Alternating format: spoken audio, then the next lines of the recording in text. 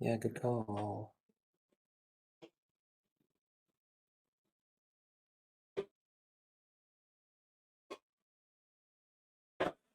We are watching Jeff Swan playing Ogres and Keith Conroy playing Herd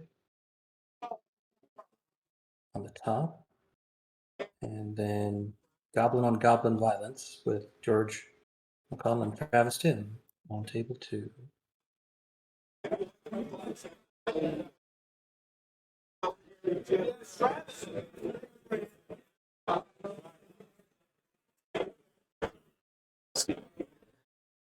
Yeah, we were talking before we started doing the broadcast, kind of about how things shook out yesterday.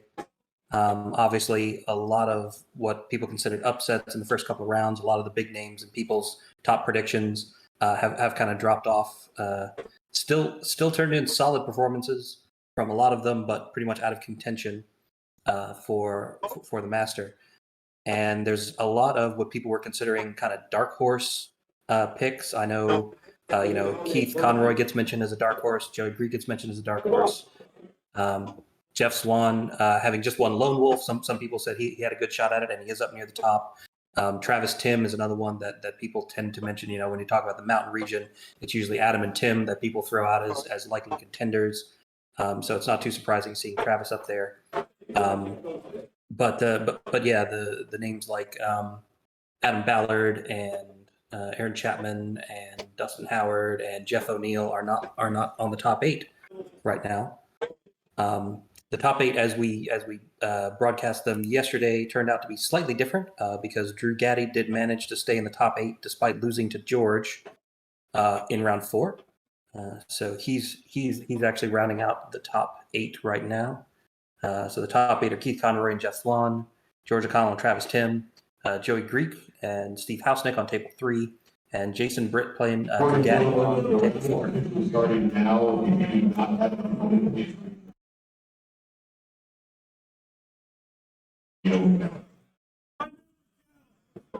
Mark making sure everyone's actually here and playing on time.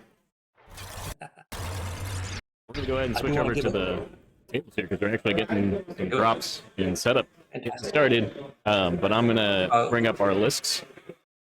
Perfect. While you're doing that, I would like to tell everyone that table 1 here in round 5 is basically the Jesse Cornwell Memorial table. We've got Jeff Swan on one side of the table playing his Jesse Tribute Army.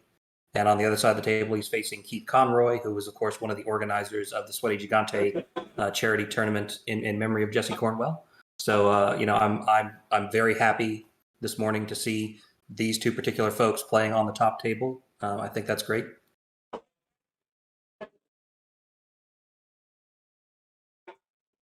Yeah, I'm wondering how much luck Jeff will continue to have with this ogre list, which is stealthy good. Mm-hmm.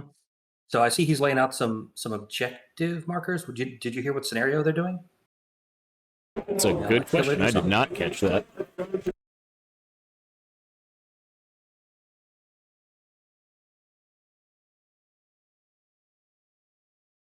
The scenario is raise. Raise. Okay, so a little bit of defense.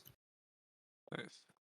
That's Mike, cool. I just want to state that for the fantasy draft, 3 of these guys are on my team. So you're doing pretty well then. So John Becker and Chris Kapsner are listening. Ha. Yeah, you guys should totally like do a write up on the process you did to pick and run those, because people have kicked around that idea before of like it would be fun to do a Masters fantasy draft, but I don't know that anyone's actually done it. And I think having a set of instructions of like, hey, if you want to do this with your club next year, here's how we did it. Like that'd be really cool. Yeah, he did the what's it called? A podcast on it. But I can kind of go over it real quick while they're setting up for raise. Basically, you had to take 1 person per region, and you had to, and then you had 2 floaters. So from any region, you can have a second person, and just like a fantasy football draft for the people across the pond, American football, because soccer is obviously better. You can draft anyone that you like. So you could take 2 right away if you wanted from the same region, different things like that. And that kind of, with the different regions, it made you think a little bit more on how you wanted to draft, because obviously some regions are a little bit deeper, but yeah, that's kind of the basis for it. And then the scoring is you take your battle points. I think we're doing battle, not overall. But you add up all your team's battle points and average them out. Whoever's got the highest average wins. Interesting. Okay. Yeah, Cool. I think Donnie did for the last Master too, last year's tournament. But yeah, super simple. We just kind of did it for fun, just to kind of make it a little bit more interesting. But yeah, I mean, if there's going to be coverage and you're going to want to follow along, like it's nice to feel like you have a little bit of skin in the game, right? You have specific people you're rooting for. Yeah, I mean, honestly, I took Jason Britt late, and he's been a great pickup for me. So, I mean, I got 4 out of the top 8 going into this round. The only problem is 2 of them are playing each other, and Keith and Jeff. Okay, Matt, you want us to read some of the lists out? So, looking here,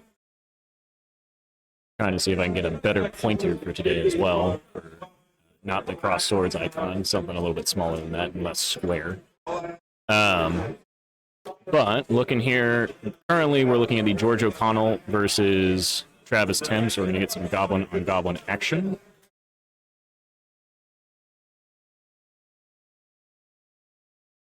Oh, this poor computer. So we have Rays, right? Yeah, okay, go ahead. Yes, for George, again, for those who may have missed yesterday, we have 3 hordes of rabble, 2 mincer mob regiments, 3 mop-up launchers. One of the mincers has brute sharpness, the other is brute strength, respectively. 3 wingets, 2 whizzes, 1 with the boomstick, 1 with conjurer's staff. Conjurer's staff has bane chant and weakness and lightning bolt. The boomstick one just has lightning bolt. Magua and Jews. 2 Siegebreaker hordes, named in tribute to Jesse, and an army standard. Ogre. I can read Travis's if you want, so you don't gotta go back and forth. Travis is running rabble regiment, 1, 2, 3, 4, 5, 6 hordes of rabble, 3 war trombones, 3 mop-up launchers, 2 mincers, regular monster mincers, 3 wingets, 3 bangets. One's got the inspiring talisman, 3 whizzes, one's got the boomstick, and then Magua and Joes, for a total of 25 drops and 25 unit strength. It's the 2 Spider-Men pointing at each other saying, "No, I'm Magua. No, I'm Magua."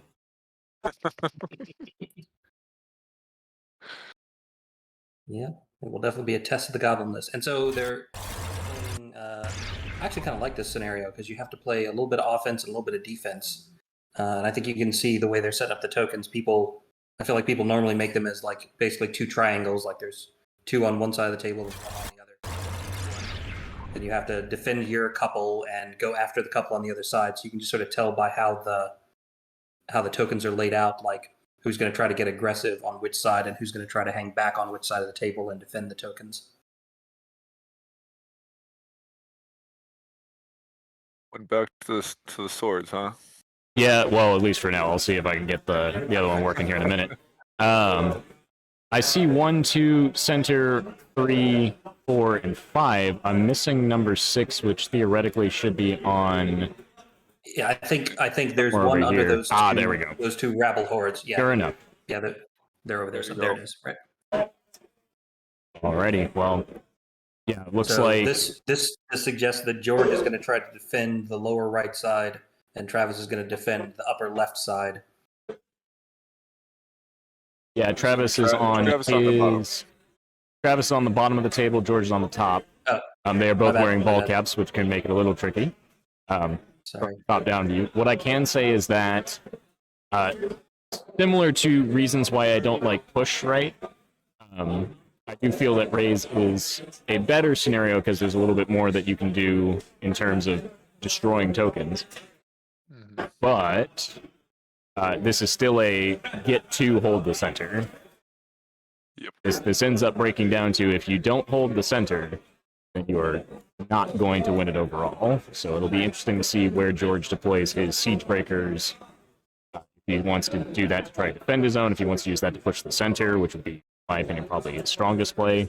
The one thing that Travis doesn't have going for him is that since he's all in on the shooting stuff, he has less melee capability than George does with the bombs and the siege breakers all cocking in a defense 6 and a serious amount of crushing and volume of attacks. Mm-hmm.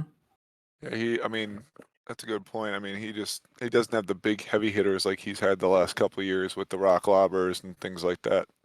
But that said, in this scenario, the tokens they're objective markers though. They're not tokens you pick up, so you can crowd people off of them just with unit strength. So it's possible that with all those rabble hordes, Travis might just be able to get close enough with enough unit strength to take them from George. I did point out if there's a weakness to Travis's list in this type of scenario, it's that if he has a surprisingly low amount of scoring units. He has 3 wingets and the 6 rabble hordes, and I think that's it. He's got a regiment too. He's actually got more unit strength than George does. Let's see here. Oh yeah, 1 regiment. So 6 hordes, 1 regiment. He has 2 regular mincers, 3 wingets. Okay, so maybe he has more scoring units than I'm giving credit. But a lot of it is low units. Only half of his army. Yeah, literally only half of Travis's army scores though. So if George picks up the big hordes, Travis can still kind of fly around since a lot of that unit strength is mobile. But it'll be interesting to see how that shakes out. I'm not quite sure how George will try to play it. So it looks like George has already dropped 2 of his rabble hordes in defensive positions for the 2 tokens on his side. Yep. Which means like, yeah, sure, fly a mincer over, you're still not getting them. Or excuse me, fly a winget over, you're still not going to get them out unit strength that way. So he's going to have to go over and do something. That to me suggests that he's going to send the siege breakers and mincers forward. But I guess we'll see where he drops them. Is that the shield breaker, the horde to the right of the pond? I think. Think so. Referring to kind of top center right next to all the wingets, Yeah. or next to the mall pop launchers. yes, this is a siege breaker horde. Well, or actually, I think that's got to be. those are mincers. I don't think he's dropped his siege breakers yet. These are both his siege. Yep. Okay. Yeah, those are fairly recent additions to George's list, so I can't quite pick them out visually as easily as I can the other stuff he was playing with pre-pandemic. I'm going to go ahead and switch us over to our other table.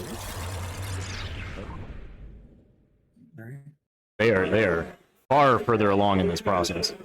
So here we have Keith Conroy and Jeff Swan. Keith rocking the herd, doing exceptionally well this event. For those of you who missed yesterday, Keith's list is a horde of Spirit Walkers with Brew of Haste, 3 troops of Harpies, 2 Lycan hordes, 1 with Dwarven Ale, 1 with Chalice of Wrath, 4 Shamblers and a regiment, 3 Beasts of Nature, all flying, all with 7 attacks, and nimble. 2 Druids, 1 with Banechant, both with Banechant, 1 with Conjurer's Staff, 1 with Shroud of Saint, both mounted for speed 9, and then Moonfire. As he is often. And Jeff Swan is playing ogres. He's got 2 regiments of warrior chariots, 1 horde of boomers, 2 hordes of hunters with the crocodogs, 2 regiments of berserker braves, a mammoth with the custom name Sir Jesse, as you do, an ogre warlock with drain life, and lightning bolt 3, 2 sergeants mounted on chariots for some nice thick chaff, Kuzlo and Madfall, and Nom Nom. 13 drops at 23 unit strength, which is the same number of drops that Keith has, but he edges him out on unit strength by 4, because, of course, Keith has some individuals.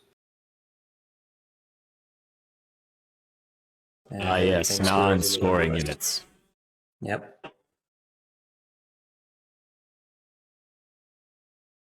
Yeah, it'll be So we'll interesting. see. Yeah.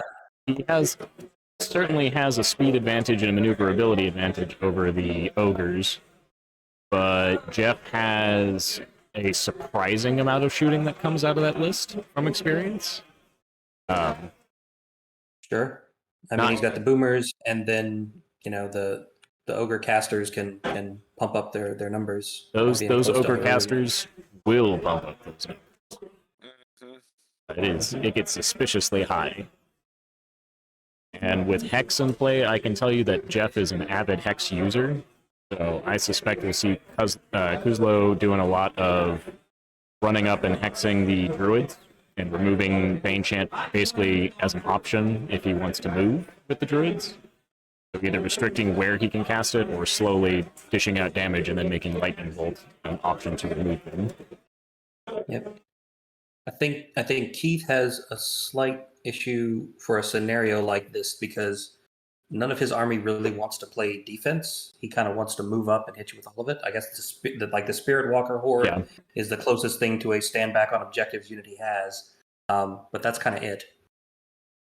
But I mean, look at- with terrain, that big old piece of trees right there could be very.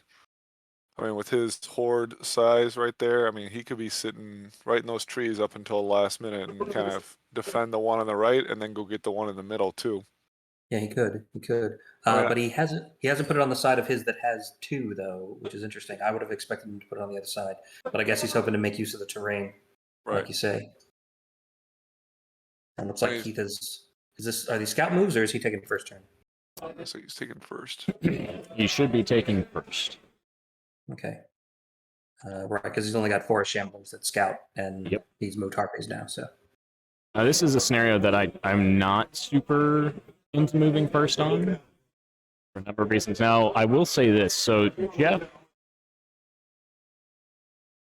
there's a lot of nifty tricks with this ogre list that have to do with the height of his regiments of chariots versus the height of the ogres that can chill in front of them. So there's some tricks you can do, like this hill on the right. These Berserker Braves, I'm getting my pointer sorted out here, but on the upper right-hand side where we see that hill with the Berserker Braves and the chariots behind them, the Berserker Braves can't be seen behind the hill, but the chariots can still see over it. So Right. if you right. walk too far forward and then forget that they can still see you, you can move the Berserker Braves out of the way and the chariots will come plowing through regardless. Yep. Um, And if you have flying units that can see over the hill that you think you're going to get a cheeky charge off, like, well, there's a screen there, right? Doesn't matter how fast you are, you can't actually land in front of those chariots. people are gonna Whoa. get there.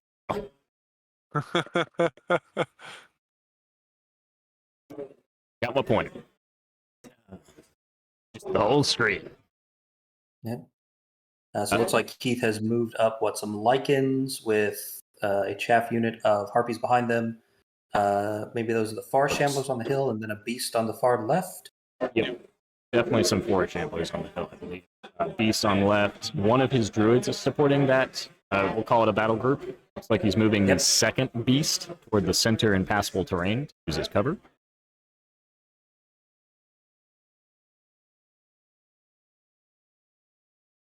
I believe that is Jeff's. Let's see here. It's got to be one of his sergeants on, Right. Chariot. Is the chariot sergeant chariot? Yeah.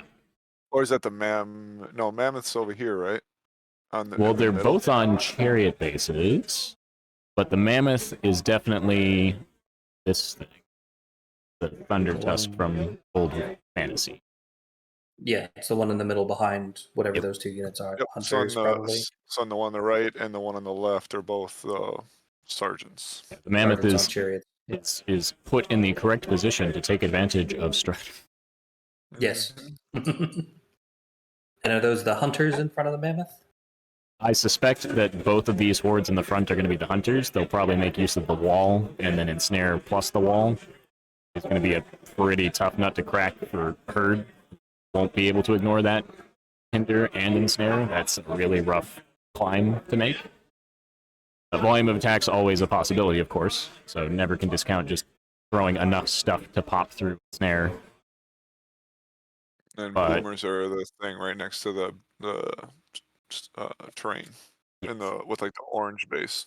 Exactly. So the trick is if you try to engage the hunters, you start getting shot up. And I suspect what we'll see here is the boomers will move forward, position their flank against the tower in the center so that they can't be charged. And with some careful shenanigans, Jeff can basically put them in a position where he can always have them available to launch shots if they need to, or threaten charges into flanks or rears of things that want to engage the hunters. I imagine are going to come forward kind of in a line like this. Watched the Twitch yesterday, so I know that this actually shows. I suspect he'll make kind of a line along here, and then the boomers will face this way, and Jeff's going to play for these 4 tokens. Right? Yep. And this is just a holding force. He can literally probably just take this sergeant, he'll turn it. I suspect he may even just run it around the building and ignore everything. That's always an option. But in any case, flip back over to George, and I see we're seeing some opening moves being made over here. Looks like Tim got the first turn. Travis got the first turn. So, and it moved up a lot of his hordes on the flanks, but has kept the center relatively slower. Sure. Yeah, and a goblin on goblin game going first just means you get to shoot first. And I mean, Doesn't that's you're going to go anywhere. a pretty big advantage. It is. It is. Travis definitely has the heavier shooting list compared to George. That's a bad roll by him, though. Yeah, we'll see how much damage gets put out here. Like a roll, low roll to hit there, but opening barrage is definitely not critical. I think those were blasts. Yep. Oh. Now it is worth noting, I don't think any of the lists on either side, I think Jeff's has a small amount of heal because Namagarok, but the other 3 lists, oh no, that's not true. This game will not have heal. There we go. That's what I'm looking for. This game specifically has no heal here, heal available. Yeah, Keith has a druid with the shroud, so that'll be heal 5, and then the other druid comes heal 2 stock, which doesn't do a whole lot. But he does have some regenerating units as well. Mm-hmm.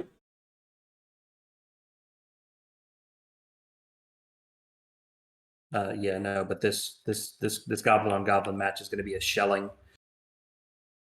basically.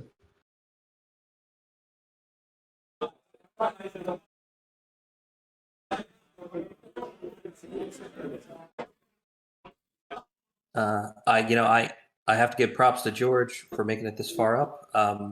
He was at a 1-day event that I ran a few weeks ago and kind of finished in the middle of the pack, and I was pretty convinced that this goblin list of his didn't really work all that well compared to the other big goblin lists we've seen. But here we are. He's on table 2 in round 5, so clearly he has made it work.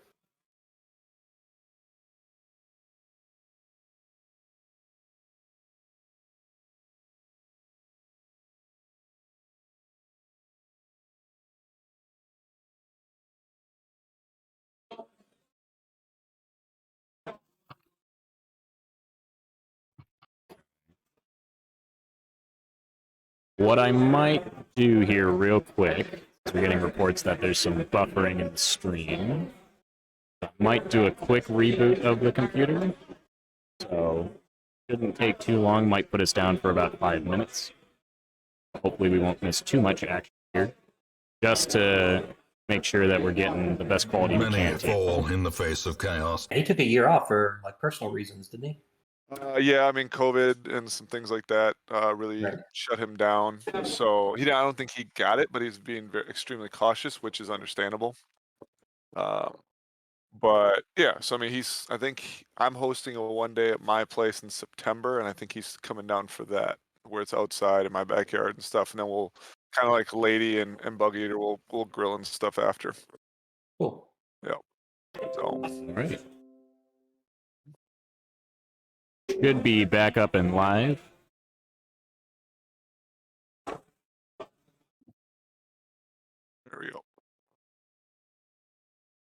Let's see what the Twitches say. Yep, it's up. Alrighty. Yes. Definitely See keep what us they saw. informed, guys. If you see stuff like stalling out or buffering, just let me know. We'll see what I can do on the side to ease that up. Sunday hotel internet, right? Sunday hotel internet. Fingers crossed that holds up. But Alright, so looks it like they're on to round 2 Yep. already. George is his round of shooting now. Doesn't look like any of the Okay. rabble hordes were picked up. Or the wingets, which would have been high priority there. Yeah, I would say so. Fairly easy start. Looks like some counter battery from George. Yeah, I think he's lightning bolting one of the war machines. Gotcha. Yep, Interesting. makes sense. Interesting. I guess he might think that since he's got an edge in combat units, what he really needs to worry about is the shooting, and that his combat units can take out the hordes when they get to them. Yeah, try to focus on the mop-up launchers since that's a lot more oomph for the rabble. Yeah. I mean, I guess if you're playing a goblin list and you're going up against a goblin list that has you outshot, then evening up the shooting as fast as you can. Well, looks like he picked up one of them. All right. Well, the other thing with the targeting the mop-ups is that the mop-ups can make his rabble a heck of a lot better too. Yeah. Yeah. Yep. I think George also has a lot of mop-up launchers, so we're going to see a lot of mop-ups flying here once the combat starts, I think. And that's probably going to take them to top of 2. Yep, looks like Tim's making some moves here. While he's doing that, we're going to flip back over to... So looking here, sure enough, we're seeing that kind of turn to the right there from Jeff's side with his opening moves. I suspect the first couple turns here are going to be super slow, and then everything's just going to die. I think we might see a jump from Keith on the left. He's hiding his...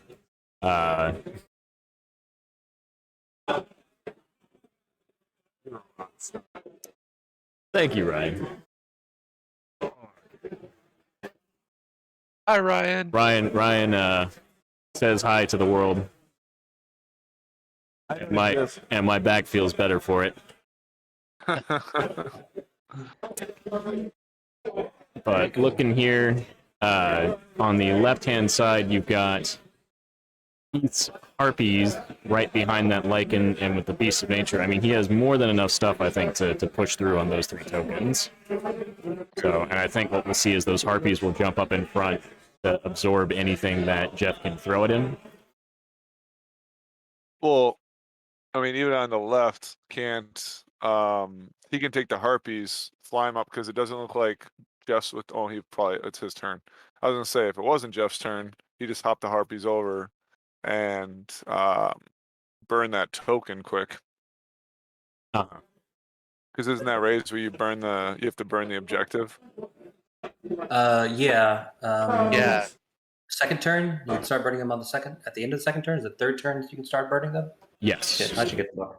Was it first? I thought it was just you just couldn't burn it first turn, so I thought it was your second turn. But Should be second turn.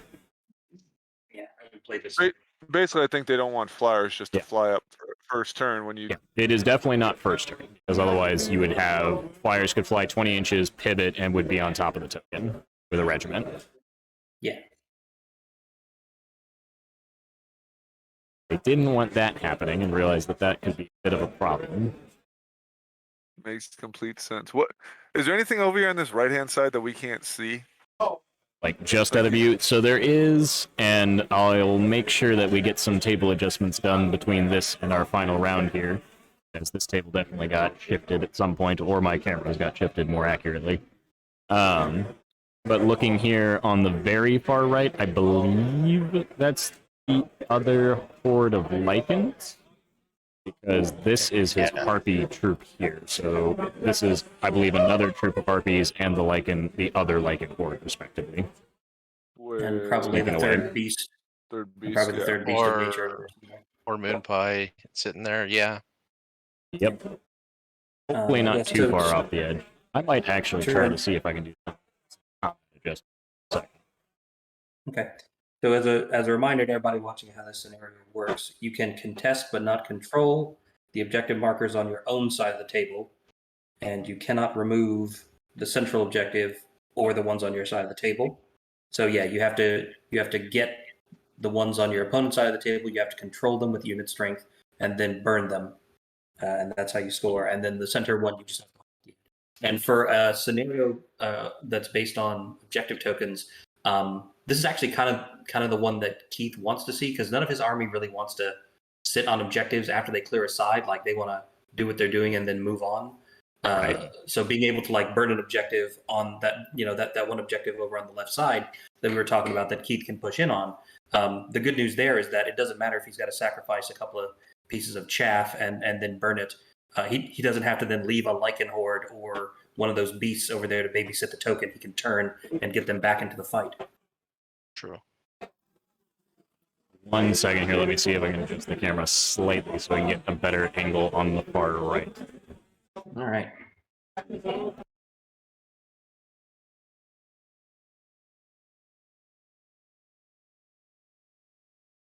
And that is I think that is a chariot unit that Jeff is currently moving.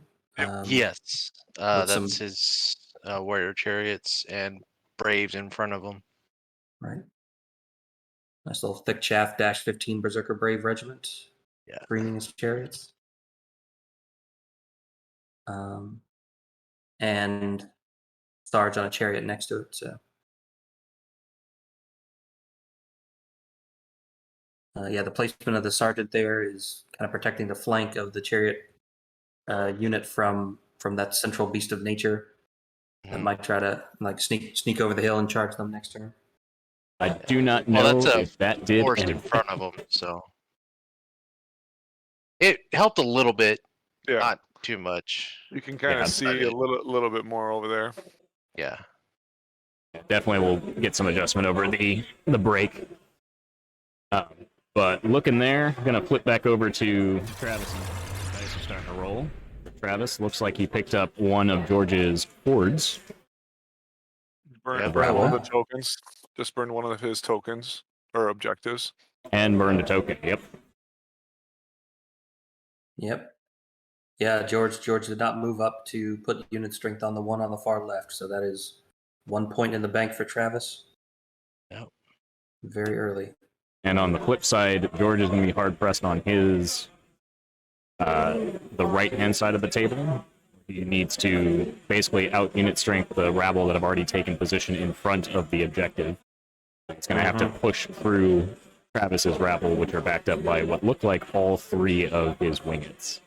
Yeah, I think so. The thing about Travis's army too, like we talk about his shooting, gets real nasty once it gets closer. Yeah. Because he doesn't have the long strikers, but I mean, even the wingets, I mean, they're better closer because then they can do all their nasty shenanigans, and then on top of Yep. that, the war trombones and the mop-up launchers are even better because then you're getting into combat a little bit more, and Yep. it makes his rabble horde much better. Bangits are better and close. I mean, it just starts getting filthy the closer you get. So you want to get closer, but you don't at the same time. Yep, it's a trap.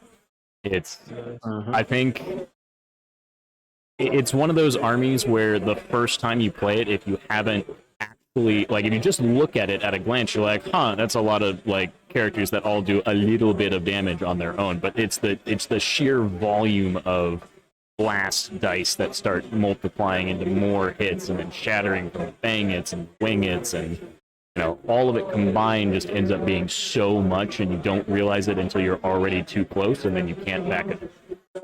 Yep. But my advice to anyone who has to play against that type of list is don't. Which sounds like an odd thing to say, but when I say that, what I mean is play objectives, don't engage it, don't bring yourself into the 12-inch death range. So, if you can, play for a draw. 'Cause, Minimize.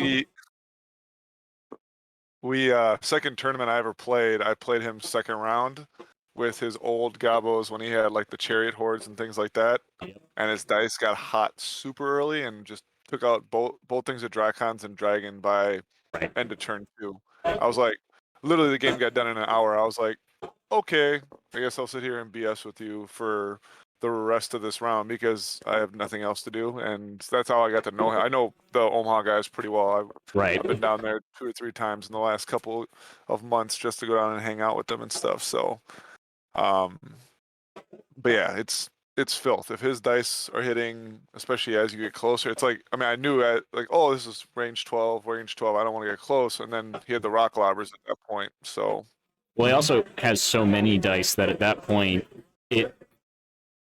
bad dice are a thing. Like, we all agree that occasionally you can roll bad dice and it's just rough. That's one of the reasons why I've always advocated you don't usually want triple artillery, because even with 6 dice now instead of 3, it's still really easy to just miss all 3 shots with artillery a turn. Like, it can happen. But Travis has so many dice he's throwing in his shooting phases that inevitably he could miss all of his trombones, but then he's got the 3 bangets, and then he's got the 3 wizards, and like inevitably he's gonna get some hits in. well, and it's not like you're chewing through rabble. It's not like it's. I mean, even if you do go hit him, you're hitting rabble. That's what is it, 20 or 1921? 1921 and defense 4, I believe. 4. Yep. Mhm. And that's where it's like, okay, and it's 125. So if you do kill, once you do grind through it a little bit, okay, it's worth 125 points. Great. Great. Yep. Now, on the other hand, I did play Travis in the first round of the San Antonio Masters, and on the matchup cast, everyone looked at our 2 lists, and it was Travis's list with the chariots, and all the lobbers and the trombones, and they looked at my list, and I was playing like Flying Circus, Alpha Strike, Abyssals, and they were like, "Oh well, Mike's screwed. This is going to be a blackjack for Travis." And his dice were so cold for the first 3 rounds that his artillery hit nothing until like round 4. And mine were ridiculously hot. Like, I was doing stupid shit. Like, I remember I popped a fresh chariot horde with Bazuzu and a troop of gargoyles in one shot, like in turn 2. Mhm. And then, since I had a ton of flying units and he killed nothing, like talking little 10, 12 chaff units that he was shooting at and managing to not kill them for the first 3 rounds. Like, I just jumped over all the rabble and killed all his war machines. So by the time his dice got back to average, all he had left was like a trombone, a whiz, and like 3 or 4 rabble hordes. And at that point, I was all around him. So like, it can happen. The dice can go that cold on you. Relying on dice rolls is typically what I tell people not to do. Yeah. And to Like, Travis's credit, like he And you took know that me, like I a don't champ, listen. right? Yeah. Like he took that loss like a champ, and even though like this should have been a slam dunk in 24 out of 25 games, he should have tabled me by turn 4. This was the one outlier game. He didn't let it get him down, and while George is wrapping up what I imagine is going to be a pretty all over the place shooting phase on his end, and some combats where I suspect we'll see some wounds dropped on the hordes, but nothing picked up. We're going to swap back over to Keith and Jeff here. Keith looks to have made some moves on the left-hand side of the table. He's actually backed up with his Lycans, it looks like. Which is a little surprising to me, though it may be early in his turn. maybe It looks like they're he's trying to one of the figure out. beasts. Yeah, one of the beasts flew over the force, it looks like. Which, The other one may have backed up, or he's deciding what to do with it. yeah. For now, I don't think that's going to be the biggest issue for Jeff. It's going to take another turn for that beast to get somewhere useful, because Jeff can still use the building as a positioning tool. Do the back. What is that character of Jeff's on the top left side of the building? Is that Nom Nom? I believe that's either Nom Nom or one of the warlocks. Yeah.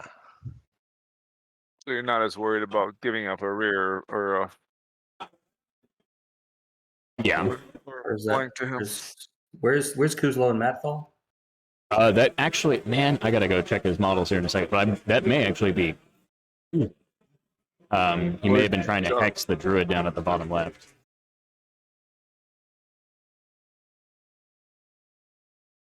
Okay. So he's being super aggressive with his flyers here. And I making think sure he's they're out of. positioned to where nothing can quite get into them currently. Mhm. So I suspect with that, he may try to wrap around the flank now. He could use the forest's cover to a degree, so like his Lycans could theoretically just pivot and just march straight and not be in sight of anything Jeff has. I don't think there's any, like these Lycans here, if they turn, they might be able to get to here where nothing can see them.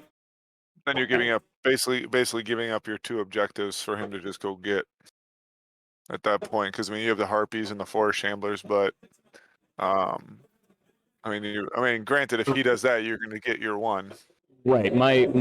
The reason I would suggest doing that is because he can turn the table, so to speak, faster. Keith's stuff Right. can. Jeff's stuff on the left side of the table is not going to be on the right side of the table by the end of this game. There's a forest in between him and the right side of the table. Those 2 Right. units are isolated. He could burn those 2 objectives, but if he gets behind the rest of his army, and now you're playing effectively a game where Jeff is just down 400 points from the beginning because those 2 units aren't contributing. Right. And you'll end up playing for the middle at that point because So yeah, if that's Kuzlo and Madfall right there by the building, and Keith pushes all this stuff forward on the left to take out Jeff's stuff, then Kuzlo and Madfall with 8 inches of movement could easily run down, burn 1 token, and then Keith will have to come back and prevent it from burning the second one. Otherwise, he'll be down 2 points to Jeff. right. So yeah, that's if I were Keith, that would be my concern in handling the left layer is the left side is don't overcommit and leave an easy opening for that 1 ogre character to sneak in and steal 1 or both of those tokens while you're fighting the chariots up in Right. the top left corner. You putting a Beast of Nature into that Harpy unit? Because it looks like it's within an inch, right? So Well, it's his own unit, so it's Yeah, fine. yeah, that's his. Oh, that's it's his yeah. his own unit. Okay, yeah. So over here, there's a beast that's using the harpies as cover to get closer. And Yeah. it'll burn that token probably. Yes, they should have Yeah. enough unit strength to burn that token. Now that said, I think Jeff's probably okay with that. I think Jeff realizes that he's going to lose that token inevitably. Right.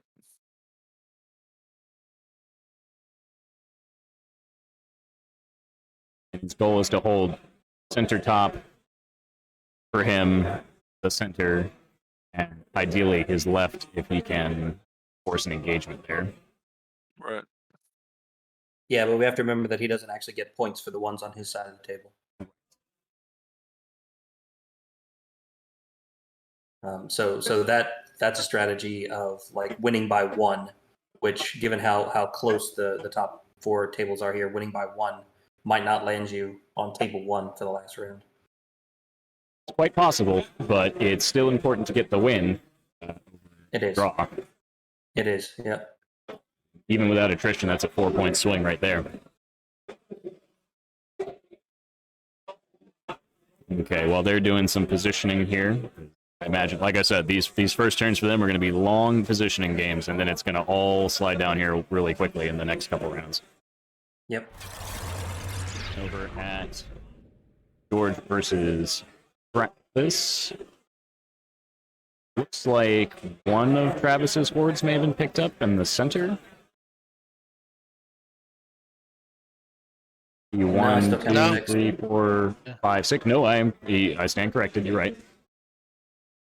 Did he pick up another artillery, or is it just? No, I think he's good. I think he. No, I he's mean, just- maybe a Looks like character.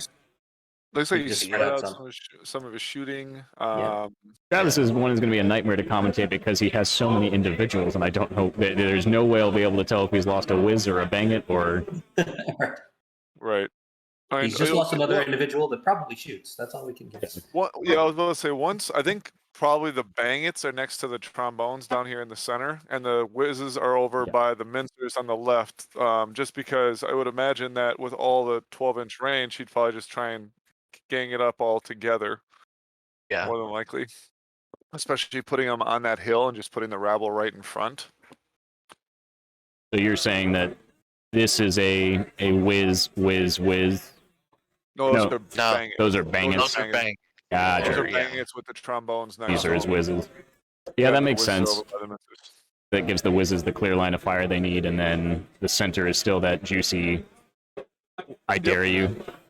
Well, and then the other thing is too, he can Step into always my web.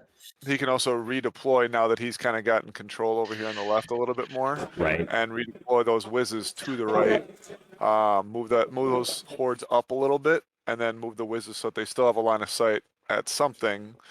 And I think he was trying to keep him away from a lot of that lightning bolt if he could. So it looks Go like to- Travis is continuing to advance the hordes. I don't even think he's going to care about the impassable here. He's just going to position it on the center and call it a day. Yep. And 2 hordes of unit strength. It's not too shabby. Well, and then, I mean, like I said, he's just going to put those trombones and bangets right behind him. And even if you charge, he'll just back up an inch and be like, okay, I'm going to shoot you. Yep. If he'll keep one and then shoot the other one. I mean, granted, that's shield breakers Yep. up there with mincers. From experience, defense 6 does not help. It's just so much. It is so much Yeah. that comes in. Yeah. You're starting at Interesting. probably a guaranteed shattering, so that's -1 nerve to start just by existing. And then got the 3 bangets all with blast and piercing 1, the 4 trombones. Like it seems good, and then like I said, it's just the volume. When I played Travis in 2020 Masters, I put Shobek on an objective and basically had him just kind of sitting there daring Travis to come forward, and then I messed up my last turn and shoved Shobek forward into one of his rabble hordes, thinking, oh, if I charge it, I can stop him from moving forward. And what I should have done is just stood right in front of it, and then he wouldn't have been able to march through. He would have had to waste it another turn. He wouldn't be able to move his rabble forward, basically, and I could have denied the objective. But what ended up happening is Travis backed up and shot Shobek to death in 1 turn, and Shobek was fresh. And that's a -18 defense 6. But that was when he had the rock lobbers too, though, right? Nope, no rock lobbers. Same exact list he's running now. So it is a lot. And I even was like taken aback, and I was just like, I don't think that's possible. Did you just roll hot on that? And then like actually went back, did the math, and was just like, oh no, that's average. Like it was even below average a little bit. I was like, holy crap. Looks like Travis has started shooting. Yep. Yep. Is he shooting at one of George's individuals over there? No, I think he's he was shoot- gesturing? Yeah, not a bad choice. The Wizards will zap each other to death first. Yeah. Mhm. And that first turn barrage is definitely a very important start for him because it allows him to pick up the counter battery that would be hitting back. Mm-hmm. Yeah, especially if that's the one with the boomstick. Yes. Which I suspect it is. Yeah, I mean, if I were Travis, that would be the one that I would target first. Right. Get rid And of- even if he get rid of doesn't that kill lightning it, bolt 5. Waiver's good too. Waver's good too. Yeah. I mean, they're just 9/11 nerve. They're really, really easy to take off if you have something to dedicate to hitting them. That's usually the problem. It's just like target saturation. Like if you're fighting against goblins, any light shooting you have, you're like, okay, let me pick off 1 or 2 of the threats. It's like, okay, but there's 10 to pick from. Which one do I start with? That may be the trick for George here if he wants to try to push it through in the middle, is going to be... Sure, Travis has this death machine of the 3 bangets and the 3 trombones, right, which will start mowing through units. But it's still going to take a lot of concentrated fire to pick up the defense 6 units. And if George can muscle his way through those 2 hordes fast enough, Travis may not be able to get unit strength back to the center of the board. Mhm. Well, I think that's why he moved him back, is so that he wouldn't allow them to charge. He gets 1 more turn of just shooting where he wants. I mean, it's if George advances into the hole first, then Travis will melt him. But as long as Travis gives George as few rounds of combat as possible, then it's Travis's game. He got 5 wounds on the Wiz. Wiz. Yep. Yep. You're right. Those things are awesome for this. Yeah. Good lord. I will pay you to get me a set of those, Mike. For the next time I try to run something like this. Make top-down view a whole lot easier. The objective markers? The wound tokens with the numerals on them. Oh, yeah. Big numbers. George does those. I didn't make those for him. Oh, okay. Those are just George's. Okay. Yeah. I'll see if But yeah, I they can are. pay him. Or ask him where he got them from. See if anything gets picked up here. It looks like he's put some wounds on the board on the right. 9, he just wavered the whiz, I think. Okay. Yep. Well, that keeps it from shooting, so mission accomplished there. And with no heal on the list, it's a good chance to be picked up on the following turn. Yeah, I would just like one of those whizzes just zapped it with a lightning bolt and powers one wound through. Right. That's really all you gotta try to do from now on. Regiment's putting some wounds here on the what I assume is the Ogre BSB with a 10, 11 there. Should be a waiver. Yep.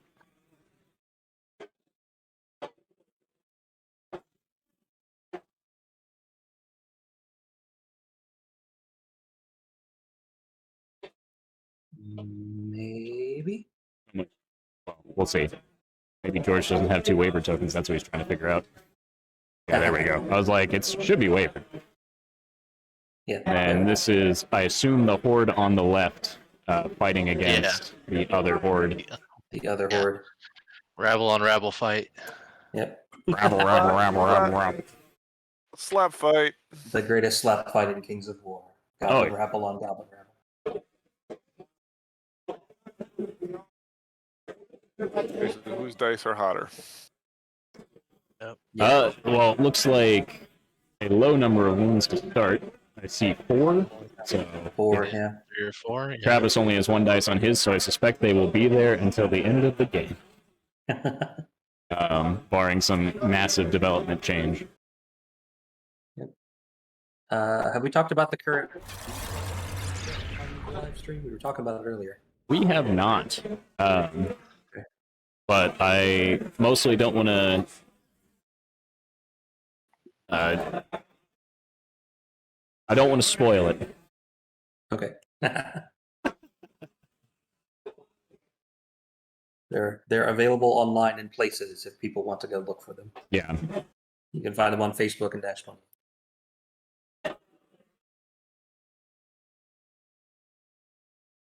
So the scenario is raise. They are trying to push across the table to wipe out the tokens on their opponent's side of the board and then hold the center in the event of a draw. Typically, how you see this scenario played at a competitive level is you go for 2 of the 3 on the opposite side and let your opponent try to get 2 of the 3 on your side due to how much force you can put on a token, and then you take the center for the win. On Jeff's table, because he's lost 1 of the 2 on his side, that's going to Unless you're goblins and you can just line up all the way across. yes, unless you're Travis, Sure. Tim, and you can just literally have a line of horde the entire table. Yeah. So that means currently the standings on this table are that Keith is up 1, and on the other table, Travis is up 5. So Boomers Yes. and Warlock are going to try and take out one of these beasts, or at least waiver one. Well, Yeah. I think those You can- boomers are out of range. I'm not actually sure I agree with this pivot from Jeff. You can see he's Yeah. positioned his chariot horde there, so it is still just barely clipping the 3-inch line for that objective. Because again, all Yeah. Keith would have to do is walk a beast forward and burn it, Or the Harpies. or the harpies. Yeah, fly them. I mean, you've got 2 beasts if they're both alive. You put one of the chariots to block, the I other mean- burns the objective, and then just they both leave next turn. You know. He can pounce these harpies up, and potentially if he gets this horde, I mean, it'd be a sacrifice play, but if this horde and these harpies can get within that radius, he can just power through the unit strength of the chariots and pick it up. And then at that point, losing the Lycan horde may not even be really that big of a deal because he's got the token burned, and that's putting him up 2 points pretty early on. The downside of that is that, I mean, again, this is assuming that he's just going to give up these 2 tokens, which Right. is not neat. Now that my concern here is that, and I don't know if Jeff's spotted it, but these harpies, I mean, they are on the other side of the forest, so I think that's the only reason he did that. Because otherwise, I would have liked to see these towing the forest here with these harpies. Because The hunters on the center objective, those things are going to be hard as all get on unless he gets one of these beasts of nature around to. yeah. Flanking maneuvers here. I mean, right now, this beast can probably see them, and he may have moved them in range. That's 12 inches, I'm assuming that Jeff's measuring there. Okay, good. He is spotting that. Like, that would be a disastrous flank there. And in a position where the beast would actually probably be fairly safe from... I mean, hunters are not terrible in combat with the volume of attacks they have and the Bane chant that will presumably follow. Or the heal that gives them vicious. I mean, there's a number of different options for Jeff there, but I don't think they pick up a beast in one turn. And it makes Keith's right-hand side a little bit safer to advance while it's doing that. Right.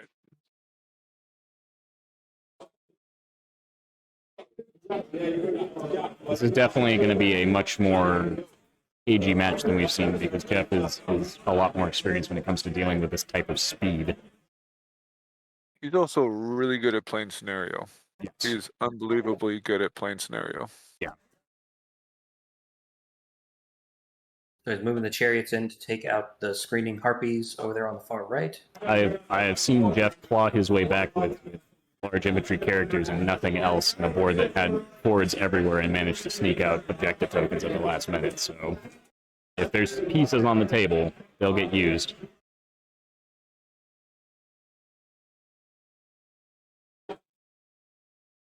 Yes, he's going into the harpies there, putting the beast in the position. I believe that with the extra height on the hill, since the mammoth is only a monster and not a titan, he actually can't see the mammoth's flank with the beast of nature.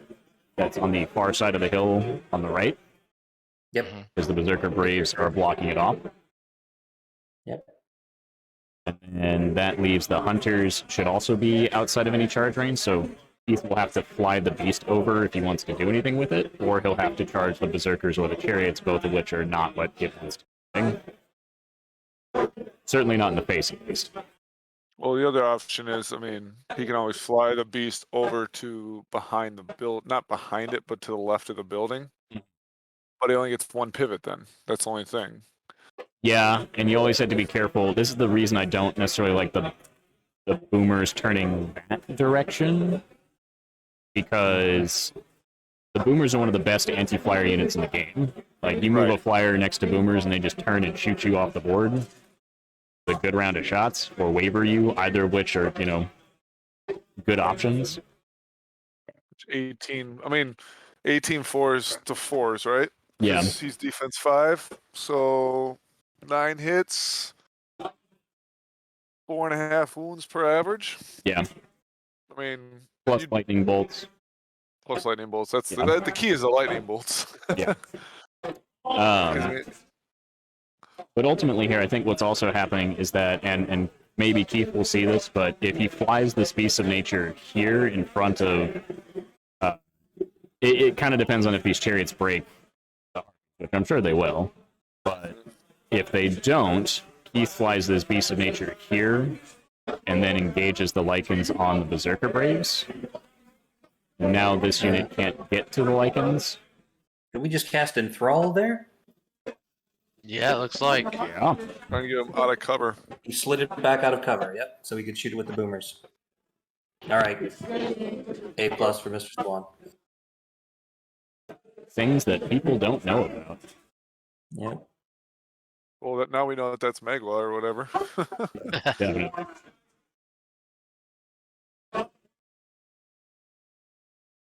Ugh, that's a terrible roll. Can only hope Jeff's dice are not as bad as they were at Blood Eater for his second day. Well, that was not a good roll. I think he hit on 4. I couldn't tell how many wounds he dealt, but Yeah. And here comes, I think that's probably the lightning bolts.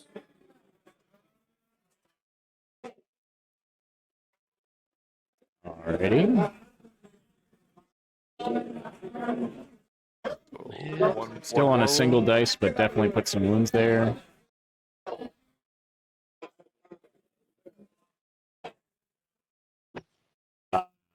I assume It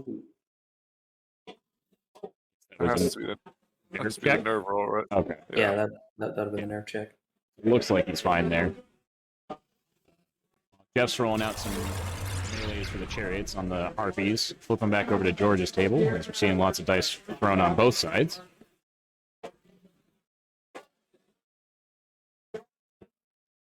Through the mincers into the mob on the right. Mm-hmm. Shot off shot off the horde on the hill. In the middle? Yep. Yep. Yeah, there were 2 hordes in the middle, you're right. Yeah, Yep. he did pick up one there. Well, I think most of George's shooting units are kind of in that crescent in the center of the table. He's got his mop-ups and his wingets there. So yeah, if he Yeah. focused fire on everything, everything on that one horde, that's a really good round of shooting for him then. And he managed to pick up the horde on the right as well, and that's a big deal, because if that had not popped, then if George can, I think his play here is he tries to burn that token. Yeah. He absolutely needs that. Let's see, Mincer. But Mincer mob that's- is It's a mincer Only mob, units so it's ring only two. 2. Yeah. it's only 2. Yep. So he only ties those 2 wingets if they're both within 3. So Yeah. Now you fly them in or the wing it somewhere else and move that other rabble horde. exactly.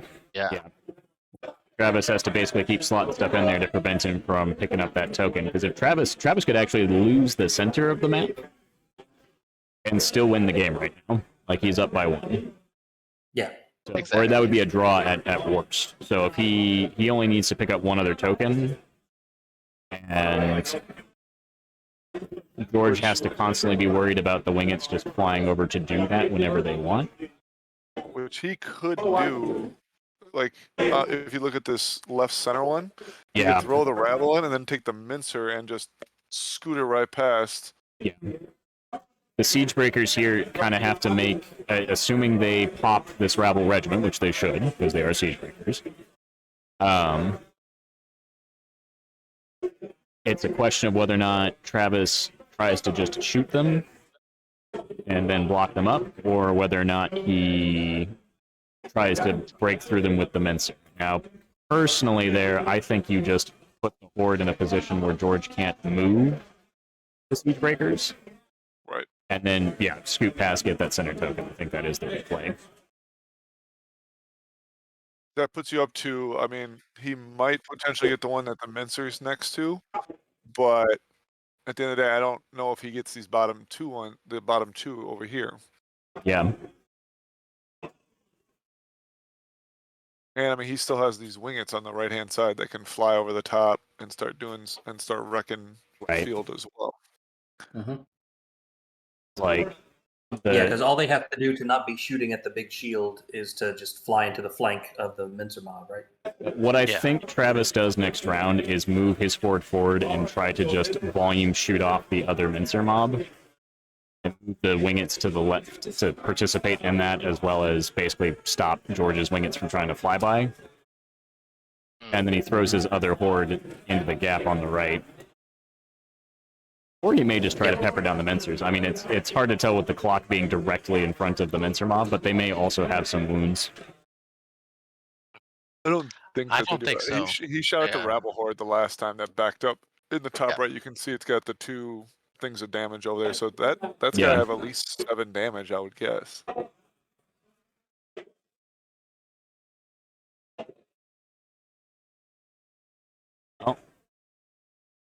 Doing some wounds. Saw one there, but does pick it up.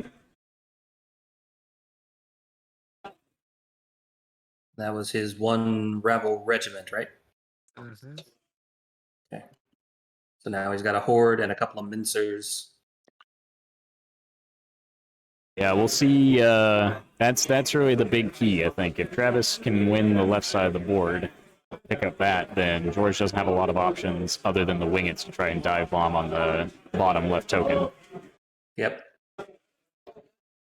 And the wingets are on the far right as well. Right. It'd be a haul for them to get over there. Yep, and if they're hauling, they're not shooting. Right. So that's going to take them into turn 3. Here we go. And there's the wingets doing Put 'em what in the wingets flank. do. And put them in the flank to ignore the big shield. and just volume them down. So many wingets. And in fact, he may be, well, you gotta be careful. You don't want to prevent charges, because then you get that weird, awkward charge block rule in play. Right. So you can't set up the wingets in such a way that that they can't be charged by anything.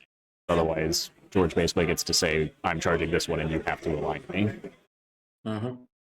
That's And a he's- very, very generalized description of that rule. Do not take that as verbatim. Right. And so he's got to keep his wingets out of charge range of the rabble because he's going to devote all his shots to the mincers this turn. But he's also got to make sure that he keeps 2 unit strength on that token, because if he fails to kill the mincers and doesn't walk his rabble forward, I think he walks the George can just take it off. Yeah, I mean he really should. But I mean, those mincers just chewed through rabble in 1 turn. If they don't kill the mincers, they'll do it again, and then the wingets will be too far away to save the token this time. Mincer sit on So 3 it's gonna- base? 4 base. 4 base. Yeah. I mean, an I odd think bit. he got a little lucky with the first horde. Because George did do a fist bump when he popped him. Yeah, but that might be the one with Brew of Sharpness. He's got Sharpness on 1 Mincer Mob and Brew of That's Strength on fair. the other. So if that's the one that hits on 3s, that's 21 plus D6 on 3s, 4s and 2s to wound, I think, plus brutal. So it'd be 3s and 2s at that point. Yeah. Then it becomes a much more realistic prospect to burn through it. So Travis will be looking for a waiver here with all those wingets, if nothing else. Yes. Yeah, he needs it, or he's going to lose that token probably next turn. Flipping back over here, let's take a look at how the game is going. In this game, it looks like the Chariots did pick up the Harpies on the upper right. Okay. Looks like there's a big engagement on the left. Looks like Harpies diving in on one of the Berserker Brave units. Looks like the Chariots getting dived by Lycans and at least one of the Beasts of Nature. Looks like the other Beasts of Nature is in... The center. It came down to the center below the building. Yes. And is this Beasts unit? Yeah. This one here? No, No, that's either one the of- Warlock or no. Okay. I was like, that would be odd. I don't know where his other beast has ended up. Because he does have the third one hiding somewhere. So Oh, no, I do see it. Okay, so he did sneak Yeah. it behind. There it is. It's behind Jeff's line here. So he did, in fact, do the pivot once and fly over everything in a straight line. Oh, okay. So it's behind the Mammoth. Okay. Yes, and this is why I am now concerned with the... This is why I did not want the Boomers facing that way. Because now he has to do a complete about pivot, and if they had been facing the bottom of the board, he could have done a 90 and walked and then shot, and would have had a better solution. But now he's about facing and won't get any shots on anything. Yep. Well, unless this happens, so we'll see. And so with the amount of unit strength that Keith has thrown forward there, he's going to get that token in the top left, regardless of the combat, right? Exactly. I think that's the play up there. Right. And he's got the Harpies blocking up Jeff's advance towards the token on the far left to at least buy him around to turn around and prevent him from getting that one. And the Forest Shamblers are still pretty close to that center left token of Keith's. I guess it's within 3. Now that said, and it's a little hard to tell. So on the left-hand side, you've got the Sergeant on Chariot, right? Mm-hmm. Depending on if his corner is touching the Lycans, it's really hard to tell, basically, if the Lycans are preventing him from walking in a straight line forward.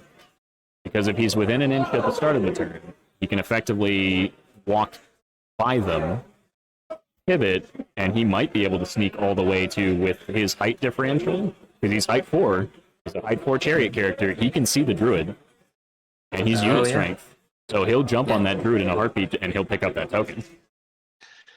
Yeah. It's tough to see, but I think the angle, I think the Braves are in the way. He's taller than the Braves. Well, no, just for him to walk forward. He can walk think through the he- Braves. Oh, Yeah, yeah, he for a charge. Sorry, for a charge he would not be able to do, but for a just straight up walk, he could just walk on the Yeah. objective.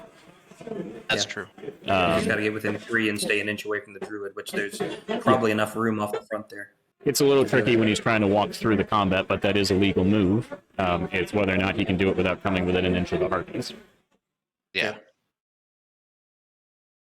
In the absolute worst case scenario, he might be able to double charge the harpies too. So I mean, you can.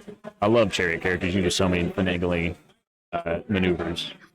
I don't know if there's room. Those Berserker Braves are right up on the table edge. They might not be able to slide over to give the Sarge enough space to fit. Yeah. I might go get a closer look at that just to see what options he has before we do the swap here. Yeah, because that would be a very sneaky play to just run the Sarge on the chariot around, park an inch to the right of the druid, burn the token, and then Yeah. go on vacation because you've done your work for the game. Right? Like, It's also very much something that is in Jeff's wheelhouse of things that he will do. sure.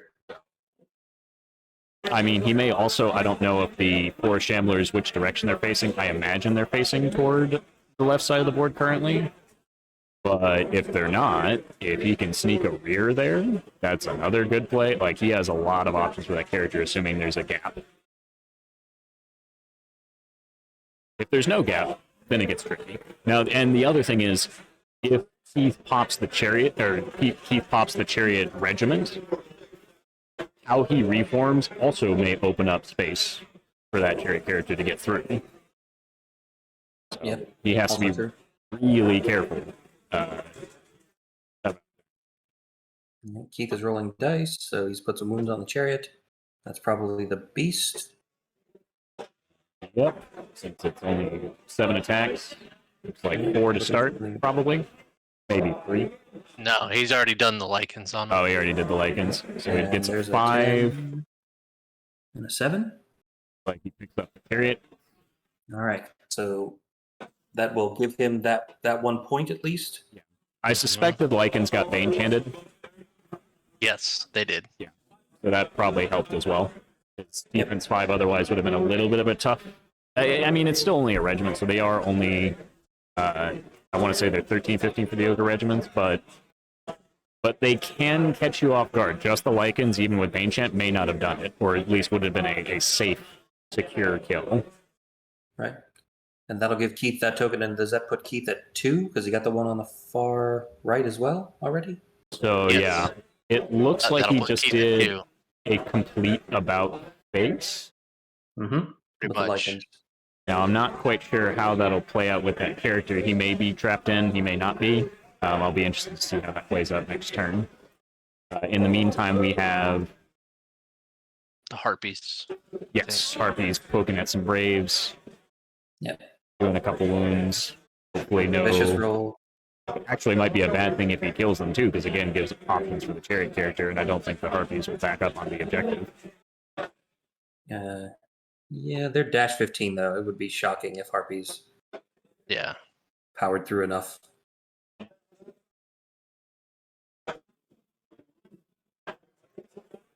That would be a big old nerve roll.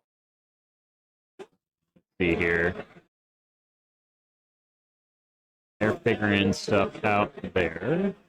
Ah, here we go. Yeah, here we go. And he fit.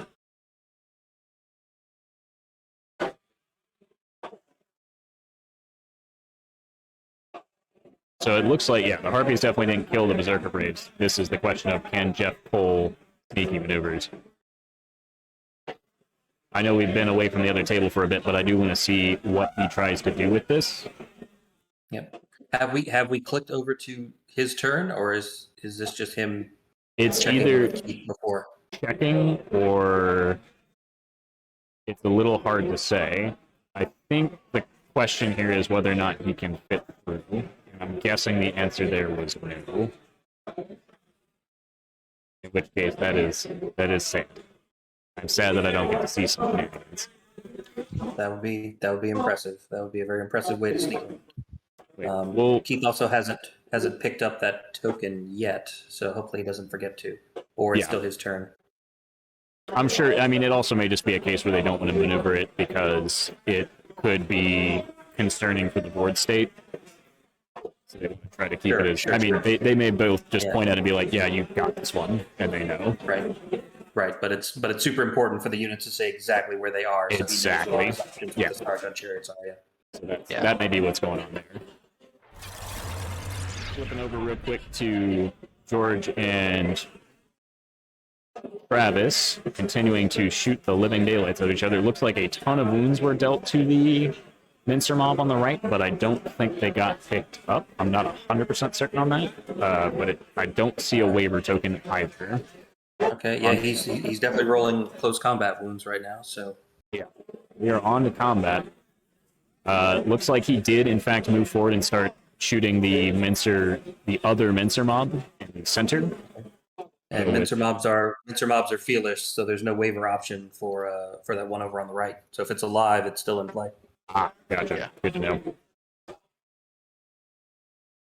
Looks like this is against the Siege Breakers center left. Yeah.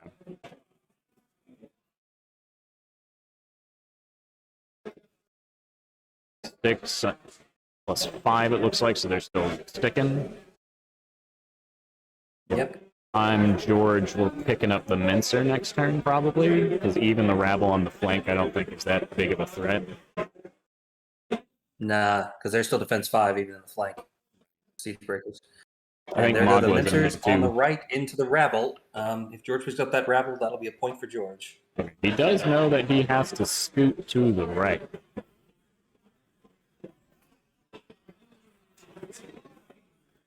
I don't think they're. That does matter. You're right. It does matter, but I don't think they've caught it yet. There's nothing stopping him from scooching. Right.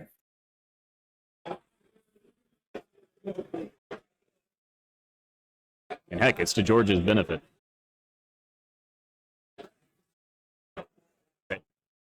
Yeah.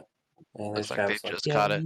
You should be over. Alternatively, they're just maneuvering stuff around, but Yeah. yeah. There we go. Travis Yeah, got it.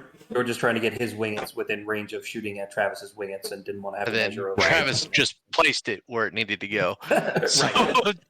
there we Let go. me fix that for you, buddy. Yep. You didn't catch this. I fixed it for you. Well, this gets intriguing. So, does he take the other Mincer mob into the horde? I think he's going to do both. What did he just do? Oh, Magua. wild charge. Yeah. One of the trombones, okay. But then he melts next turn.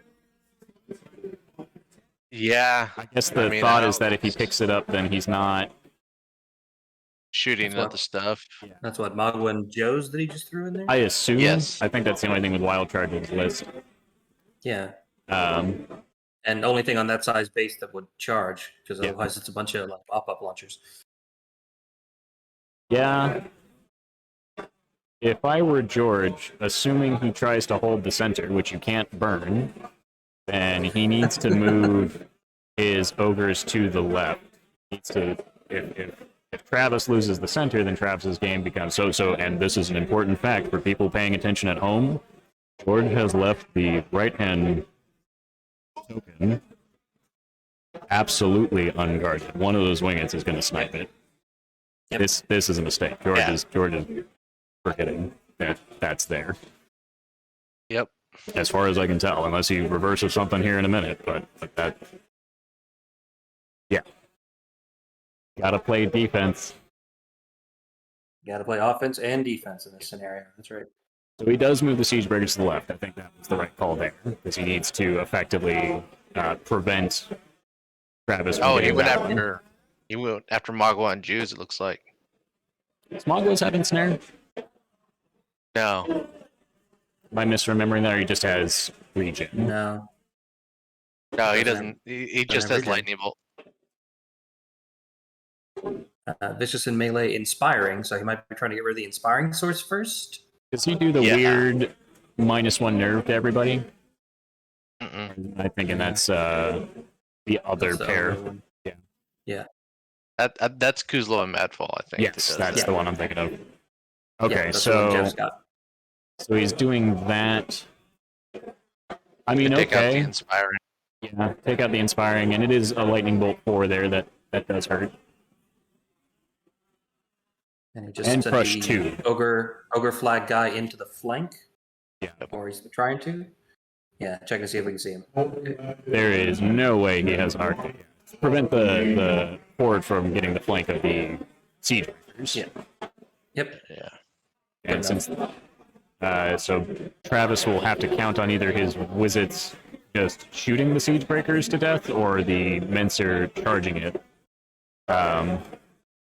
Not super thrilled with either prospect for him at that point, but looks like he's actually going into the Menser.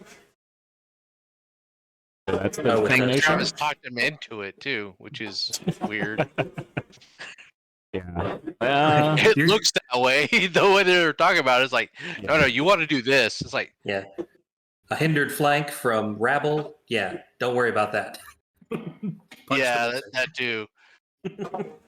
Yeah. We'll see. There it is. There it is. There's a sportsmanship vote right there. Yep. Travis is a good dude. Travis is such a good dude. Yeah. I'm glad we got to see that. So yeah, we'll see how this one plays out. There's still a lot of maneuvering to be done here, I think, before the end of the game. And I do think Travis will sneak out that upper right token. And then the question is, can he hold his bottom left and either retake the center or shoot off everything George has, assuming that his horde survives this Menser horde on the right. But we'll see, because one of those flyers has to be dedicated to picking up that token. That is absolutely you do that.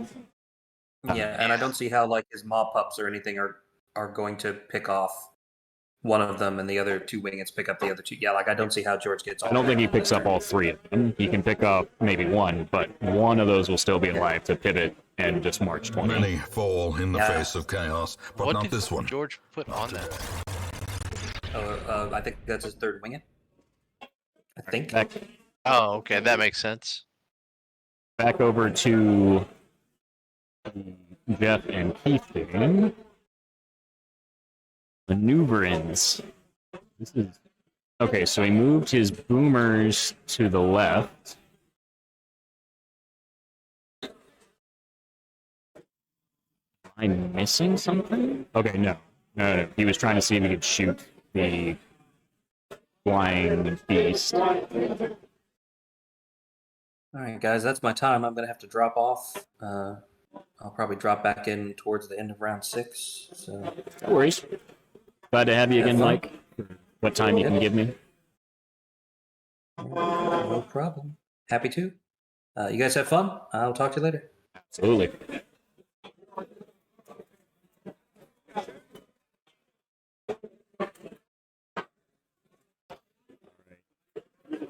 This game is going to get super technical, which is what I would expect at the top 2 tables at Masters.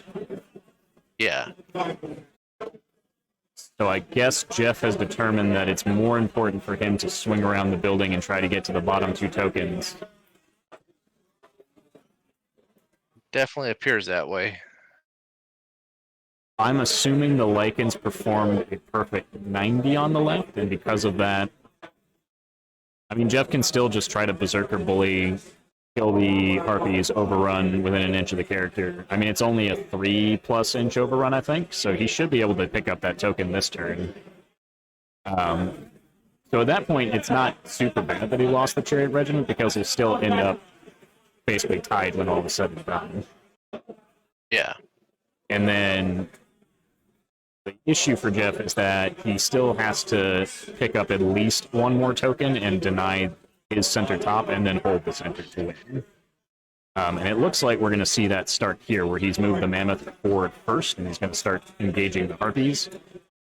He actually needs to kill them and then overrun a little bit here, because he doesn't want to get charged while he's still technically not killed, because that will give an extra Thunderous to the Spirit Warriors. Even if he's I touching think the that's the hill. forest that they're in. Oh no, That's you're the correct. forest. That is a force. So he's striding. Okay, ignore all that. So It's always a little hard to tell from the top-down angle, because I think the edges there always trip me up for these two forests. Yeah, no, the two hills are the one where the trees are on, and that we're just playing right now. Yeah, upper right and bottom left, respectively. Yeah. So looking over here, looks like he's bringing hunters. He's bringing down a lot of force effort. Now, he still has to get something on that token, because otherwise the Beasts of Nature will just dive onto it. And it is worth noting that this Beast of Nature... Oh, I wanted that big. This Beast of Nature here can still pivot 90 and fly 20 across. And if Jeff leaves it exposed, then he can get it and just pick it up. Isn't right above the token up here at the top, isn't that the other Beast of Nature for him? Yes, exactly. So right now, Keith has potentially 2 unit strength that he could get onto this token here. This one may be a little bit out of range. It's a little hard to guesstimate what 20 inches looks like on the table from the top. But he's got at least this one. So Jeff has to put something there. He can't just leave it exposed unless his goal is going to be to try to shoot something off. Though it does look like he's going to try for this play to threaten that token. I'm curious if the lichens are towing the forest or not at the top, or whether or not they had to walk through it entirely.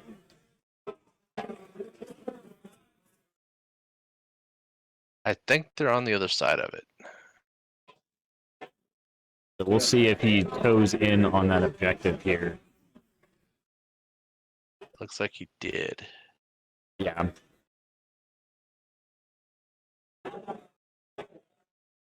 Wonder if he's going to try to enthrall the lichens forward, or I'm not quite sure what the play there is with Cousin, because he definitely turned to give his flank to the Forest Shamblers.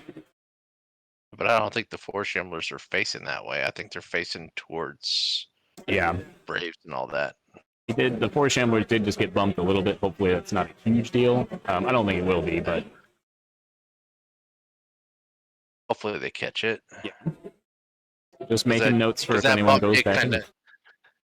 Yeah, because that does kind of put them back where they're on the objective, which I don't think they were on it beforehand. I think they were. They were just by a smidge, because Keith was pointing at them and indicated that. I'm assuming that it's Jeff is putting it there because it means that if the Forest Shamblers leave the objective and he doesn't put something else on it, then Kuzlo can pick it up. True. So it actually kind of keeps the Forest Shamblers, even if they're facing the other direction, it keeps them in not a great location. Yeah. And then let's see, I assume this is the Braves, not the Mammoth? Yeah. Yeah, that's definitely the Braves. What's the number of attacks? Okay, so it picks up the Harpies, and then this is a big roll here. Does he needs, I imagine, at least a 3, if not a 4, to reach. Yeah. And here, oh, he definitely got it. He went all the way. 6. So that's one. Yeah, they're not going to pick it up, but they've agreed that right there. Okay, maybe they will pick it up. Yeah, they've effectively burned that one. So Jeff picks up his first token to tie up. And again, we are assuming that Keith has picked up the top left, so effectively Keith is still ahead by 1. True. Now the question is whether or not Jeff will be able to sneak the other token out at the same time. This is the Mammoth. Presumably picking up the Harpies.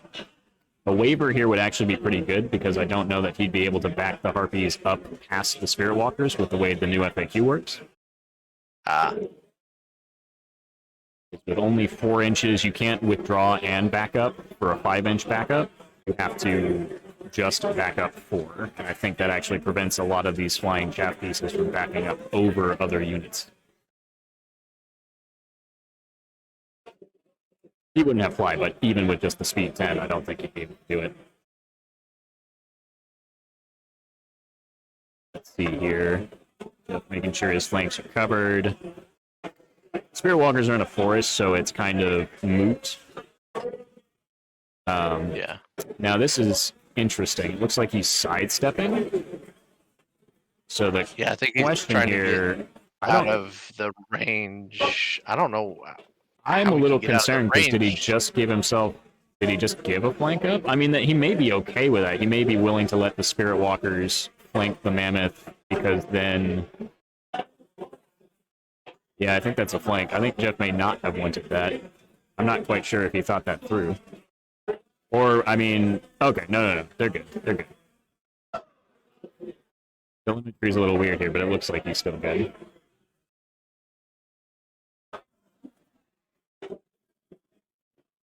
But yeah, we'll see how that shapes up. Looks like that's going to give Keith some interesting options for. It's kind of, if he goes for that, it does take the Spirit Walkers off of that objective, which Jeff kind of wants.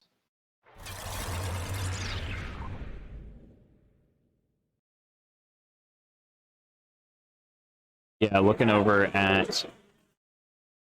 So George is still rolling dice, but not surprising considering the amount of combats he's in. This is starting to look dicier for Travis here. It looks like he lost his Yeah. horde on the left. Mm-hmm. Lost out on that grind. Though it does, and it may just be, I think this is the Mincers being rolled. Yeah, this is the Mincers. Yeah. Oh no, that's why he went after Magua, because Magua's an individual. So he not only got Magua, but now he's able to put the Siegebreakers into the Mincer. Mincer as well. Yeah. Looks like the Mincer Except did for- take some damage on that. Yeah, but it looks like he held, which is weird because they're not rolling that fight. I mean, they may flip back to it. Looks like George just flipped over to Travis. So hopefully we see that pickup here again. Yeah. That's kind of weird, but okay. I didn't expect that to happen. Maybe they didn't realize that he's an individual, so they could get that overrun. Is he an individual? He is on a. He's on a 50, and He is but he's- individual. Ooh. but he's So an individual. I think my guess is they just missed that and didn't realize that that was an option. Either that or those wounds are on the Mincer, are from that, and he just didn't do very well for his combat. That could be.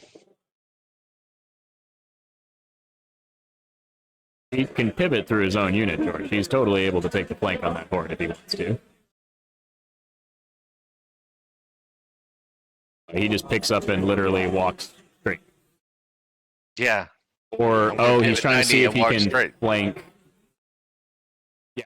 He has a number of different ways to get to the flank. Yeah. Weird. Okay, so he picks up that and he's gonna.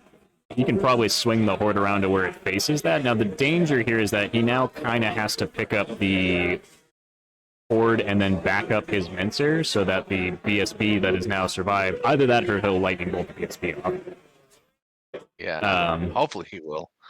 'Cause it does look like he lost one of his other Yeah, because he was running 3 trombones, right? Yeah, I think one of them got picked up by shooting, so there's a lot less shooting available, though he does have all 3 of his bangets, it looks like, still hiding behind.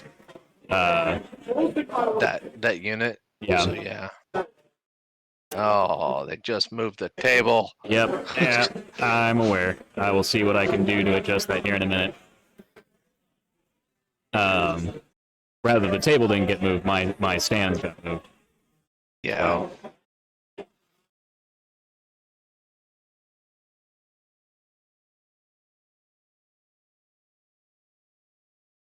Alright, let's see. Travis goes after that token like he should. I hope Oh, he sees it. I don't think he hope sees it. If he doesn't see this, I'm gonna cry a little bit. It's right there. It's right there. I can see it from here.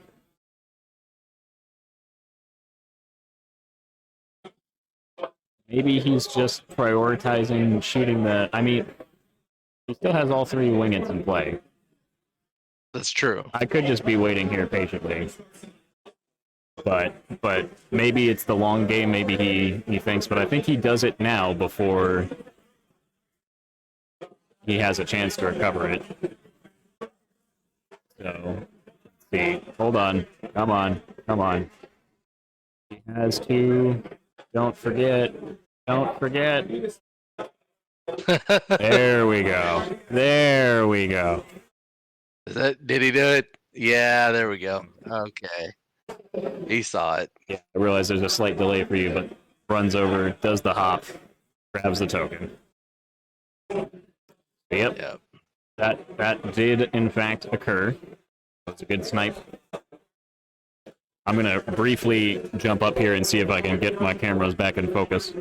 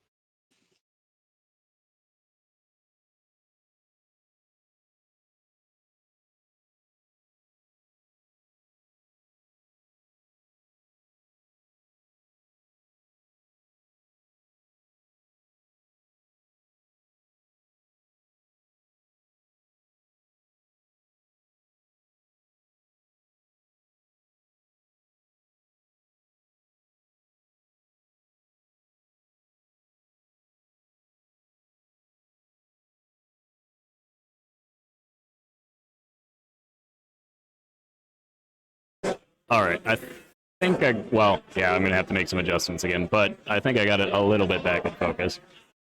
Yeah. Yes, the rabble horde got vaporized by the Mincer mob. So George has picked up that token, but Travis did fly over to pick up his token on the upper right. So now there is a singular token left available in the bottom left that Travis is covering, I believe, unless there's one under that horde that I just can't see.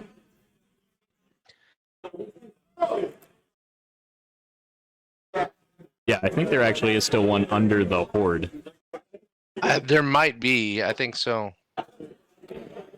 So that puts 2 on the table for Travis and 1 for George, but George has a good chance of holding the center. So it's looking like a draw so far. Yep. But if Travis can pick up the Siege Breakers, well, but then he has to fight his way through another Siege Breaker board. At this point, Travis's best bet is to try and re-secure the center, if he can. Yeah. So we'll see. I don't know that he has the firepower left to do that. He still has all his Wizards and a number of his artillery pieces, so it's not like he's out of options. True. But I think he has to. Fire priority for Travis is going to be very important in which pieces he decides to pick up this turn, basically. Alright, real quick, I'm going to try to make another adjustment to the cameras if I can. Okay.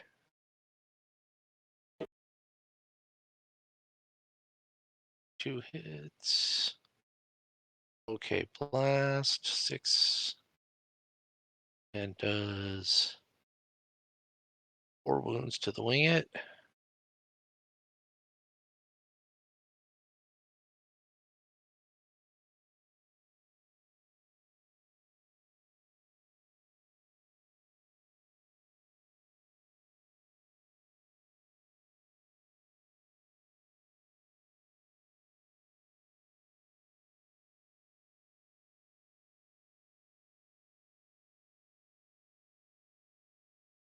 There we go. That's much better. Yeah. The full table is back into focus again. Since we're waiting for Travis to shoot some stuff, see the more technical and positioning game and how that's going. Hopefully my cameras didn't get too... Looks like we're doing okay over here. We'll, again, once in between this round, I'll try to make some adjustments, get our cameras back in focus. So, but we do have... Let's see... Jeff, and looks like Jeff lost his Braves on the left, which makes sense. Yep. He's basically covering the token to prevent Magua from chilling on it. It looks like he managed to rear and pick up the boomers. Oh, this is rough for Jeff. He still has the mammoth to deal with. Yep. And it looks like the Lycans went into the hunters on the hill. And that said, there is the Ogre Chariot Sergeant that I think is still facing the Forest Shamblers, but I imagine they backed up and didn't turn around. So it's a tall order for a single Chariot Sergeant to pop that in one go. True. But not impossible. And then Kuzlo's facing the wrong direction, I think. Right, because the Get a Lycans flank on them. Which, I mean, may not be a bad thing. Yeah. Kuzlo could potentially. I think the Beast of Nature has actually positioned itself intentionally to be touching the objective now, whereas before it wasn't. Because Kuzlo could have actually turned around and pulled the... If the Forest Shamblers are positioned correctly, he should have them right on the edge of the objective, so that when the Chariot character charges in, he's still off of the token. And Kuzlo could effectively pull them back to give more space, but, I mean, at that point, because it's... I don't know that he can shenanigan that one out of the game as much as I think that he wants to. True. I think losing the boomers up top, though, is really rough, and I definitely don't think he played this correctly in this game. So it could be wrong. Yeah. I mean, maybe he was looking for something that I didn't see, or maybe he wanted to bait those, but now he's got two Beasts of Nature flying around and no real solutions. So it looks like the Mammoth took some wounds, but is doing okay. Looks like we're switching right over to Jeff's turn almost immediately. Yeah, moving straight to Jeff's turn at that point, so he's going in with his Hunters and the Mammoth.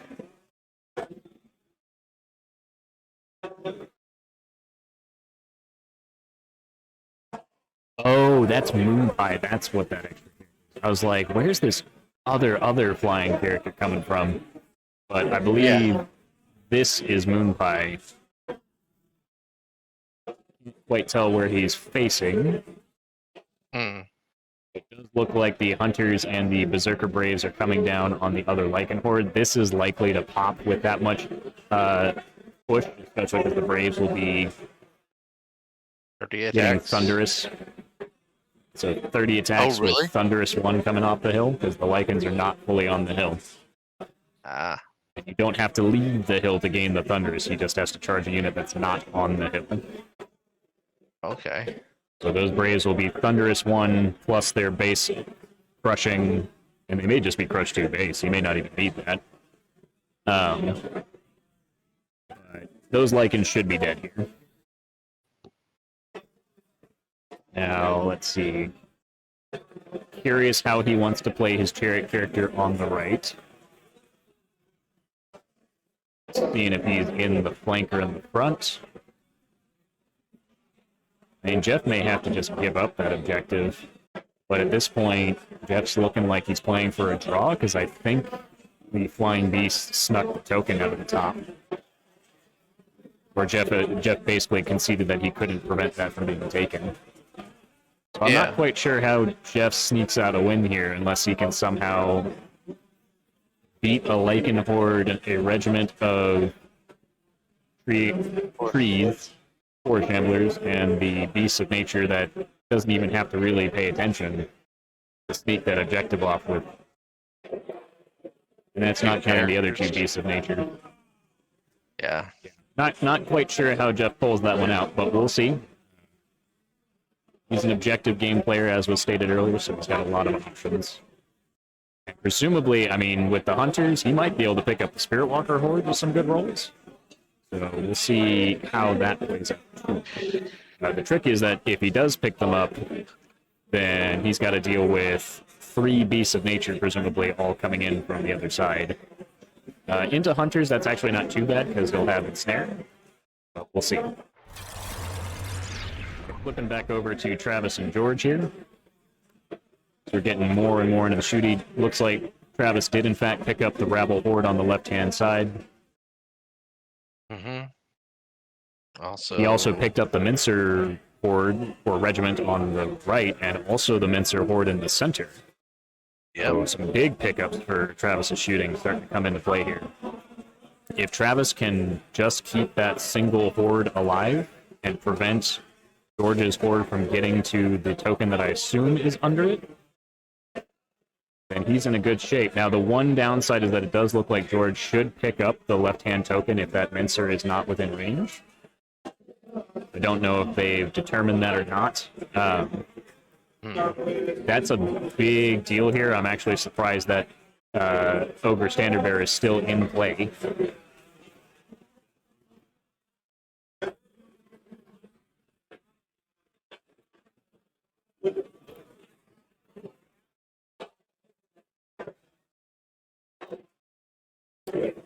So, see here, looks like this is some opening rounds of shooting from pop-up launchers. George may just try to shoot off the horde, assuming he has the volume. It looks like that's what he's going to try here. He's just going to put everything he has into it.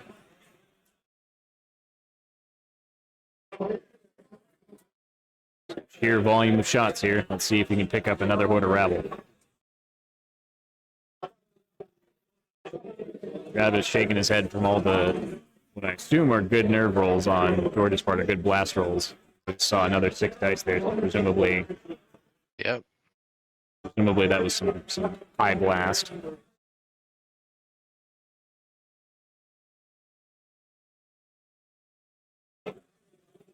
Let's see here.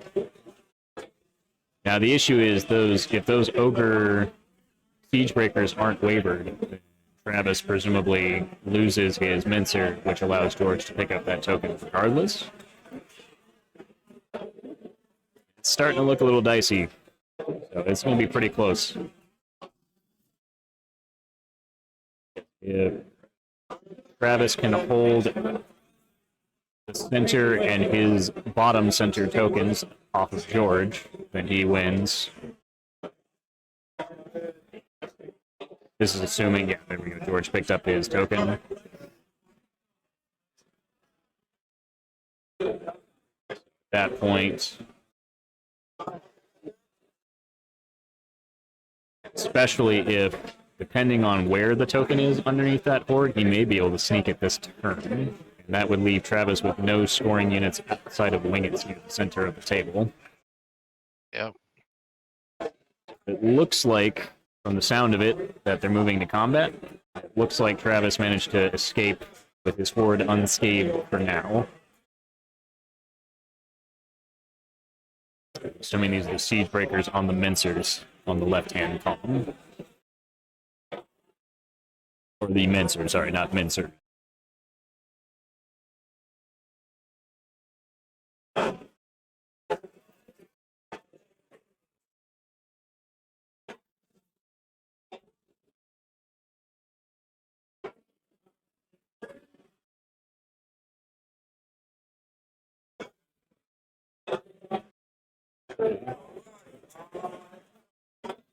Oh no, those were his horde The apparently rabble on the- charging the Winged, Yep. which just shows how sturdy those Wingeds are.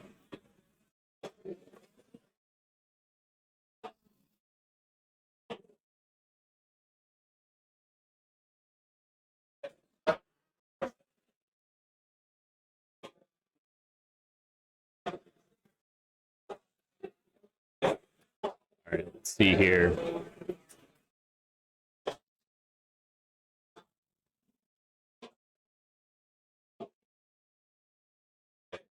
Ooh.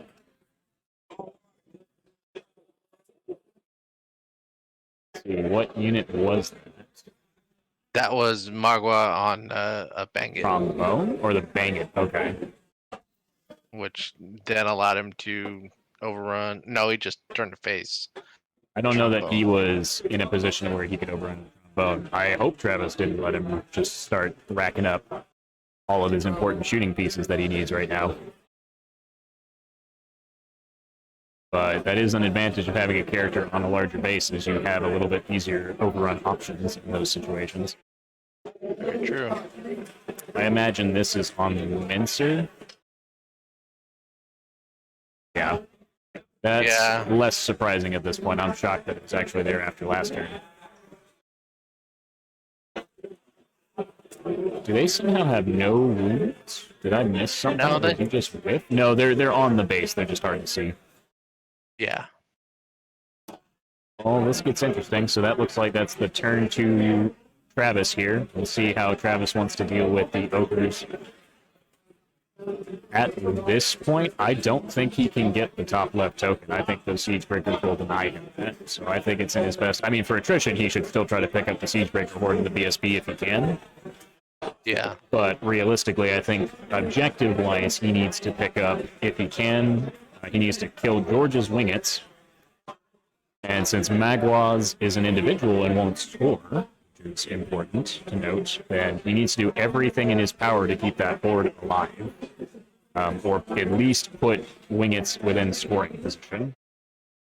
Which it looks like is exactly what he's going to do here. He needs to get his Wingets on the token, and then he needs to get George's Winget dead, so that if he loses his Rabble Horde, he doesn't lose his objective on his side of the table. Yeah. Going back to Jeff and Keith. Looks like Jeff did pick up the Spirit Walkers, as well as the Lycan Horde on the right-hand side. It looks like Kuzlo. Two different ones, and they're always back. This is Kuzlo. So Kuzlo is marching back around the tower, presumably just out of range of the Lycans, but I guess he's just given up on that objective. Looks like he has.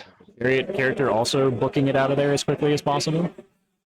So I guess he's making a beeline for draw at this point. He's going to grab that.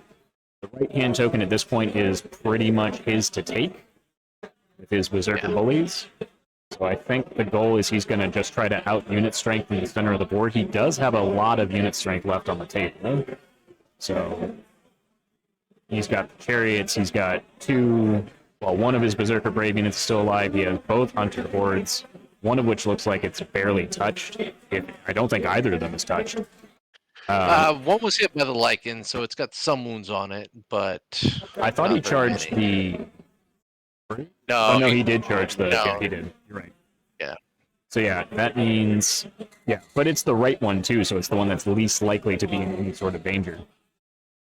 Yeah. All right, so Keith at this point secures 100% guaranteed the bottom left, making sure that he won't get anything worse than a draw here, which is good for him in his position currently on top table. So a draw is absolutely, totally fine. You are about 5 points ahead of the next contender. Does put him under pressure to win his next game, though. And Jeff both would at that point be under some pretty high pressure. Jeff would need a bigger win to circumvent. But it's going to depend on if Travis and George here jump each other. We still have a lot of people easily within 5 points of each other. So some big wins at our Table 3, Table 4, and Table 5, respectively, could also shoot some players back up into the second place bracket. Might catch some people off guard. As those results come in, we'll try to get them to y'all. If anyone has any particular results outside of the top tables that they just kind of want to know, let us know.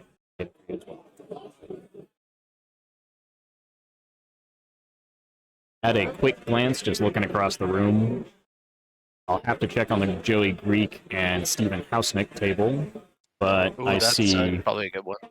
that one should be an interesting matchup. Night Stalkers versus Shooting, always a good time. Looking down the line here,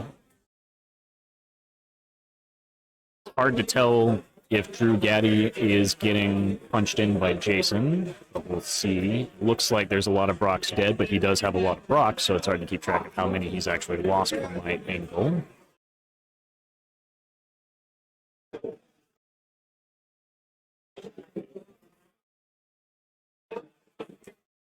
Got Tom Annis playing Eric Trowbridge and Dustin Howard playing Jeff O'Neill. Some interesting matchups down that way. Corey Reynolds is facing off against Nathan.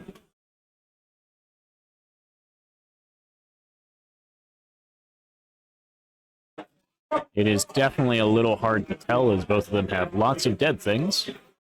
And certainly look to be fighting over the center of the table. If I had to take a guess, I'd probably give the edge to Corey, just based on what I can briefly see. But I don't know if it's going to be a landslide win or not.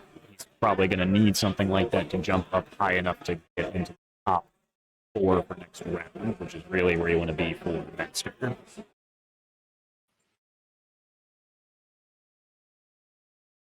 But it's not impossible. Big win keeps shooting there. Huh. Didn't think that that beast of nature is in the front of the hunters, but apparently so. I'm sure Jeff positioned it to make sure. So Okay. I don't think he would let him get an easy flank that way. Now the problem Yeah. here is that with 2 beasts of nature in the front of it, which I assume is what happened there. Yeah, I assume the other one is there next to it. Yeah. I don't. Both of them, yeah. He's going to have to So he muscle put- through. Yeah. He's got 2 beasts of nature into that hunter unit, and then that character has Oh, so he's trying to beast get all of 3. nature. Ooh. Triple charging beasts of nature there. Yep. That may actually be a problem for Jeff, because I don't know that he'll have the ability to get through all those with the amount of time he has left in the game. Especially since I don't know that his unit strength is within charge range. It'll be close. He might be able to squeeze some further stuff there. It looks like Moonfang just kind of took off. Or possibly charged a Warlock. I think he charged the Warlock, and Keith second guessed himself on double charging the Warlock instead of putting all 3 into the hunters. I see. Yeah, no, he definitely should put all 3 in the Hunters. I don't think he has any chance of picking them up in one go otherwise. And over 2 rounds, that should kill the Hunters with just the sheer weight of volume there, because you're looking at 21 attacks on 4s and 2s. So he should be able to pop through it. It's just going to take it probably 2 rounds to do so. Maybe less with some assistance from bad nerve roll on Jeff's part. If Jeff doesn't get a counter charge, that would be pretty rough. Yeah. But it is force, so it could get very swingy there. Swapping back over to Travis versus George as they're starting to get into their final rounds here. Looks like Travis is committing to picking up the Siege Breakers and did in fact pop them. Yep. So that's a big attrition swing, if nothing else. He's going to try overrunning a big overrun. Big overrun could have at least contested it, and then a wing it could have swung over and sniped it. Travis was top of the turn, so he's relying on turn 7 at this point to try and snag that token. I don't think he can. Yeah, and it looks like that Mincer also took care of the Ogre Standard Bearer as well. Yes, so got some points there. You'll notice that the Wing It is still blocking the Rabble Horde on the right, so the Rabble will take some time to get around. I don't think they'll be able to reach the bottom token that that Travis's Horde is chilling on. He did, you'll notice, start shooting up George's Wing It that flew over. And That's true. I believe Travis has positioned his Wing It to contest the objective in the event that the Horde drops, forcing George to pick up his Wing It in return, so we're probably going to see some Wing It on Wing It action here until one of them is dead. Yeah. I think at this point, Travis, barring some really hot shooting from George, has secured that token. So now he just has to hold the center, and George basically has to make the hard call of can he shoot the center to try to remove Travis's Wing It there. Ooh, rear charge. Ooh. There we go. That's a good play. Oh, I didn't notice which way he was facing, so So that's he- definitely good. Flips Magua around, Now, the winged it may not be a rear charge or anything. It could just be a front charge from the other winged, which I don't think will do that much on its own. And ultimately, by doing that, Travis could, as long as he's contesting the bottom token, run his Rabble Horde forward and flank the other winged, and re-secure the center token, assuming that George doesn't pick up the Horde here. Which he could do. There's always a chance that George picks up the Horde. That is true. I think it looks like they're in turn 5. So there's still at least a turn left to play here. The fact that Travis now has a D20 plus an extra dice, to me, makes me think that that Rabble Horde is not long for this world. Yeah, that I don't think that's good for anybody. Yep.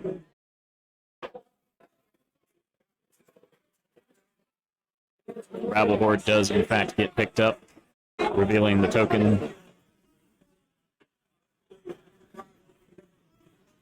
That is still contested, looks like, by the other winged, but Right. Now, the gonna be fact that close. he did still have to put all of his shooting into it, it looks like. He had to put all his mop-up launchers into it to pick up the Horde to guarantee it. Yeah, That means that at this point, George is looking to pick up the other winged and try to swing it around without losing his. If Travis positions his fresh winged in front of it, that will possibly prevent George from being able to get that bottom center token, which is really critical here because I don't think Travis gets the top center token, at least currently. Maybe. If he doesn't pick up I mean, this winged, there's always a chance that Travis swings around with his and tries to sneak it. yeah, But I suspect George will secure the center here for at least the time being. now if he throws both the, oh no, the Mincer's out of charge range, so Like a single wound here so far. Assuming this is Jews and Magua, so he does another 2, I think. Oh no, 6. Ooh. yeah, At least I think that was a 6. that's a total See, of this is a 6. big nerve roll. So it's a draw currently.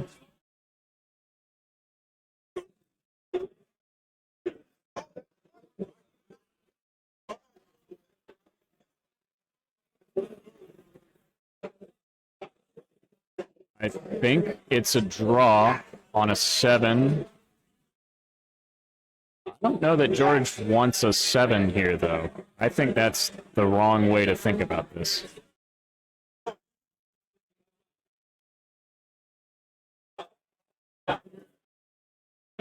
I don't think George wants a draw or wants a turn 7, but I'm sure he got excited about it, so yeah, George didn't want that.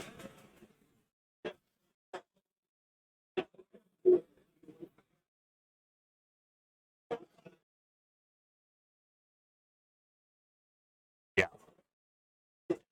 This did not look I think George got prematurely excited there, but now we're going to watch Travis lose probably his entire army, but prevent George from taking the bottom token. Yeah, I think if and he just positioned both of those to outscore the. so is he just going to abandon it He's and then right. try to shoot off the last winged? I think that's the play. And then George can't march to the token in time. So Or he's just going to score the center. And with the last winged, should be enough to hold, theoretically.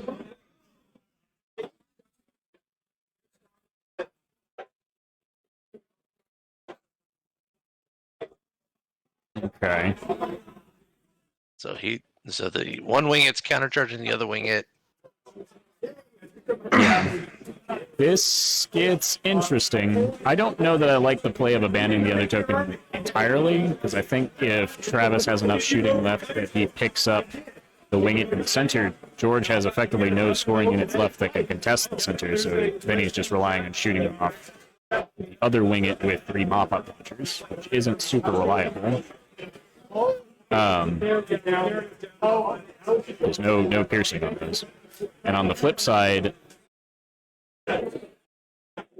Yeah, so yeah, and it looks like they're they're debating Just the how way he's that- going to march.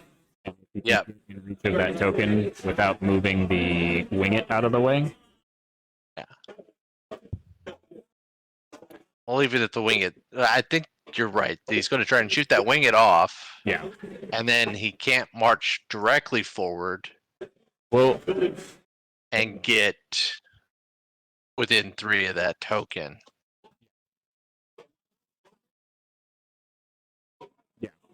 so it basically comes down to, and they're talking about it right now, whether or not Travis can shoot off the remaining wing it that is wounded, because otherwise George can just out unit strength him in the center, or at least guarantee a draw if nothing else.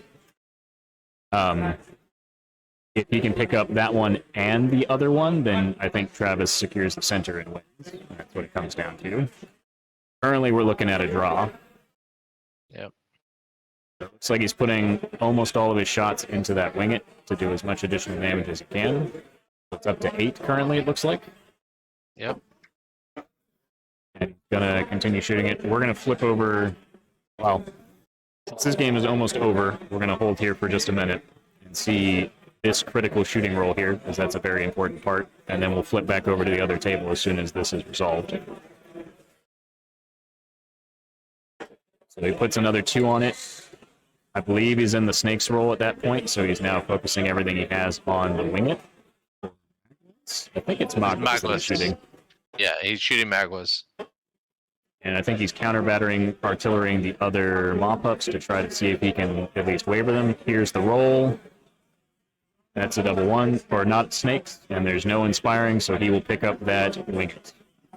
Which is very critical here, as it either forces George to leave Many the center, fall in the face of or it chaos, forces him but to not march. this one. I mean, assuming the today. goblins can't reach it, which is, I don't know if they agreed on that or not. But we'll see. So it's a tall order. And I think with the unit strength 4 there at the top, he's got that one, right? I assumed he had. Yeah, there we go. They agree that he burns it. So he should have it. And then it doesn't matter if he loses this. Yeah. And it doesn't matter if he charges that or not, except for attrition points. Travis giving me a knowing look over here. All right, flipping back over to Keith while George is deciding how to finish up the game on his end. Again, I'm sure that'll be very close no matter how we do it. But looking over here, this has just become a cluster. I don't even know whose units are whose at this point. I can kind of tell. I see some So it chariots. looks like the Lycans Holy heck. push to the front. The 3 beasts of nature are still in against the hunters, it looks like. Yep. Looks like one of the mammoths charged one of the beasts of nature. I think this is Keith's turn, so it looks like Jeff didn't manage to pick up any of the beasts, or maybe he picked up one of them. It's hard to tell. I think he picked up one, because I only see one base in the middle now. Though I could be wrong. He may be trying to fly it elsewhere. It looks like Moon Pie got picked up at some point. I don't know. There's so much stuff. Hold on. I'm gonna see if I can get a closer look at that table here in a second to get a better idea of where everything is. It's clear that Keith is just diving everything on the center to hold the center objective, and it looks like Jeff still has his chariot character in play on the left to try and see if he can snipe the left token. Yeah. He has a tall order to pop through the tree herders. It's not tree herders, sorry. Forest shamblers. I don't know why I want to call them tree herders. They're not defense 6. They're not giant monsters. But yeah, he wants to try to see if he can snipe the 4 shamblers, and that would allow him to secure that token at the last minute. Yeah. I don't know that he has any other way to nimble over some characters there. I think his other chariot is too far. There's too much stuff in the way for him to finagle through. So we'll see how this plays out here. It's going to be pretty tight.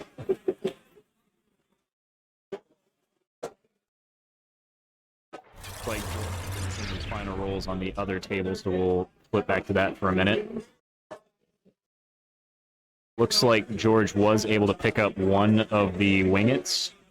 and was able to, effectively, George, it looks like, decided that he's going to go for shooting off the second wing it. Hmm. Looks like Travis will win by 1 point. I don't know.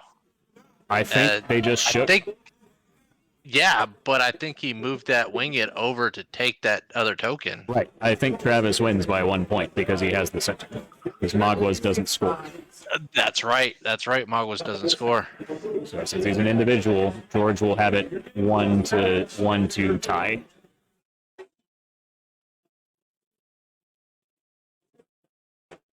I think George's play was to try and pop both wingets with shooting, and I think he was just shy.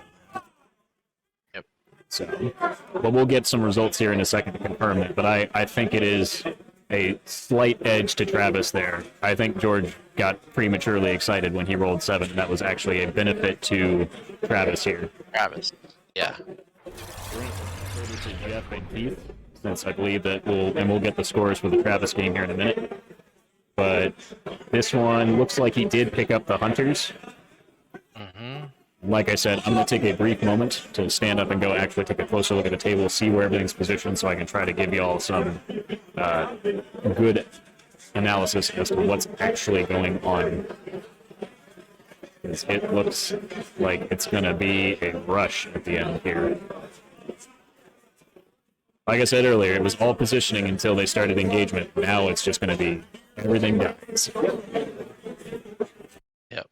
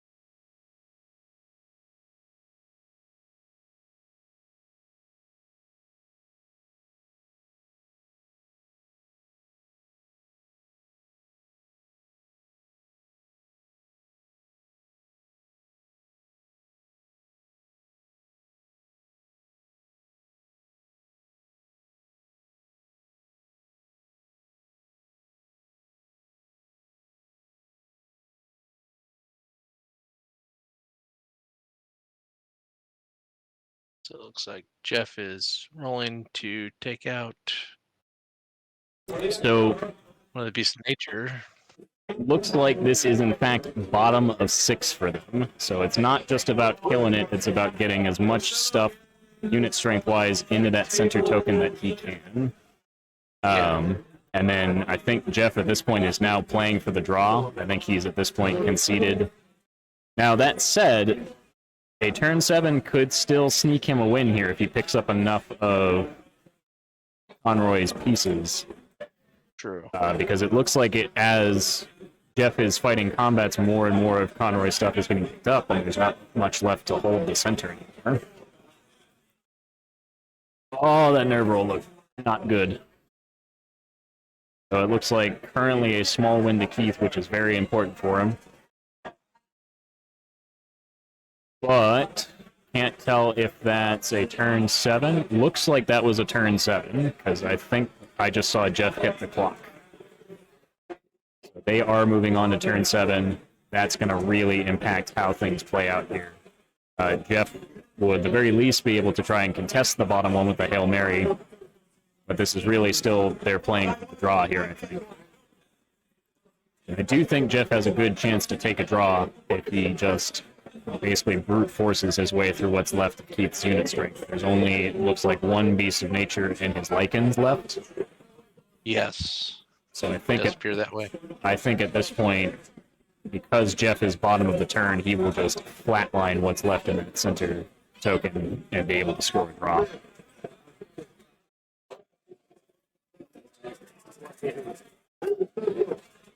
So I think if it ends up being a draw, attrition will determine some things.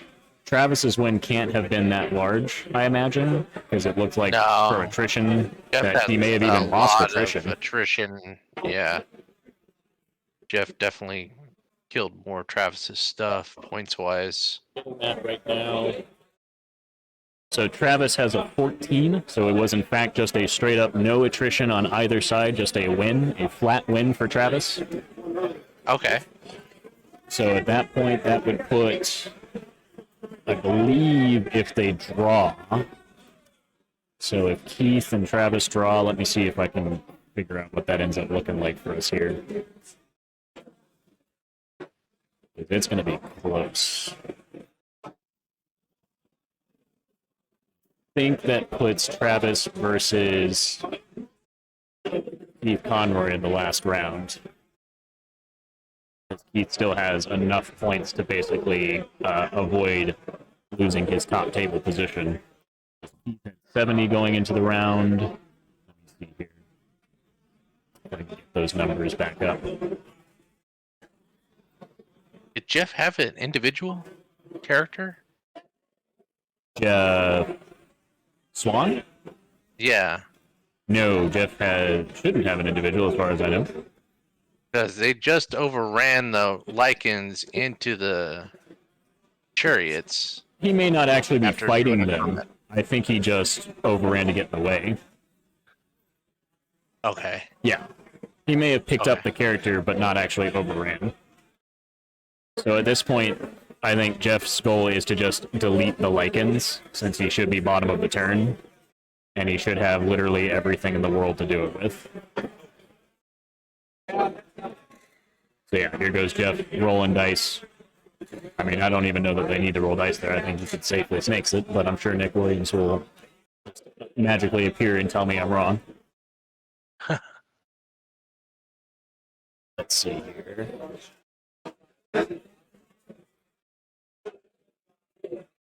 Let's see here.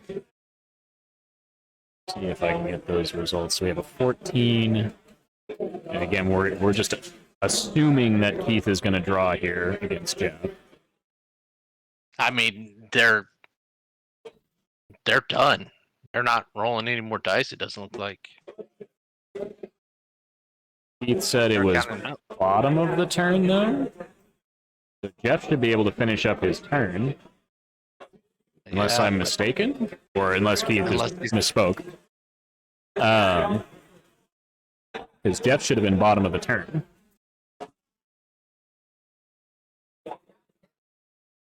So let's see here. Travis taking 14 points would put him at 79 overall. So even if Keith draws, that would only put him 1 point ahead of Travis. Win here would be pretty good for him, but it's hard to tell.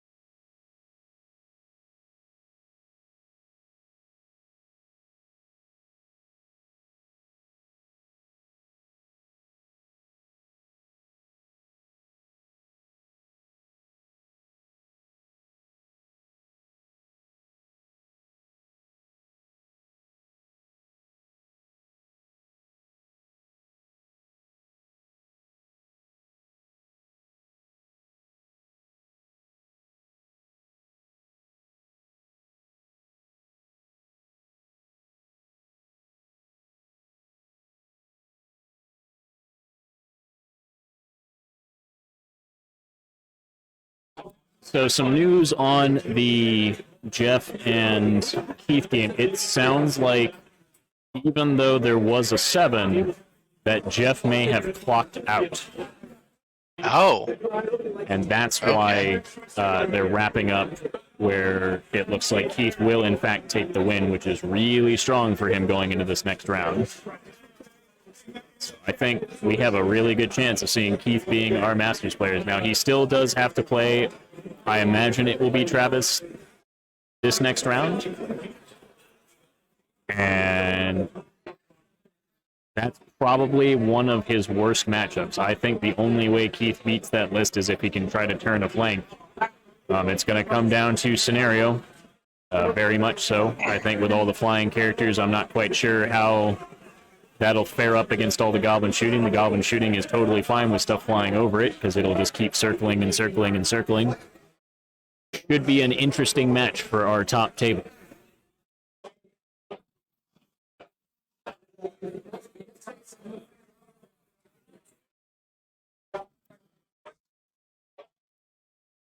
I'm going to try to get some other results here. I know that Steven Hausnick took his game with a 16, I believe. Or 15? 15. Small attrition to him. That'll jump him up a couple tables. Again, it would be pretty surprising to see a master jump from a second or third table all the way to first. It would take a pretty big swing. Blackjack, which once you start getting into these top tables is a lot less likely to happen. Not impossible, but a lot less likely, especially on day 2. mm-hmm.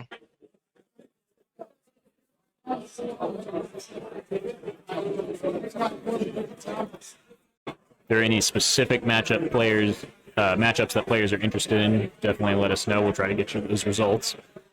Looking at the top tables here, let me see if I can get... we know that Joey got knocked out by Hausnick. We got to figure out the results of Drew. And there were a couple of players waiting in the wings that if they got significantly large wins could have still jumped up to the top. So we'll have to see what those look like here.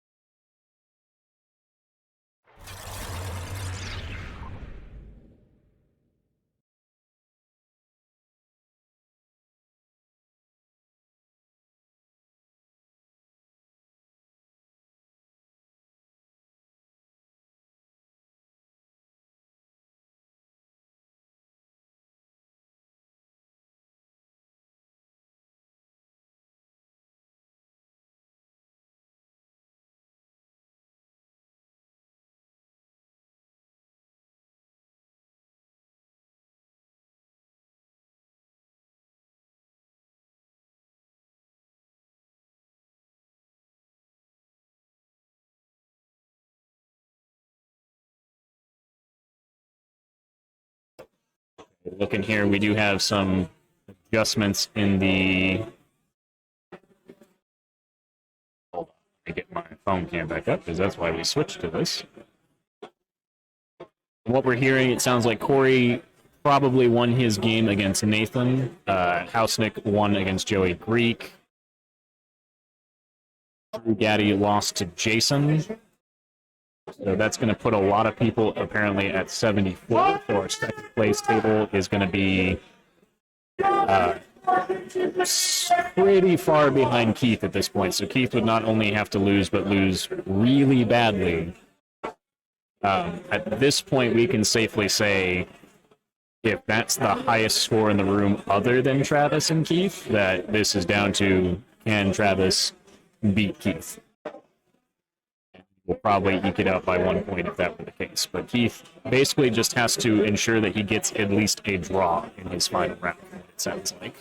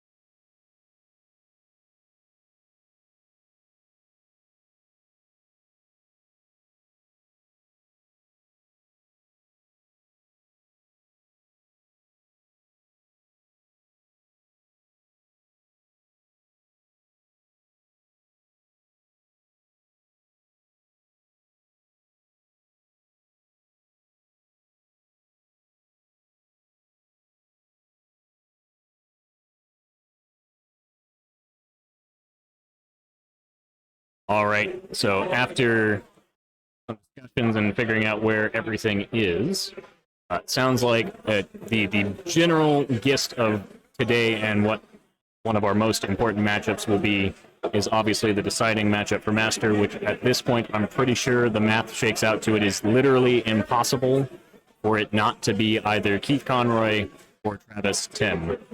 So Travis needs to win the game in order to secure Master. He does not need a big win, he just needs a win. Keith Conroy needs to get a draw or better.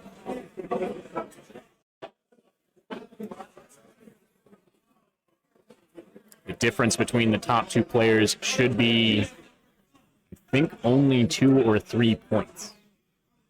So even if Keith were somehow to win on attrition and lose the game, Travis should still jump. It would have to be a massive attrition swing. Doing the math for the rest of the players, I'll try to get you those results so I can confirm this, but at this point I believe that even if one of the table 2 players was to blackjack the other player, they would not be able to beat a win on the first table. Both players would have to draw in order for that to be successful.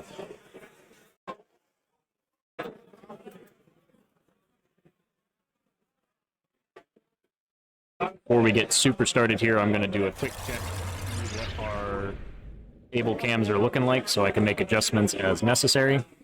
We want to make sure we're capturing these games as best as we can.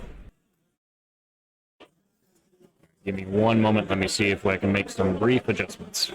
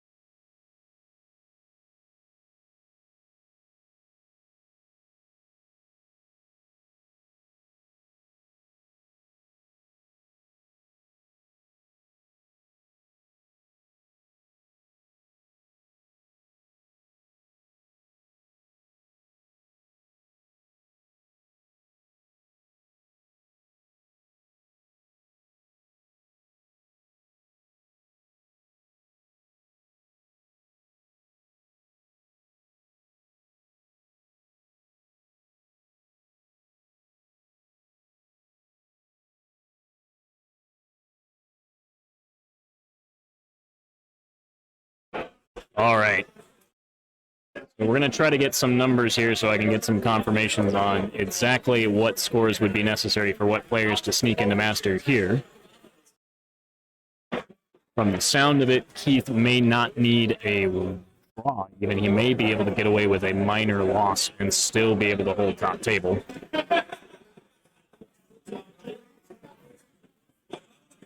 The scenario is going to be pillage.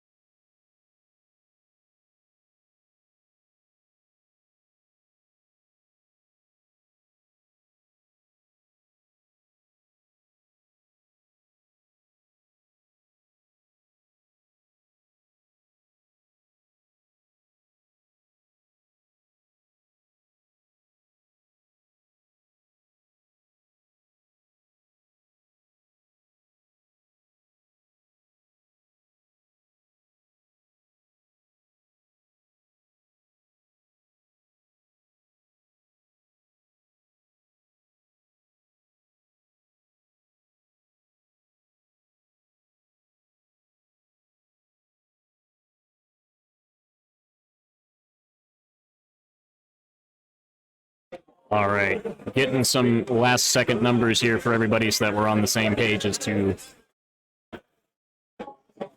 we are playing pillage.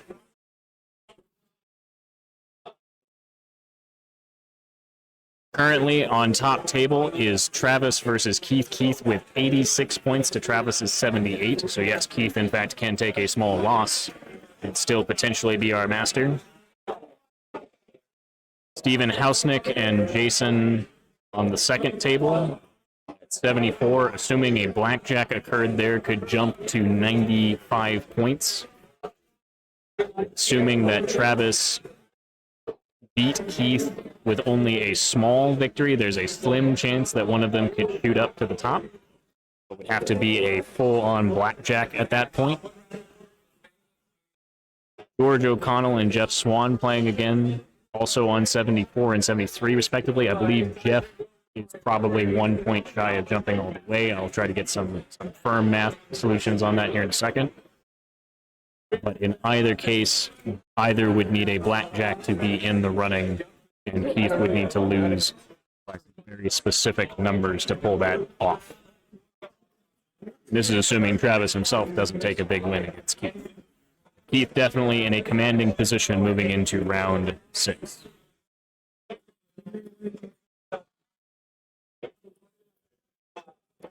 Starting to see deployment here. The tokens have been placed on the table.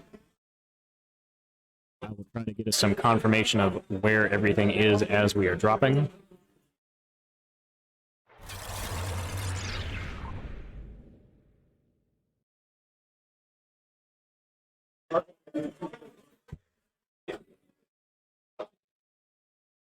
On our second table today, we will still be switching between them so that we keep things interesting and flowing, though obviously we'll be putting a lot of focus on the top table. And in our second place table, both with 74 points, both with a slim chance to sneak into Master, are Steven Hausnick and Jason. So that puts Ratkin with Goblin allies, more goblins.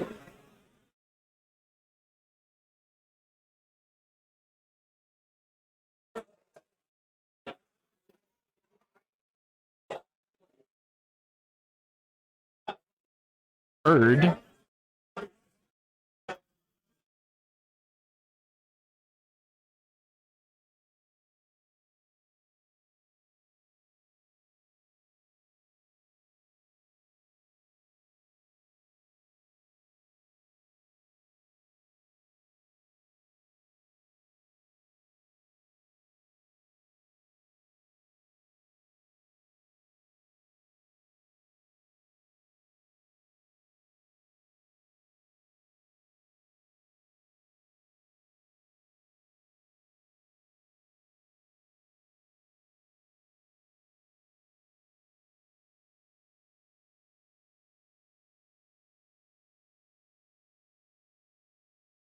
And Kingdoms of Men. We try to get those lists pulled up for everybody and get the lists read out so we are well aware of what everyone has. Travis and Keith, I'm sure people will know by now, but we'll read them out one more time for good measure.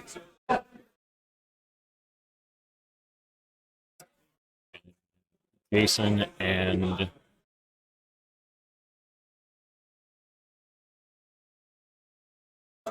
Hausnick. Brit, Mid-Atlantic. Hausnick.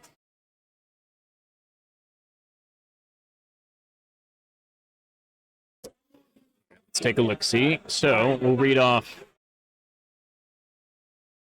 our table 2 first.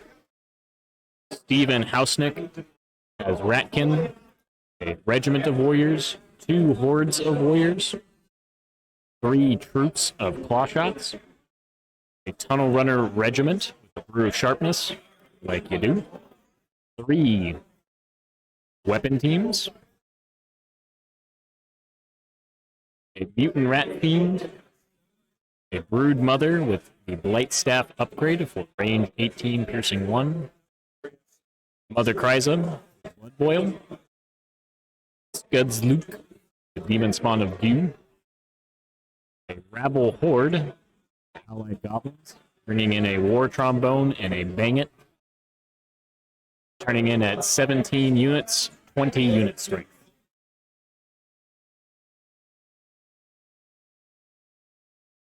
Jason is playing Kingdoms of Men. He's playing a heavy shooting list. He has 2 regiments of bowmen, 3 hordes of bowmen, 2 regiments of knights, 1 with Potion of the Caterpillar, 1 with Boots of Striding, 3 cannons, 2 generals on winged beasts, 1 with Staying Stone, 1 with Dwarven Ale, a Mace of Crushing on a hero with Indomitable Will. Interesting. That's an interesting build. 3 wizards, 1 with Boomstick, all mounted on Pegasi. So this was the tie for most shots in the event, I believe. I'm actually surprised to see it this high, so maybe shooting is still good, y'all. It is worth noting that we have Travis, Tim, Steven Hausnick, and Jason all running heavy shooting lists and a herd list running Alpha Strike. Defense 6 does not look like it pushed through to our top tables this year. If I had to guess, and I don't know Jason's path here to get to the top tables as well as I know some of these other players, I would assume that he's been counter-battering shooting elements from other armies and then just basically unit strengthening scenarios. As he does have a large volume of shots here to put out. It'll be interesting to see how that plays out against Hausnick. Hausnick running a lot of lighter shooting elements that can be picked up by archer fire.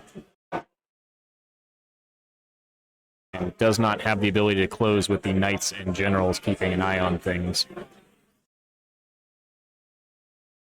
Total here is 17 units and 24 unit strength. I believe is tied. Yes, they have the same number of units, but Jason edges out with an extra 4 unit strength. And I believe he only has one no, he does have cannon, so between the two of them, I believe Hausnick has more scoring units, but the less unit strength overall means that he's relying on getting far out objectives. That's going to be how it plays. Flipping over to Travis versus Keith. Again, our most likely masters at this point. Keith is running, for the final time, a horde of Spirit Walkers with a Brew of Haste, 3 troops of Harpies, 2 hordes of Lycans, 1 with Dwarven Ale, 1 with Chalice of Wrath, a regiment of Forest Shamblers, 3 Beasts of Nature, all with wings, all with 7 attacks, a Druid with Conjurer's Staff, Bane Chant, and Mounted, a Druid mounted, also with Bane Chant, but with Shroud of the Saint, and Moonfang, also known well in the community as Moonpie. Very fast maneuverable list that's been shown in the hands of a player who understands the movement of the game to be quite deadly, despite being from an army that many consider to be one of the weaker armies in the game. Against him is Travis Tim, one of the last more common picks to win Masters, with a regiment of rabble, followed by 6 hordes of rabble, giving him a large amount of unit strength. We'll tally that up at the end here, as we are playing Pillage. 3 war trombones, 3 mop-up launchers, 2 mincers, 3 wingets, 3 bangets, 3 whizzes. 1 banget has the Inspiring Talisman, 1 whiz has the Boomstick, and Magua and Jews. This is rocking a total 5 of 25 units, 25 unit strength, against Keith, who is rocking 13 units and 19 unit strength. Keith is certainly outdropped and certainly out unit strength, but definitely has the edge in speed. It is important to point out some elements of the table they are playing on. With 2 hills, 2 fairly large forests for cover, as long as the large piece of impassable in the center of the table. It looks like currently Travis will need to find a way to secure, if I had to guess, the center token and the 3 on his side. Whereas Keith is looking to hold the 2 on his bottom and then presumably take either the left hand or right hand token or some sort of maneuver to try and claim the center. I would give Travis a slight edge on scenario, but a reminder that Keith does not need to even draw the game after we can compare the scores. Keith just needs to not lose badly. A small loss, an objective, would not lose him his master spot. Travis not only needs to win, he needs to win by at least a 15 or more to jump.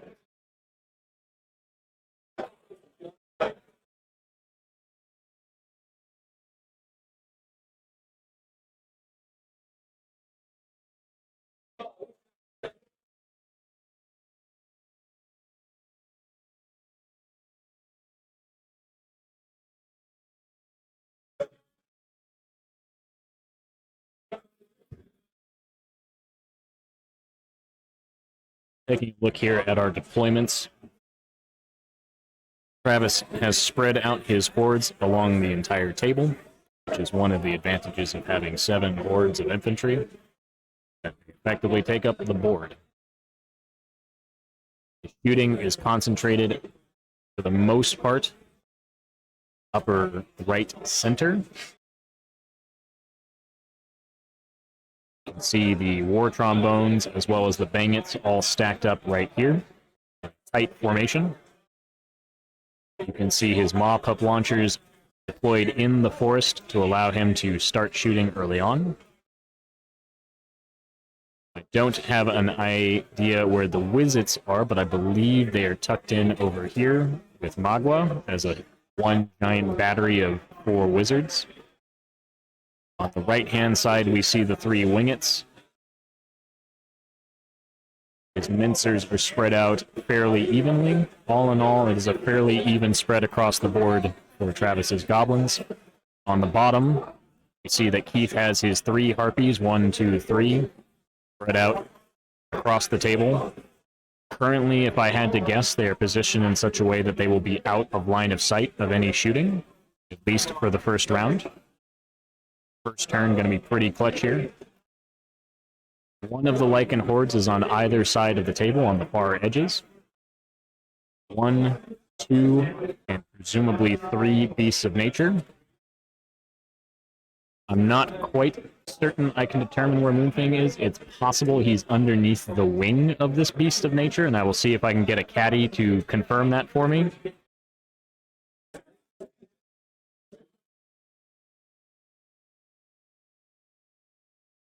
See who takes first turn here as we move into our final match of Masters.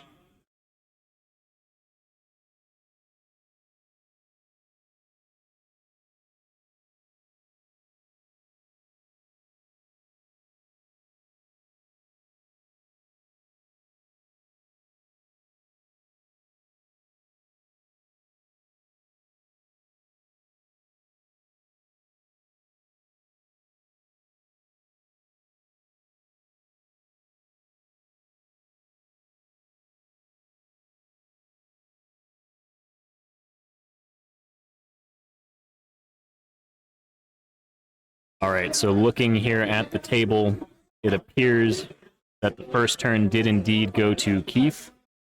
So he is advancing up quickly up the left side of the board.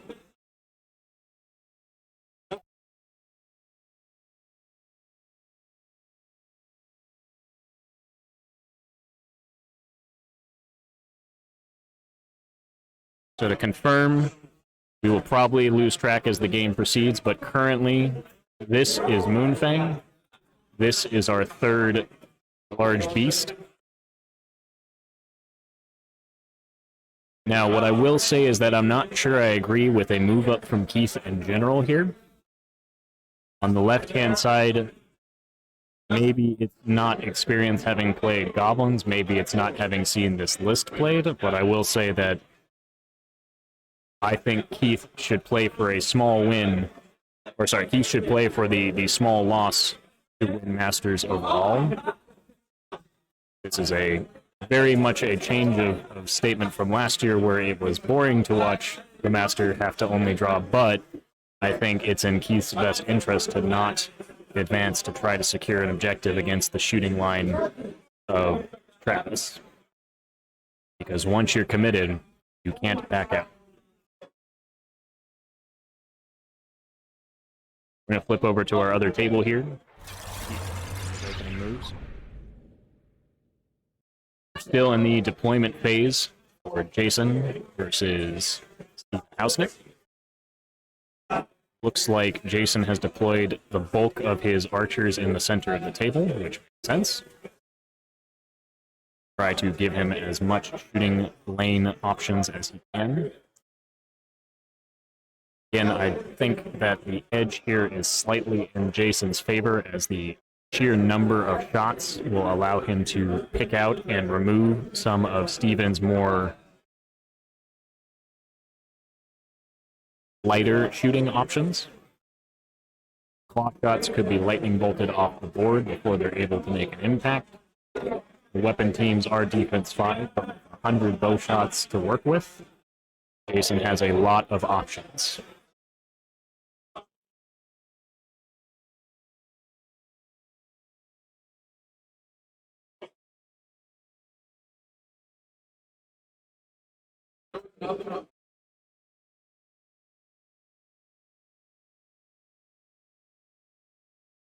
Looks like Steven is deploying one of his hordes in the center alongside what I believe is his mutant rat fiend.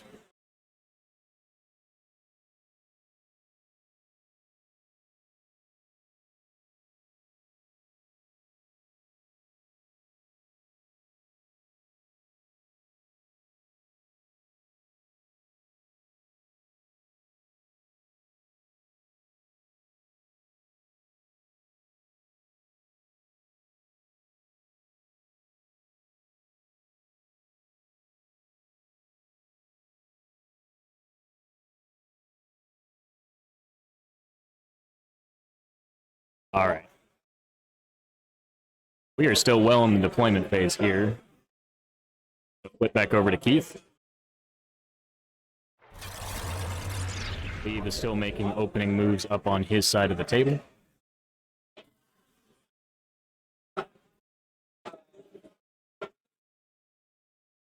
Looks like there is a slight movement forward on the right-hand side as well, using the building to secure a flank. My assumption here is that his goal is going to be to try and prevent Travis from moving outward. I don't know that Travis will do it on his own.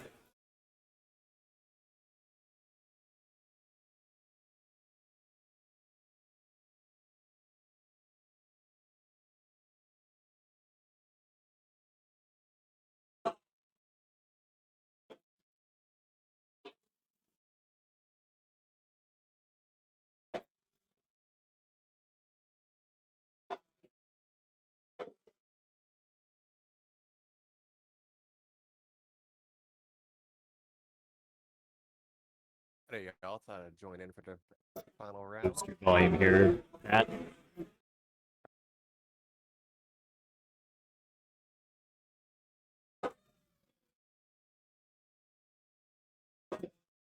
See how this sounds. We actually have a pretty close spread between the top two players. 8 points is not a big gap, so that's it's not because the blackjack starts at what 14-7 split. 14-7 is the starting point. From there, it drifts depending on both objective attrition and on kill attrition. For Yeah, see, pillage, I don't think Keith could sit back on this because if he somehow manages to do just a 1-0 loss, he's going to lose enough stuff where if he sits back, he's going to have a bigger attrition swing. So I don't think he necessarily needs to go for the win, but he needs to make sure that he doesn't lose any points on attrition or scenario. That it's a close loss in scenario, and that the attrition is still equal. So for that, he does need to push forward.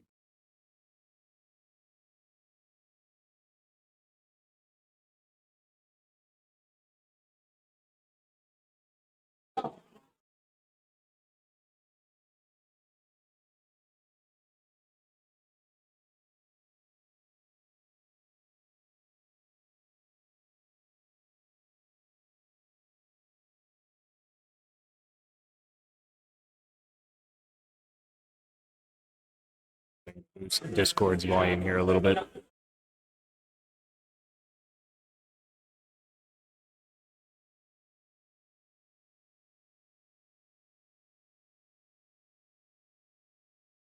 Get too invested in the round.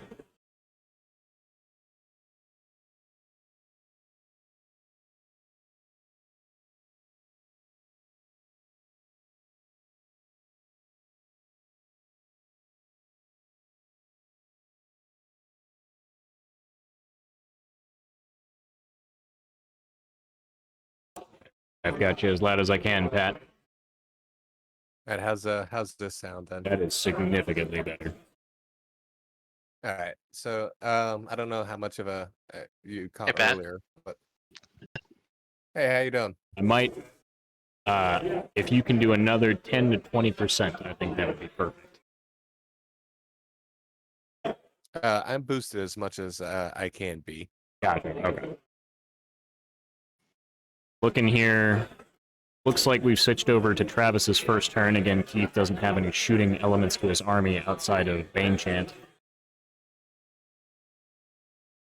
I believe Keith doesn't have Lightning Bolt on it. No, Heal just and heal Bane and- Chant. yeah. Yeah. So with only Bane Chant and Heal, the impetus is on Keith to basically not have too many units dropped by shooting. Now the positioning here is very important. It looks like he's hidden most of the stuff that has advanced on the left-hand side has stayed behind the hill. Or is that a forest still? I think that's a forest. I believe Yeah, it's a forest. that's the forest, and it's difficult terrain that Travis's mop-up launchers are in. So he's very carefully positioned almost everything behind it. I suspect Travis will try to lightning bolt battery Lycans. So he is positioning in such a way that got to be a little cautious here. I don't know that he wants to bait them because with Bane Chant involved, I don't think Magua can take that.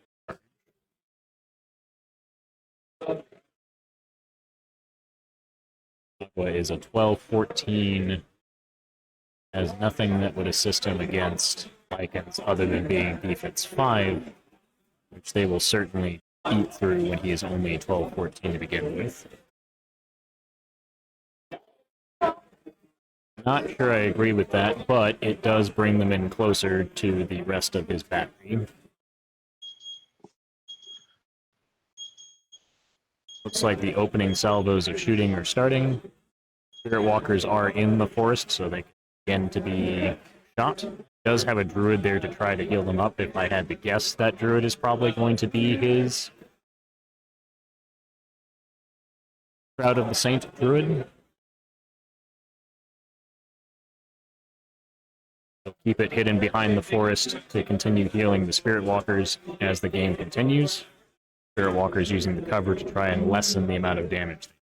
Now, that said, the vast majority of Travis's shooting is in the center.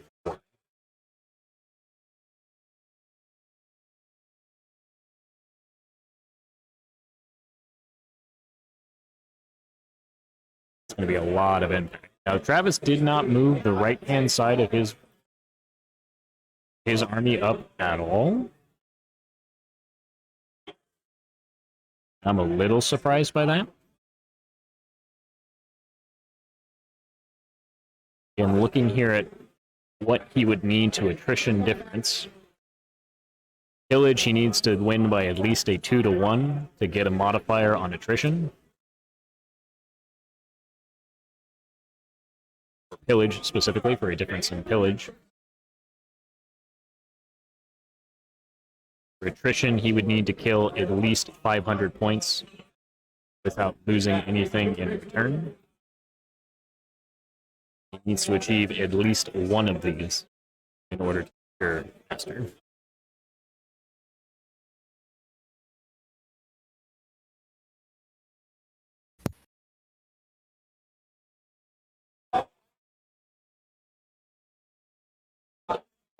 Second So table. what's, I was gonna say, what do you think is the how do you approach an army with this much shooting in a game that you need to spread out like this?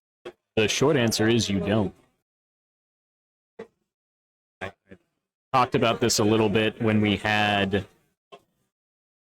Travis up here for round 1 against George, which is that it's an army that is deadly at range, but deadlier when you get in close. It does look like he's going to take the charge on Magua. Again, I'm not 100% sure I agree with the positioning on him there.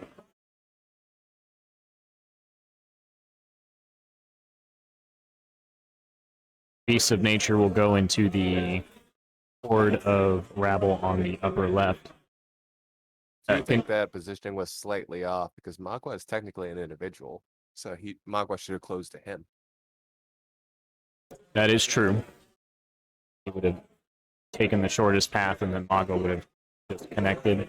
I don't know that that would be a huge impact over there. Yeah, it probably doesn't make too much of a difference, but Right. Ultimately, my biggest thing is I'm not quite sure why Travis. Well, I don't know that that was necessary.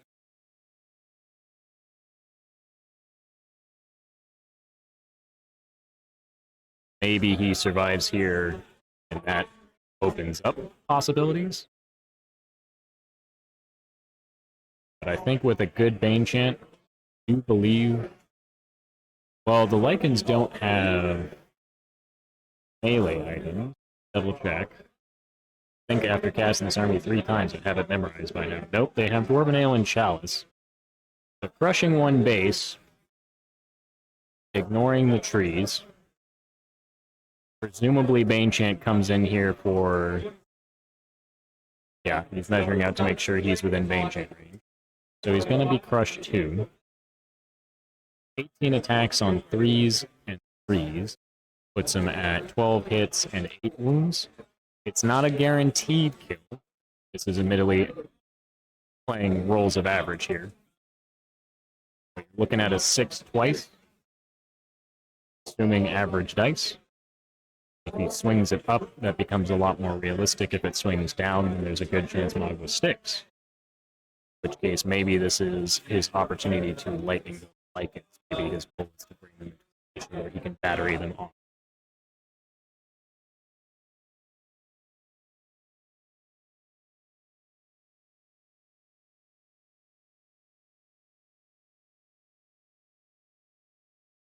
yeah, I think Travis at this point is just trying to essentially, when you got a fast pacing against a faster army, you're gonna have to sacrifice some pieces. And since Magua's an individual, he's not scoring. He's probably pretty confident in the shooting, able to pick up the rest of the units versus the combat. So at this point, he just sacrifices a non-scoring drop, a non-shooting drop. To Well, he's bring still a the herd shooting closer. drop with the 4 Does lightning Magua bolt. have shots? He has 4 I lightning mean, bolts. I guess I mean, that's a lot for it goblins, helps. but Anything helps. So looking But at... yeah, Yeah, it'll be interesting to see how the left flank plays out here. because those are war trombones in the force, or are those So siege artillery? so in these the are his mop-up launchers. Okay, These are his war trombone, I believe. copy. yeah, no, that's And these are that's his 3 exactly what those are. bangets. And these are his 3 wizards. Unless I've got the bangets and wizards backwards, in which case these are 3 bangets, and that becomes a much different round of shooting on that side. But I suspect these are 3 wizards. They were all batteried together with Maguas. Would have been a significant amount of lightning bolt. Yeah, I think it was all about just offering juicy enough bait, because I don't know if Keep Yeah. takes it if he throws a wizard out, Yep, no, I think that's correct. Ultimately, I think that I am still a little surprised he didn't walk up here. Even with the additional help of Moonfang, I still don't think Lycans have enough oomph to punch through a horde of rabble in a single turn for certain, and even 2 turns, I don't think it's guaranteed. Though with Moonfang contributing, I think that would be enough to get it in 2 for sure. But that still at least allows him to start bringing the wingets to circle around and just start bombarding things. But we'll see. We're going to switch over to the other table now that they are finished deploying. I believe Jason won the roll to go first.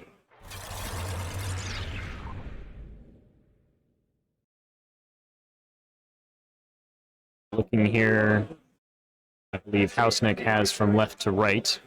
On the bottom of the table, we have a regiment of warriors, a horde of warriors on the other side of what I assume is the Broodmother. In the regiment of tunnel runners, a clawshot troop, a second clawshot troop, the mutant rat fiend, a horde of warriors, Scudsluke. I believe Friza is next to Scuds, if I had to guess, as well as all three of his weapon teams, and another horde of warriors in front of them. So it looks like, based on the positioning of Jason up at the top, because again, going from left to right, these are a regiment of knights here, a regiment of knights here, and then 2 regiments of archers and 3 hordes of archers. Based on the positioning of the archers, he's looking to try and plink shoot a lot of the smaller shooting that Steven has off the board. This regiment, I assume, is moving to try and line up shots here. This regiment, I assume, is trying to line up shots here. No, this is his mounted hero. So his wizards, I think all 3 of his wizards are behind this impassable terrain currently. He's using them as late game scoring options. That's pretty smart. So you can also just at any time bring them out to start battering. Over here, the 3 hordes are all positioned in such a way that they have clean firing lanes throughout most of the center of the table, since this should be flat, difficult terrain here. There's a big kill zone for these 2 objective markers.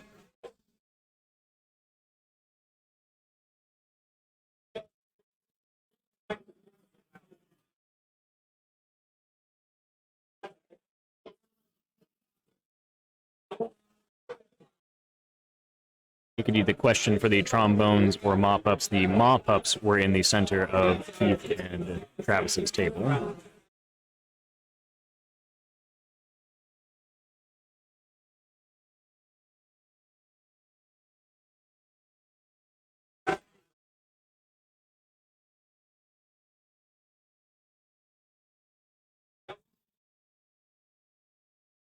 We've got the 2 generals on winged beasts. The one in the upper left appears to be facing toward the bottom left quadrant. Now, it is impassable terrain in front of it, so it probably doesn't have a huge amount of sight line, but I imagine it will probably move forward and then pivot in the following turn. Assuming it needs to, it may not. Both of these armies don't really want to get super engaged. I would argue Steven probably wants to have a little bit more engagement due to just the volume of shots that Jason has.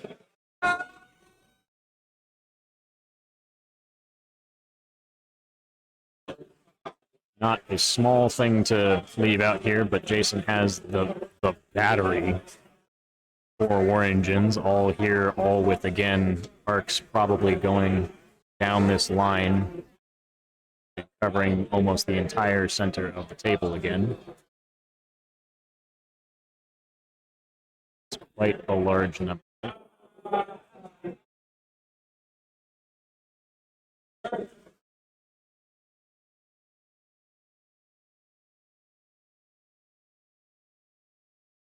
lot of Hausnick stuff is of altering heights. Artillery will be able to find shots on things that are not covered, more than likely.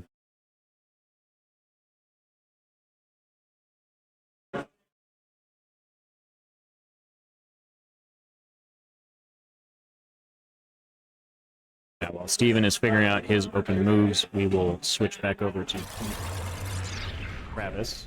It's like a quick turn for Keith. He did, in fact, pick up Magwas. It looks like he engaged other Rabble Horde as well.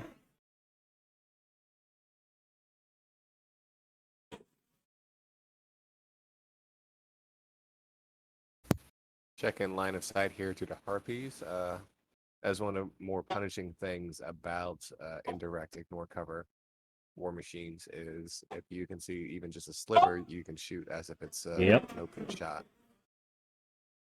Now, the one downside, if Travis does not countercharge the flying beasts, and instead elects to try and shoot them, this will open the flying beast to continue to fly. This does put Travis into the pickle where he can't engage the flyers without also... He can't shoot them without also keeping them flying. If he engages them, he's reducing the amount of damage. I think he does countercharge him because he does have the Lycans to shoot at over on that left flank. You just countercharge with the rabble, let those two units sit there forever, and have the Wish pepper the Lycans. It looked like the Maw Pups managed to blast a 4, but only a single wound dealt to the Harpies in the back.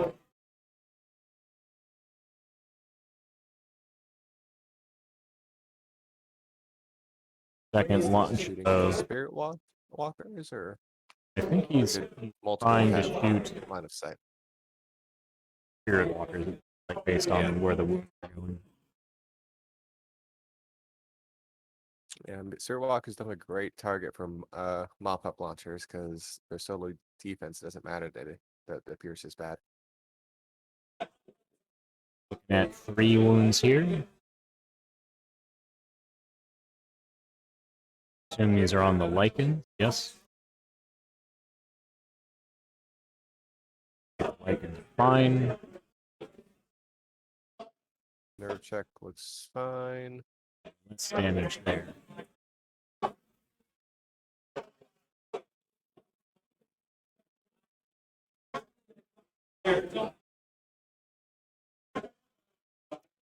This is going to be the left-hand rabble horde charging the flying beast, or counter-charging the flying beast more appropriately. It's like about 10 hits. Pretty good for hitting on 5s. On 5s. See at least 1 wound. Critical here. So it looks like about 5 or 6. It's not bad at all for Rabble Horde against defense 5. No, not at all. Does do some significant damage. Does not look like he managed to waver. Enough damage though that Keith might be a little bit worried that he might be picked up, if not next turn, then the following turn. And back it up and basically sub in the 4 Shamblers instead, if necessary. Depending on which piece he wants to keep going, and then he can take time to heal with the Druid, assuming he doesn't need the Druid for Bane Chant. My concern for Travis here is that on Keith's turn, he can back up his flyer and give the Lycans line of sight to the... Oh! Or... Oh no, okay, we are moving over to Keith here. Keith is just going to charge the Rabble Horde in front. Double charge. I would assume Bane Chant to follow. Unit strength. Yeah. Always key.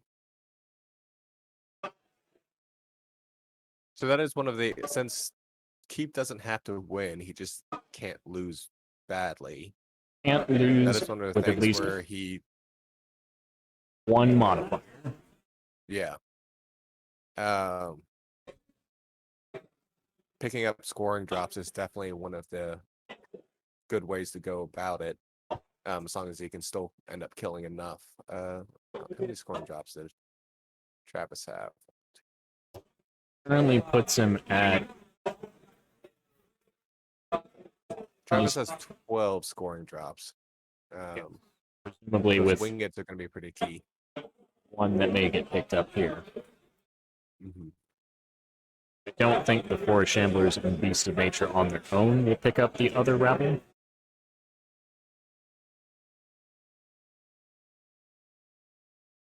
Then it comes down to how does he want to use his whizzes to try and break up those units. So what's interesting is if Keith only loses 17 7 to 14, then he does have the points over Travis, but that does open it up for Steve Hausnick, Jason Britt, George O'Connell, or Jeff Swan to jump him. All of those guys, if they get a 21-point victory, I think can catch up, right? I So believe Jeff has 73 points, so if he gets 21, he'll get a 94. it would have to be a flat out blackjack players Yeah, at 74 to have a chance It's of shopping. It's unlikely at this high of a table to get a blackjack, but Because with a blackjack for the second place table at 74 points puts you at a grand total of 95. It's currently sitting at 86, I believe, were my last reported scores. Let me get that 86. So he So would have Keith, 93 if he gets a lost. Keith would have to get a 93 followed by a blackjack from the lower tables for him to be jumped. So we have 3 players sitting at 74 points. Be quite the upset to see that happen. Yeah, so technically they could get a 20. They don't have to get the full blackjack, but very, very unlikely. Still unlikely, but not out of the question. Yeah, Jeff Swan, who's sitting at 73, would have to get the full blackjack to jump Keith. This is assuming that Keith loses. Mhm. By no So if means Travis- guaranteed. Yeah, and if Travis wins, but only wins with 15, then he could also be jumped because then he'd have 93. Yes. For Travis essentially 96 is going to be the absolutes. You can't be jumped from this game. Correct. So Travis not only needs to win, but he needs to win jumped, and more importantly, so that he actually jumps Keith. Yeah, Keith has such a commanding lead. Travis needs 15 to jump Keith, and he needs 16 to make sure he secures the victory. Exactly. And Keith, needs 8 to Keith just keep it from Travis. basically and, needs to not lose. If Keith gets the win, even if he gets all the negative modifiers, then he'll take home the Masters. Well, I appreciate that he's at least taking the risk to engage here. I totally would have not blamed him for staying back and just taking a small loss with no attrition modifier. I don't think he would have been able to do that. Travis has so many scoring drops, and a lot of them are fast. I don't think he would have won a scenario if he just stayed back. Well, he did take first turn, so that gives a slight edge to Travis for last-minute diving on tokens.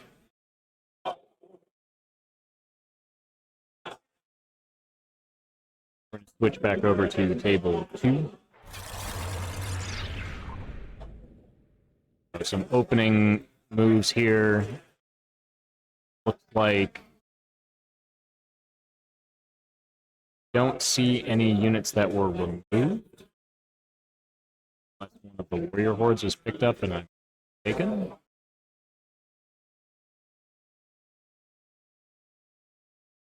You have an X. Oh, he had a rabble horde. There was, in fact, a unit picked. He lost a rabble horde to the shooting. Not quite sure. Well, specifically, I'm not quite sure if it was a rabble horde or a Rakan warrior horde, but they are effectively the same unit. Lost a horde of chaff.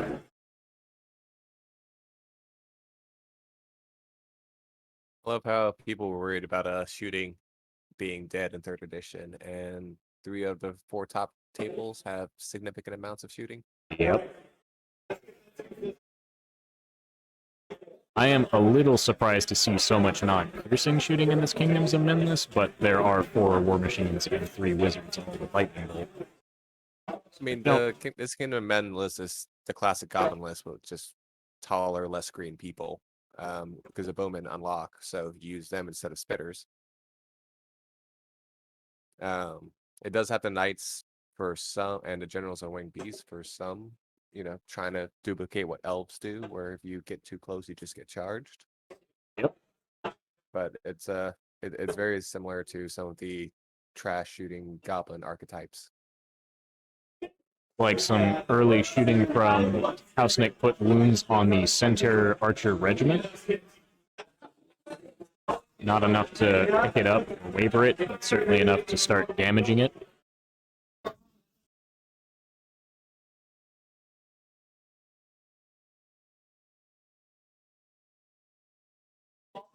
So on this second table, you're both sitting at 74. I'm assuming they've done the math to know that if they get a 20 or a 21, they have a shot at becoming the master. With that going in mind, Matt, do you try to go for the big win, or do you try to secure just a placing? I mean, ultimately, I think that if you have a chance for it, you go. Or at least that's what you should. Now, I don't think that, and again, we've said it already, especially once you're starting to get to the top tables at Masters, like it is, all the players in this room are good players. It's one thing to qualify for Masters and to be a good player at Masters. When you're in the top 10 players at the end of 6 rounds at Masters, you are as good as you come and playing people who are as good as they come. You cannot... It is extremely unlikely we'll see a big swing win here just because the skill of the player should prevent something like that happening. The counter argument to that, though, is if someone makes an aggressive play to try to get a big win, I feel like that tends to open you up to, in return, get swept yourself. This is true. I think that's one of the dangers of being on the table 2 or 3 and doing the math and realizing you could jump him. There was but you could also lose it all and go outside the top 10. There was certainly a moment in the last round with George O'Connell versus Travis Tim, where George, I think, overextended and left a token exposed for Travis to sneak. I think a lot of this came down to possibly pressure of top table starting to show its head. There is a certain degree of stress of success. Where you start rising really high and you start feeling possibly overwhelmed at the possibility of winning to where it can cloud your judgment a little bit.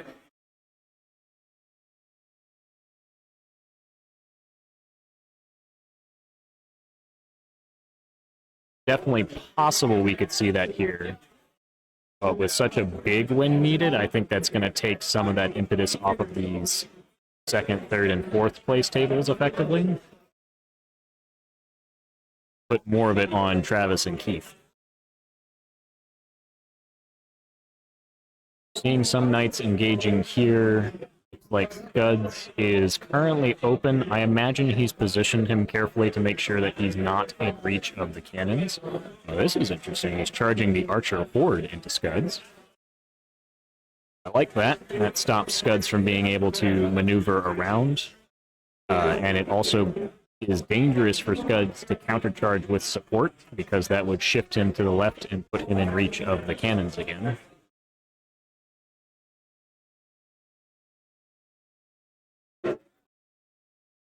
That said, what he may choose to do instead is simply withdraw and maneuver Scuds out of the way, and then open up with the battery of war machines behind it.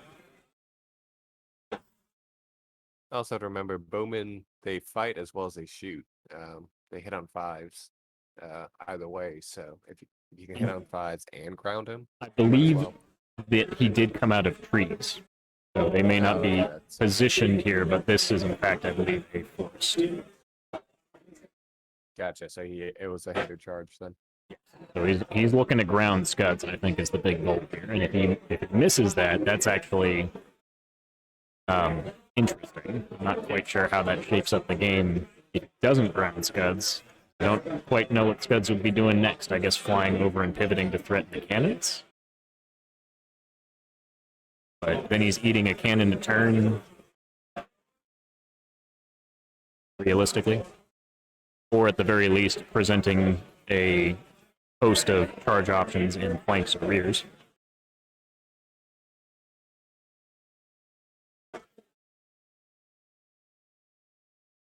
I'd like the archer's chance a lot better if they had Bane Chant available.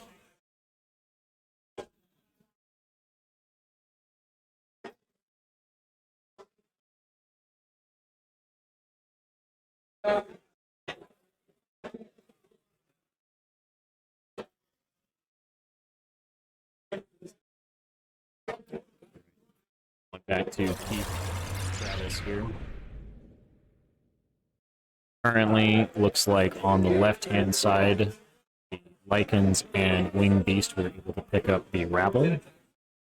Looks like the Lycans stayed facing the same direction while the Winged Beast turned to the right. At the same time, the horde of Rabble on the left seems to have survived. I do not know if it was wavered or not. I believe he has backed them up. I believe he intends to try shooting the Winged Beast instead.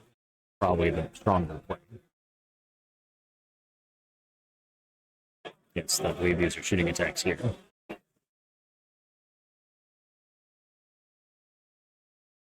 Even without mods, he still has, I believe, 9, 6, 12 lightning bolts. So yeah, I believe that was a fairly good lightning bolt. 7 wounds it looks like there.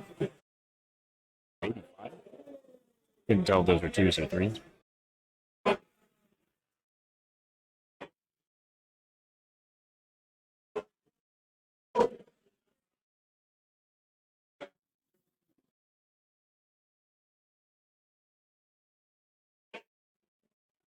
It's like the mop-up launchers are continuing to try and battery down either the Spirit Walkers or the Harpies in the center.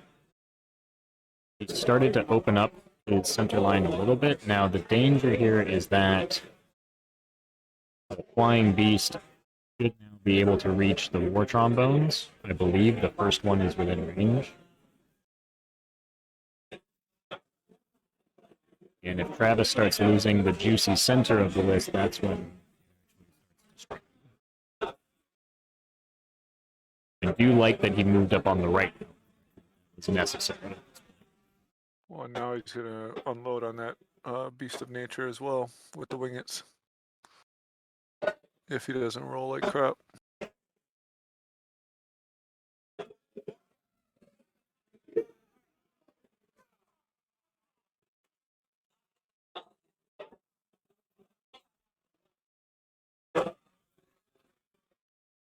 Looking over at the right-hand side, I believe he's focusing down the Lycans. I almost think that shooting the Beast would be better since those wounds will stick, whereas the Lycans have a chance of regenning if they don't get picked up. But a pickup on the Lycan Horde would be pretty big because Keith does not have a whole lot of strength that isn't one. Got one of the beasts. Yep. Looks like a 10. Looks like he picked up the Beast. Yep, that was a good roll there. Definitely helpful. Jason, we can hear you, but you're a little bit quiet. I did boost your volume a bit to help. If you've got any additional volume controls on your end? Both you and Pat are a little on the quieter end.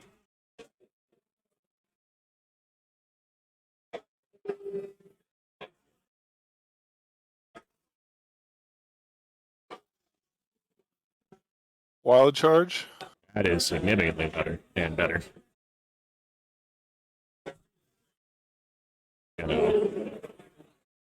Just a wee bit. There we go. Looking here. Are the Spirit Walkers in the flank of that Rabble Horde on the left? In the middle? I don't believe so. I don't think. Well, I say I don't think, but especially when we're on top tables at Masters, I suspect both players are carefully checking their angles. So I suspect that this is a front on the one on the right or the left, respectively. This was a good check here to see if he had reach to the regiment, because I think that's what he was just rolling for there, is if the Spirit Walkers could have gotten a super long charge. Okay. Big thing is here, if he didn't waiver the Lycans, which I don't think he did, yeah, they're going to all go into here with all three of them. There's a chance that they could pop them. Trick is then, can he deal with the wingets constantly flying around after? It's going to be interesting to see. Well, he's got a mincer to throw in there as well. Oh yeah, no, he's got some counter punches. Like the Harpies to make sure that they survive another round for big game scoring.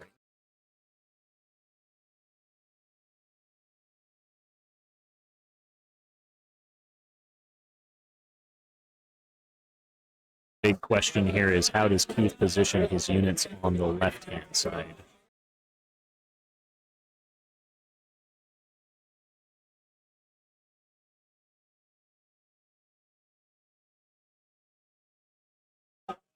Harpy should not be able to see anything as they're behind the forest. Spirit Walkers are no slouch in combat.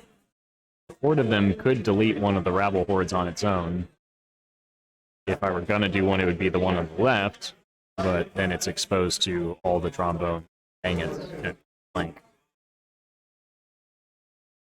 Yeah, on average, I mean, with getting the charge, they're going to get 13 to 14 damage. So that's not fully out of the question. Not a guarantee for sure. You don't want to get stuck. You get stuck, Travis killed him. I was going to load on them, especially. Well, they've only got one die over there, right? For damage. It looks like both units are sitting pretty low. Most of Travis's shooting is shorter range. Right. He only has the mop-up launchers to really start putting out damage on those units.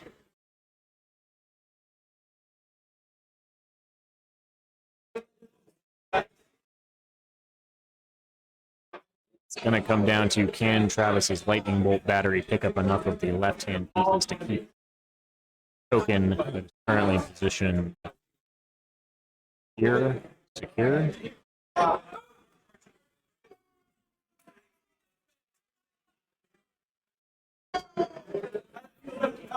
Somebody's having fun. It looks like there's some commotion over at Jeff and George's table. It's worth noting that while Steven and Jason are on the recording table, that Jeff and George still have a shot if they get a significant swing win to shoot up, depending on the results of Travis. And obviously, Travis and Keith, the closest and most important matchup for Masters. But the other 3 rounds could theoretically jump them.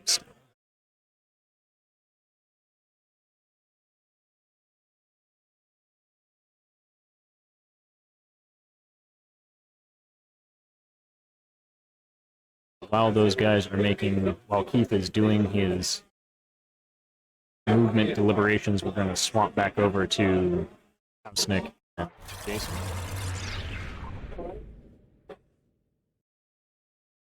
Looking here, it looks like Hausnick has made some big moves on the left-hand side of the table, advancing quite aggressively. He did double charge with Scuds and the Orc. It is a little bit hard to tell without the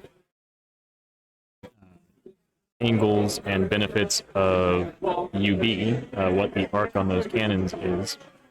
Would be a little concerned if Scuds is in line of sight. It's a lot of high shooting that could do some damage to him. I assume Scuds was grounded if he was not moving against the archers.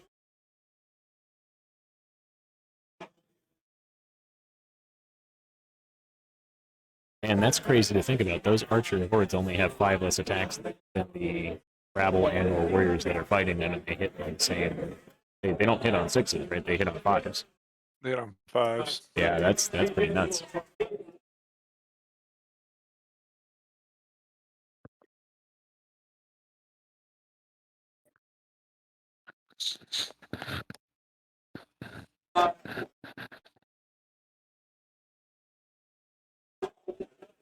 It's a little interesting that he didn't move any of the weapon teams up to. Well, it looks like he moved a singular weapon, the Goblin, Trumpet, and both of the other weapon teams seem to be moving toward the left, presumably to breathe on the knights in the following turn.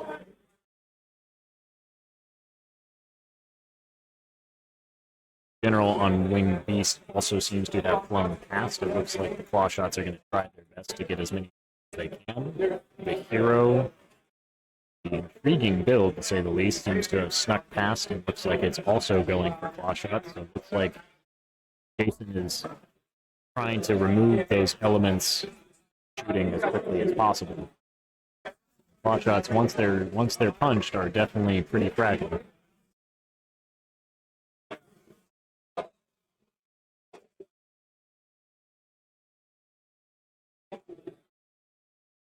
One of the dangers with House Nick's list having mostly lighter nerve shooting, while it's higher damage output, is archer regiments can soak up more counterfire. They're not putting out as much damage themselves.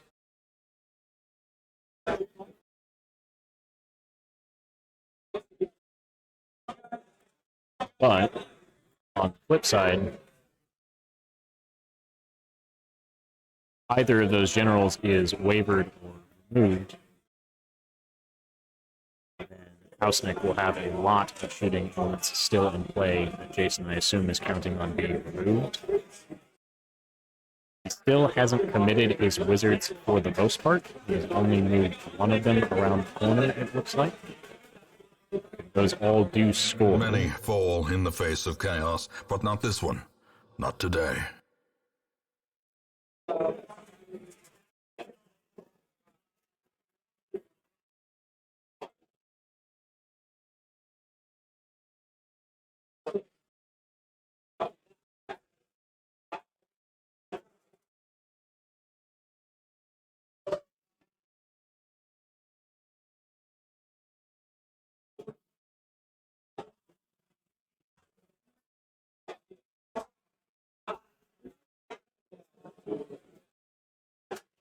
Looks like some shots going out here from Steven.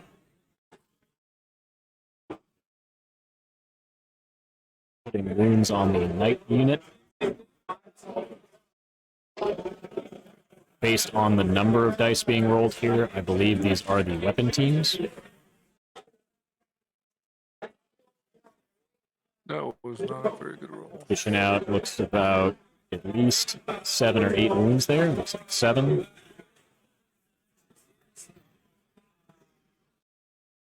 These are Kingdoms of Men Knights, so I have to double check, but I believe they're 14, 16, so they are at a lower breakpoint.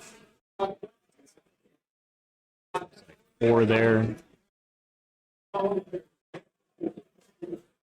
the Knights are fine. The Captain,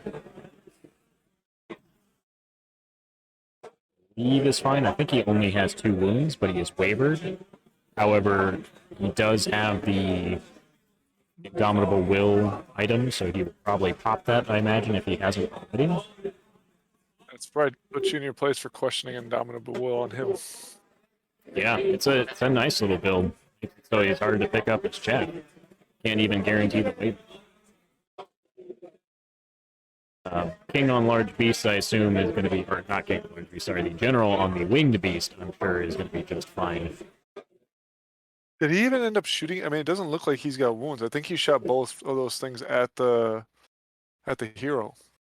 It's possible the claw shots only had shots at the archers in the back, possibly, or alternatively at the knights. He had a couple options for the center unit, but I assume that if Jason positioned correctly, they would have not been able to shoot at either the flying monster or the individual, limiting Hausnick to only his claw shots to shoot at the individual, and the unit on the right seems to have turned, so I suspect that they also had no viable shots, or decided to turn to give them shots next turn rather than assisting against the knights. Right. So now we're looking at combat here. Hausnick slamming into the archers on the right.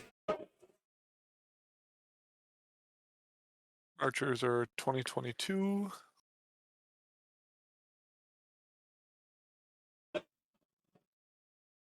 The how much damage he does here. Now, again, this could be okay. He's getting a lot of dice, so this is his. Yeah, this is definitely the horde here.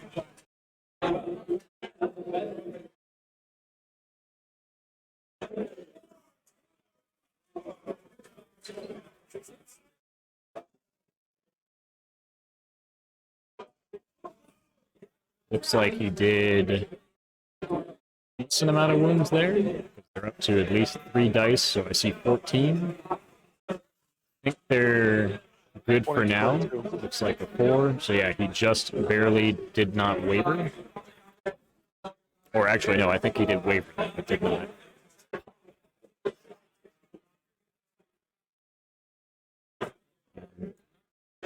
Don't know if that General on Wind Beast in the center, I believe that one was wavered by the Mutant Rat Fiend.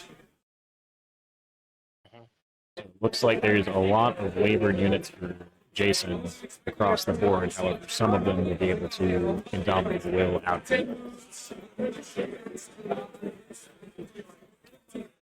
Go back to top table. Things have definitely gotten interesting here. Looks like on the left-hand side, the rabble was picked up, as well as on the right-hand side. Third at this point is charging a Beast of Nature and the Lycans into Rabble Horde, securing the top center token. Looks like it is Travis's turn, though. Looks like he's positioning his shooters to attempt to shoot the Beasts of Nature, since that is towing the forest. They only get cover once. Not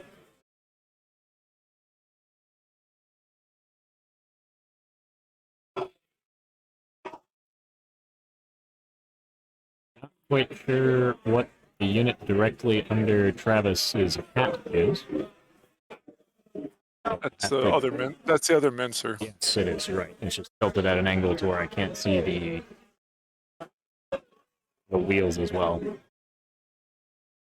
The 3 wingets on the right are still in play and are probably going to be critical to picking up at least the Lycan Horde this turn. I think that's almost required for Travis to have a chance at winning. My concern here is that Travis has lost so many of his hordes that he only has the Mincers, 2 hordes, and the Rabble Regiment left that score, not counting the Wingets, but the Wingets' unit strength will bounce off of the Harpy unit strength.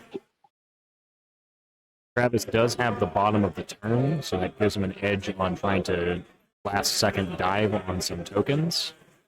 He does need, again, not just a win, pretty big win. Well, not a big win, a modified win of at least 1 point.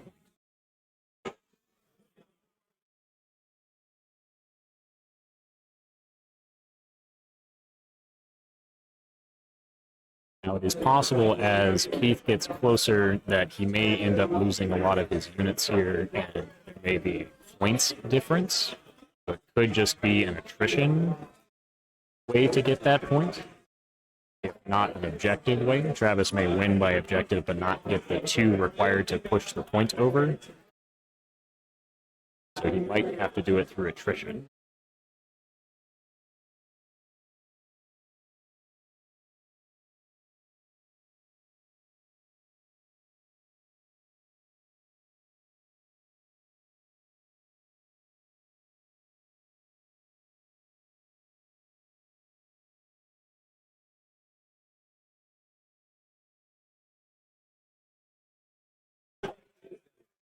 I'm going to assume it is a little hard to tell, and I'll see if I can get one of my caddies to take a peek for me here in a minute.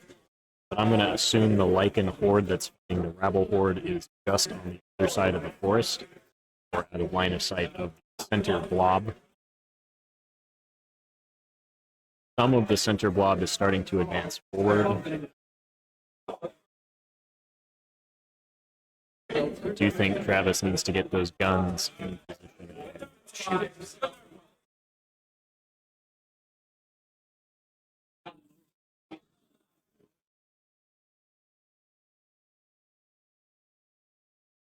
Purple wingets here about to shoot the Lycans.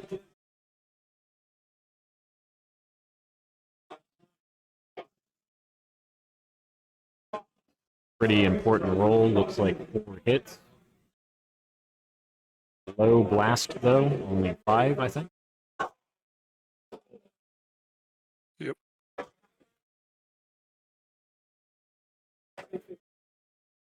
It's like 3 wounds. Not enough to put the Lycans in immediate danger.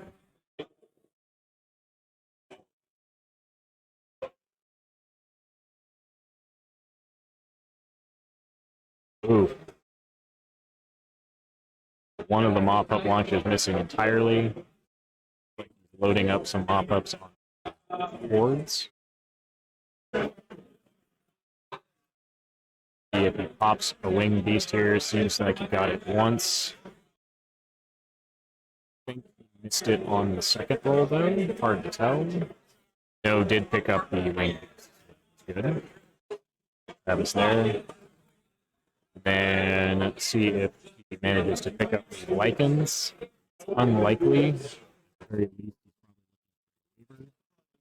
7, I suspect he won't do it. Winged blast there, probably the big reason the Lycans are still standing. Very low blast roll.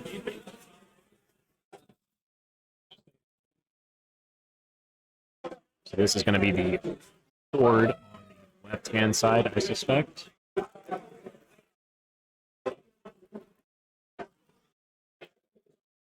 Fours here, which does help. Put 4 wounds, it looks, on the Lycans. So I'm missing a combat here. No. Only you're on the right 3. one.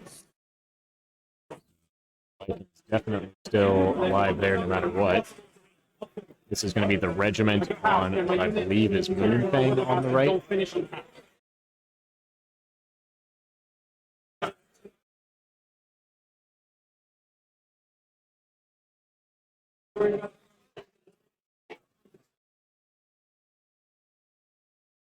One good thing is, I think that the horde at the top is fresh. I don't know that it was actually damaged. Well, man, it can't be because they charged in. The horde countercharged, so it wasn't wavered. But the Lycans have at least 2 dice worth of damage there. But they have regen, so part of that'll be coming back too. Especially Yeah. with how much regen was happening on the right hand side. I think my big question is, since I don't think he gets the Harpies in to assist, do the Lycans on their own pop it? Which they should have enough damage to do that. I suspect that there's no way that horde isn't already pretty beat up, and with Bane Chant available for the Lycans, which you may not even need depending on how bad it is, they should pop it. With Bane Chant alone, that's a pretty decent amount of wounds on average. At least 10. I suspect they were Bane Chanted last turn based on the position of the druid.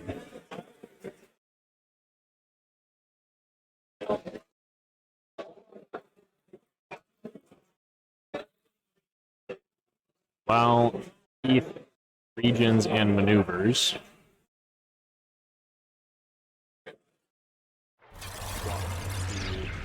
Stephen Hausnick and Jason.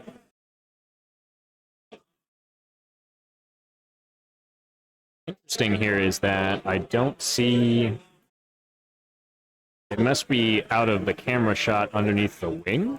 The wing general didn't engage his shooters. The claw shots are untouched.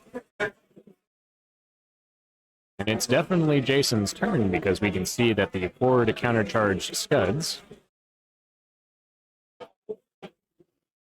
I'm not quite sure what happened at the bottom. Maybe I assume the character must have already used his Iron Resolve.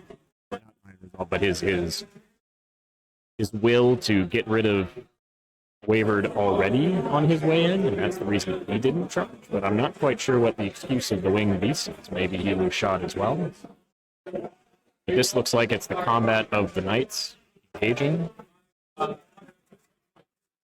Looks like they will pick up the horde of either rabble or warriors.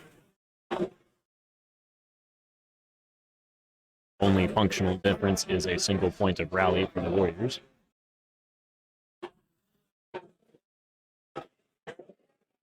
Knights have turned around. 7 wounds on them and no heal available in Jason's list, so I suspect that the war machines will come around the corner, the weapon teams will breathe, and the knights will probably disappear.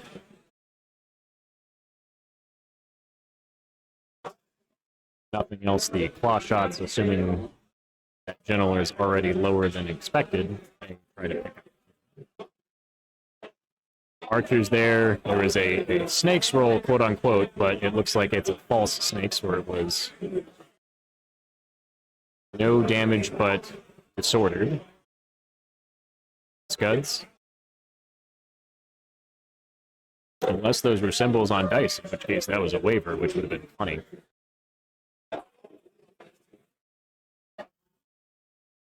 Downside of the archers countercharging Scuds is that that should leave the horde of rabble to effectively engage their flank. Has to walk forward and touch it. Flank.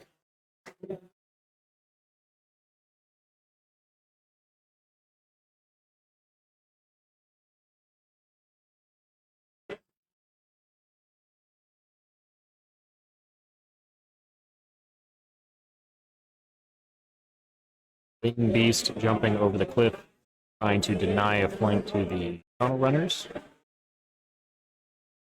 While giving himself as much option as possible. Looks like that's good for here.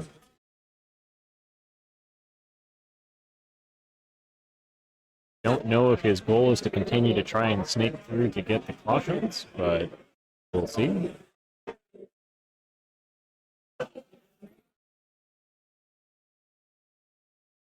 Hausnick's turn, he's advancing with tunnel runners.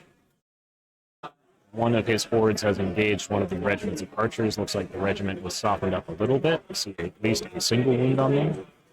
They will be hindered coming in as warriors, though, so they'll be hitting the 6s. Ironically, the archers will countercharge and be just as effective melee as they would have been shooting.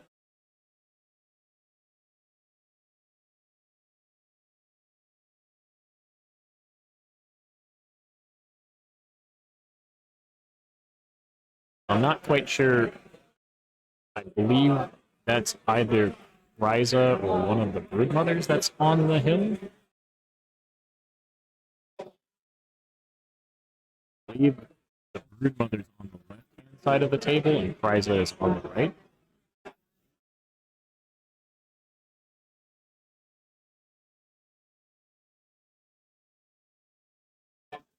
Let's is trying to see if he can scoot past the horde into the flank of the archers. Don't believe that's possible. Certainly not with the angles.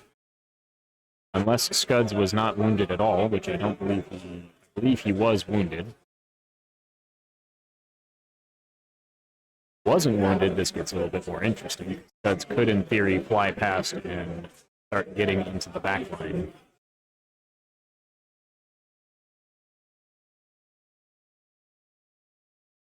Can see a number of units get picked up for Jason here. It's just a matter of how many. While they are sorting out their moves. Looks like the rabble horde in the top center was picked up by the Lycans.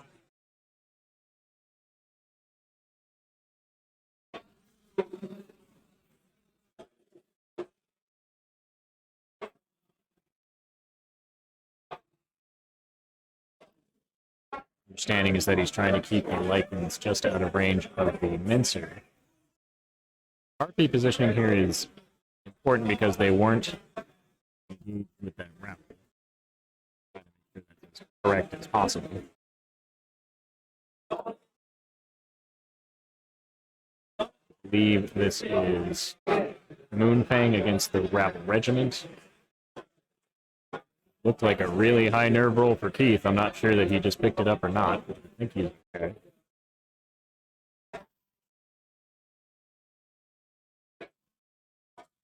looks like the Lycans on the right managed to regen and or heal down to a single dice of wounds, and the ones on the left also down to a single dice of wounds.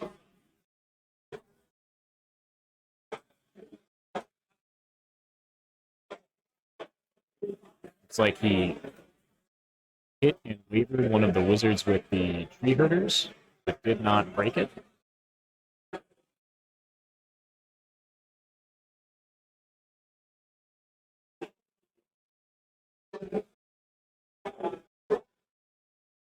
Moving up some trombones to get some shots in. Yep, he's got to pick up some scoring units here. Travis is in trouble. It's safe to say that Keith is currently definitely has a pretty good advantage right now. As the, Even like you said, win or lose, I mean, he still has to kill a lot, and I don't think he's really killed a lot yet. yeah, right now Keith has lost 2 beasts of nature. I don't know about the third one for certain. I think it's to the right of the Lycans on the right-hand side of the table, right on the board edge. Right. But So do you fly the Wingets over and let the Mincer go after one of those 2 things? so Keith is playing really well with his Harpies. So at the bottom, he has his Harpies positioned that if the Wingets do try to fly over, he could turn around, that he could rear them with the Harpies. Even though that's not a guaranteed kill, it's still grounding a Winget. Harpies can always just turn around and fly back when they're done. Right. Which is a great showing of the utility of chaff. Like, they don't always have to go forward and die. A lot of times you can keep them back and use them for board control. Or I mean, even just covering areas, like you said. It's like you said, it's not just necessarily marching, but it's if something wants to fly over, like you said, just grounding something. Yeah, And if, right. It does depend on what turn it is. This has been, I think we're on turn 4. If I get confirmation here in a second, but Keith has advanced fairly quickly up the left side. So we had 1, 2, 3. This may be 5, actually. Maybe bottom of 5. And if that's the case, that definitely makes it a lot trickier, because Travis needs to pick up, at the very least, the Lycan hordes. Or else he's not going to be able to score. That's the thing about the Wingets. They're great for positional, for last second token grabs, but they are only unit strength 1. So he can't just dodge around them forever and try to grab something last second if he doesn't kill enough of the big stuff. Right. He does still have the 1 rabble horde in the center, so he's probably secure on the top right, top center. Assuming he can pick up the Lycans with shooting the top left. He really needs to pick up the Lycans with shooting. So I think Travis has lost this. I think a lot of this came down to the shots connected but did not blast high enough, and that randomness the goblin shooting came back and just didn't do it this time. At least at first glance, that would be my assumption. Alternatively, and this may have been a mistake by Travis, he may have spread his shooting too far and didn't have enough of it concentrated.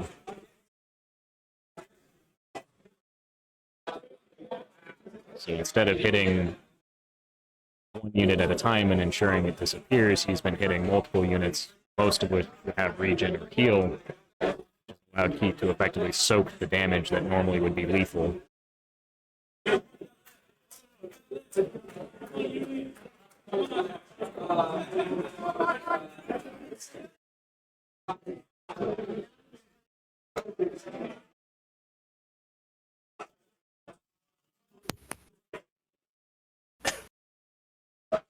I'm not quite sure if the plan is to try and contest Moonfang here. I think that's the goal. While at the same time denying charges as much as possible to the Lycans. And I believe the hope here is that he's going to... Yeah, his plan is to try and overwhelm Lycan horde with Wingets. Spirit Walkers can't pivot and march, so they can't quite get to the center token. Not that I believe they need to. They can effectively back up and be on a token. Right now, Keith has the upper left token pretty much secured, barring one Goblin Wizard standing in his way that he can effectively just walk through. Is there one or is there two up there? It looks like there's two individuals. There are two wizards still alive in the upper left, but there is a third wizard that is currently blocking the forest chandeliers. At least I assume they are wizards. Assume again the Bangets are probably still clustered in the center, mixed into the center. Lycans on the upper left taking enough to put them back into 2 dice range of damage.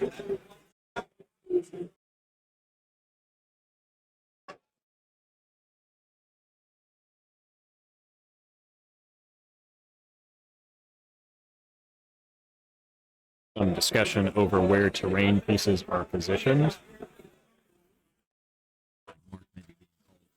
Also, while they're handling that, we're Steven and Jason. Looking here, looks like we're still on the same turn actually, and there's just been a mountain of shots coming up Steven. See additional wounds on the hero in the bottom left. See additional wounds on the knights. They look like they're at 12 currently. See additional wounds on the general on Winged Beast in the center. There's a lot of things that have been wounded here. Scuds looks like he's just pivoted and walked to get out of charge range of the knights. This will put him in range of all the cannons, but I'm guessing that Steven is planning to just hope to dodge cannons over attempting to stuck a charge of knights to the front. Don't know that I agree with that plan. I'm certainly far more terrified of 4 rounds of artillery into Scuds than I am of 1 regiment of knights.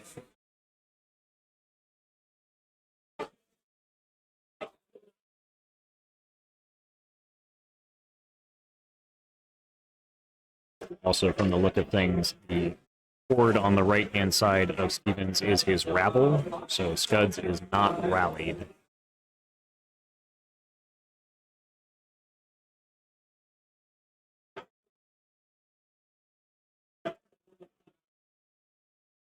Again, I'm not quite sure what happened with the general last turn. It's possible that maybe Jason just forgot. It being top table at that point, Steven declined to let him do it. I'm not certain. It is very odd that there were no wounds on it. Certainly Jason's turn.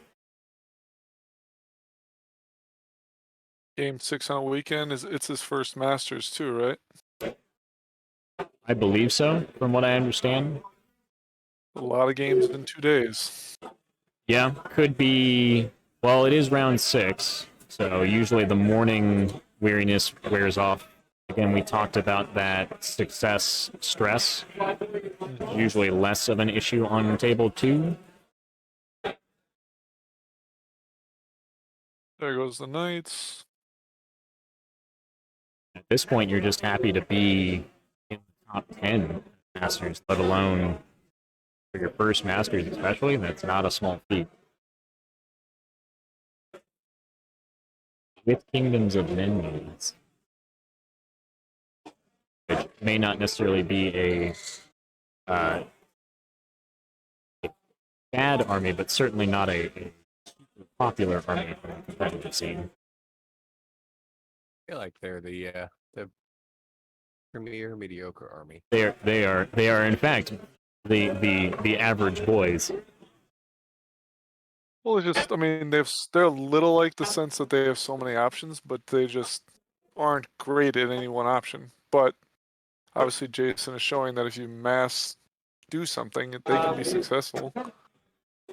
They're very efficient because they don't have any of the special rules. Right. If you're looking for just attacks and bodies, they're very efficient at that. Correct.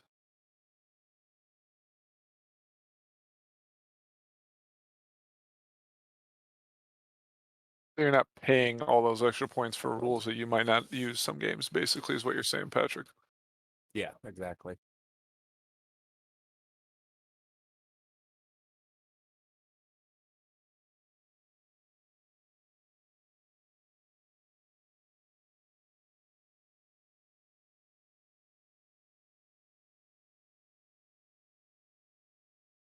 Getting some news from the other tables in the room.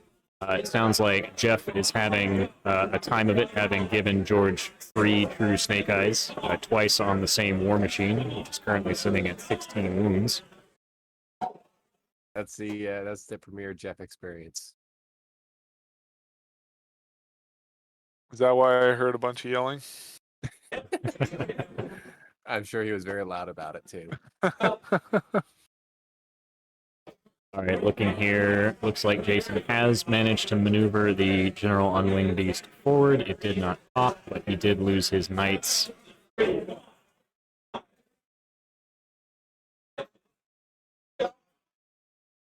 Has he turned this general around again? I generally don't know what's going on with this general. Looks like he's trying desperately to get... there must be objectives under one of these claw shot units that he's just trying to get. Probably, it looks like it's the center one. Yeah, the center claw shot looks like it has an objective underneath. So he's trying to contest that. Yeah, he definitely has one under that unit. So I guess my question is, why not just charge them? Were they... Well, he wasn't facing them initially, I don't think. Oh, so he flew over and turned around? Well, I think he forgot about, maybe potentially forgot about them, or was facing a different direction, and he pivoted looking away, like looking at the, what's it called? Gotcha. Those weapons teams, and I think he just pivoted and moved 10 and pivoted again now to, because he didn't have line of sight. Now I think he's thinking about doing, potentially is charging this hero in. I mean, he needs to, because he's gonna, that General and Winged Beast is gonna get lit up by the 2 claw shot units. Right. There's nothing better for them to shoot. Except maybe the other General and Winged Beast. So yeah, we'll see here. I like this positional play over here. He's trying to see if he can get the Knight Horde and the Knight Regiment and the Archers in the same fight.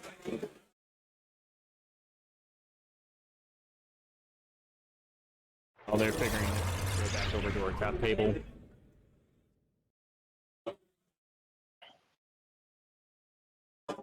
So, looks like Travis did manage to pick up the Lycans in the upper left. That's very important. That allows him to score the top left token, potentially. Not look like he picked up the Lycans on the right-hand side of the table, however. Though, in fairness... Regen them back down to 1 dice, it looks like. Yeah. That thing's been regenerating like crazy. I think the issue here is that, yeah, I really do wish Travis had his more concentration of shooting. The Wingets on their own are just not doing it for him today. Or would you have moved the Wingets up earlier? Like how he kept his first 2 turns. He didn't move that flank at all. He did need to, I believe, move the Wingets the first turn to get one more round of shooting in. I definitely think that was a mistake. But, admittedly, I don't think it's even the rounds of shooting. I think one round of shooting wasn't going to help, because what seems to be happening is the Lycans are just eating the wounds, regenning, healing, eating the wounds, healing, regenning, and so on, and so on, and so on. The output of the Wingets is just not enough to guarantee that unit will disappear when it needs to. Oh yeah, now I mean I don't think he was healing before, but now he's about to. I think he was healing the Spirit Walkers. Yeah. For the longest time, it's like, okay, I'm gonna sit there and cover, take all these mop-up shots, which they're hitting on 5s or whatever, and just heal them back. So it looks like Keith also, just from some of the positioning here, he's moved one Harpy back to the bottom, to the left side of the table. He's backing the Spirit Walkers onto the token at the bottom, and he's secured the bottom right with 4 unit strength. So unless Travis gets super lucky and picks up the Harpies on the left, which he just lost his one blocking unit. I can't imagine the Spirit Walkers won't overrun. They're overrunning 3 inches on that side. I think they'll be just out for now. Well, the other, They're blocking line of sight to the Harpies is the issue, and I don't think the Wizzes will be able to get around the forest to shoot them. the only thing is too though, if he holds up on the right hand top right, so you take top right, he has last turn. So if what's this face moves the Spirit Walkers to the middle token, Right. So the concern here is that not only does Travis have to win, what I think Keith is doing is falling back on the fact that he just needs to not lose big. So he's secured 3 tokens, so he cannot lose an attrition point to tokens in his current state. Assuming this is top of 6. and he just popped. What's it called with? Right, and this is assuming he doesn't just win it, which he might be able to right now. But if Travis manages to re-secure the top center, which he should be able to with his Menser, though they may have checked that, I assume he can march it past the difficult terrain there and get into range. Then Travis needs to basically, once again, has to shoot off the Lycans, gain the top right token, and then he marches his rabble forward and prays for no turn 7 to claim the center, and that scores him the win. But If he at this moves the one towards in the center, would he then have to back? Because then he's losing the one in the top middle. Because the Mincer moved left, oh yeah, Rabble moved down. he might be able to, and it depends on how far apart those tokens are. He could pivot the horde to get both. Right, and they got to be at least 12 inches. So It is mathematically possible, assuming he can get that pivot, and that would actually probably be one of the best positions they could get regardless, because it still puts the Spirit Walkers in the front. here we go. So in the theoretical turn 7, he secures one. At that point, they're fighting over the center token, so yeah, he's going to move forward. I imagine he's going to pivot. Well, I would imagine these 2 whizzes on the top left are going after the Harpies to try and shoot them off of that token. So he's trying to secure both at the same time, which should be possible as long as they're exactly 12 apart. There's 3. Good. So that's assuming he has the top right already secured. He still needs to pick up the Lycans for attrition. Right. It's a little hard to tell how much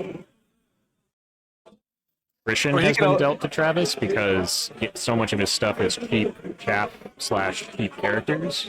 Well, at the end of the day, he can move the rabble up to get within 3 as well, I think. There's a fence in their way, so that gets a little trickier. Pivot, yeah, it gets trickier, but Yeah, but he does have 4 unit strength between the Wingets and the Menser. So, I think really what it comes down to is can he pick up the Lycans? right. And then he's looking to his path to theoretical victory here is if he can somehow manage to shoot the Harpies, which again, I don't think he's going to be able to get shots around the forest because this will block line of sight. You have the forest here, the Harpies are just on the other side, and then you have these 4 Shamblers here. And Oh, that's a forest, not a hill. yeah, exactly. So these 2 Wizards aren't going to be able to get far enough over here to get around. I think at this point Keith has that right token secured.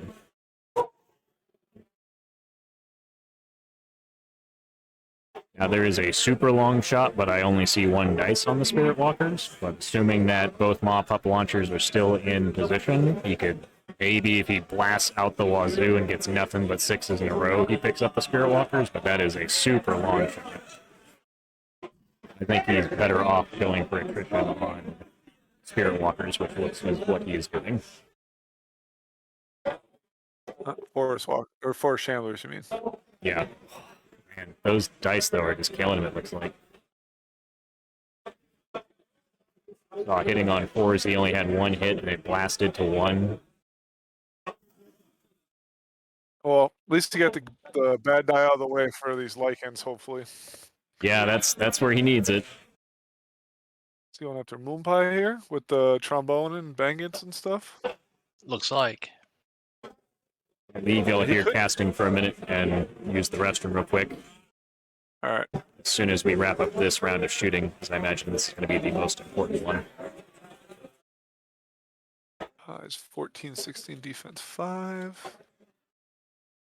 Assume this was blast roll first and then wounds. Is it only 4 wounds? Holy crap. Oh, maybe not. Hold on, let's see. Only 4 wounds from the trombones. Now he's got what? Bangits? I think this Yeah. is a wing it. A bang it. Could be a bang it. Not quite sure where his Did he bang get its are 6 positioned. shots? It's in between the 2 trombones, I think. Oh, I see. Yeah. Got 2 more wounds. Oh, on he's him. shooting Moonfang. I see. Not Yeah. shooting the lichens. At least No, not it's yet. Now he's doing the lichens. So 2, 3. Definitely a low blast again. Jesus. Very low blast. Travis's dice are killing him. Oh, but a Oh. possibly He's- better there. Ooh. Let's see. 7? And No, 7? Well, we're not sure if we have a turn 7, but at least 7 wounds there. That's what I'm saying. yeah, 7 that's over wounds. 7 wounds. That looked like a 4, so I think they're fine. And Ooh, No, that was a reroll. He had 7. His 6 is a tractor. okay, so he picked up the lichens. He didn't pick up Moonfang. Yep. But that was definitely required at this point. Mm, 7's definitely in favor of Travis, I think, if they roll it. But here's the 7. So it looks like the game is over. I think Nice Travis handshake. has the Great win. handshake. Well, they went over to hug. So Travis won the game. The question is going to be if he has a modifier on it. Yep. That's what's A required. lot of dead So things. he's got Moonpie for 210. He needs a modifier. So what? He's got 1, 2, 3, Plus Yep. Spearwalkers 4 versus 3. I'm going to let you add this up while I go use. plus 210 plus what's he got? 2 harpies left. No, all 3 harpies are still alive. All 3 harpies, Yeah, So the spirits and all 3 harpies, right? and then and Moonpie Moonpie, and the and I- Shamblers. and I think one of his beasts of nature too. I don't think his. Where's the beast? Oh, down in the bottom. Down the bottom right with the 2. So plus 205. I mean, he's still got 1,000 points left on the board at least. Okay. And I don't think Travis- Travis has that much left. He's got the He's got- 3 he's got 3 wingets, all 3 trombones. I think he has all 3 bangets. 1 horde, both mincers, and 2 whizzes. 2. You said all 3 bangits and 2 whizzes. Yeah. Let's just assume it's one of them's the boomstick wizard left. got 2 mob pups as well. And 2 mob hubs, yeah. Yeah. I mean, I don't think he's gonna have any modifiers. Yeah, Mhm. it's looking pretty close. Yeah. Wasn't one of the tokens on that hill? Yeah. Or so he's got 4 tokens to 3. 3. Which Well, is no modifier. No modifier. scenario. Okay. Right. And then it looks like the I mean, assuming what we just said on what's left on the table is correct, the attrition difference is only 150, Right. which Yeah. would mean that Keith is the U.S. master. That's And I believe crazy. the first U.S. master to win with without going undefeated too. I'm not sure. Yeah. I think every other one has gone undefeated. Who did he lose to? He just lost to Travis. Oh, that's right. He just lost to Travis. Duh. Yeah. It's Sunday morning, fellas. Sunday morning. That's crazy.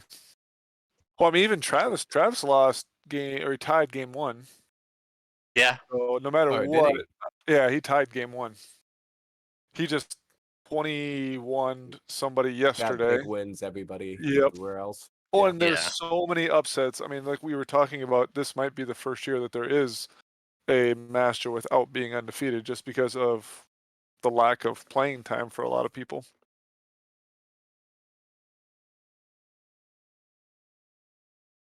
Keith seems to have played this game just very well. He knew what he needed to do. He knew he couldn't. Like Matt mentioned, sitting back, but I think that would have been a wrong decision with how much long range firepower Travis had. Yeah. Well, I mean, the other thing is too, you will look at this game and the last game, he was on the exact same table, deployed the exact same way. I mean, he has some slight adjustments as far as how Playing on just the because of same table twice in a row definitely helps. I think just the ever so slightly minuscule advantage. You especially kind getting of the same side. the angles a little bit better then. hmm I mean, what we ran, Keith, he was on table 2 first game. Yeah. And table 3, do we record him? So he's on one of these 2 tables again? Or is it game 4? It was game. No, maybe he was on game 4. Yeah, So I and mean, then he was on either 1 or 2 at that time. So this might be like his 3rd time playing on this table. right. And I know today he is, because I was noticing that earlier, that or when this game started, I was running around with my wife and I was looking, I was like, he just deployed the exact same way almost on the exact same side. I was like, oh, interesting. But I mean, it makes sense with all of his speed to not be stuck in the middle. True.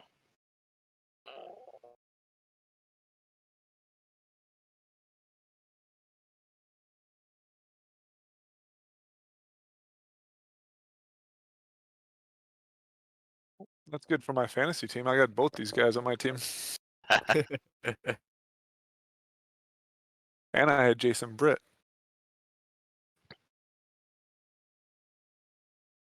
I sound like a fantasy football player at this point. Like, I don't care about the wins or losses. I just care about how my team does. So, it is a 14-7 Travis. Travis did not eke out a modifier. We did the math on what we thought was left. It looked like the attrition difference was only 150 points. How are the other tables looking? I might have missed if they were finished or not. Hold on. I think someone tripped over one of my cables or something. I'm not quite sure what just happened.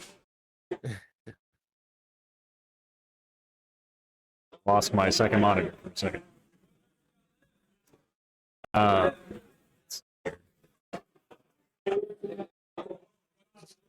Or the second monitor just died. It is definitely older.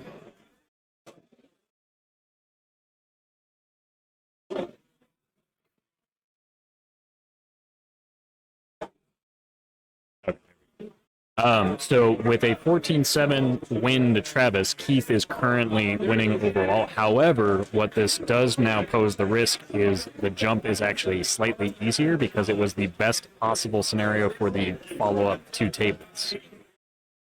George O'Connell is apparently doing pretty hot, and if Hausnick takes a 19, so it's not even a 20 now, it's a 19, that would jump. Wouldn't a 19 tie? There is no additional round after this. This is the end of the event. However, again, there are still tables playing, and there is now a better shot even for the follow-up The lower tables tables to jump up. Which I think would also be a Masters first. I think the winner has always been on top table. Right. There's also some believe so, follow-up yeah. from that actually, because it's such a minor margin, it opens up more tables to potentially get a blackjack and straight by. So it's not over yet. How close is George's? Let's see table? the other table, since they're still playing. Oh yeah, we're switching back over. I was going to ask you to do the mobile cam for George's table. I don't know that I'll be able to get us that close. Try my best here in a minute.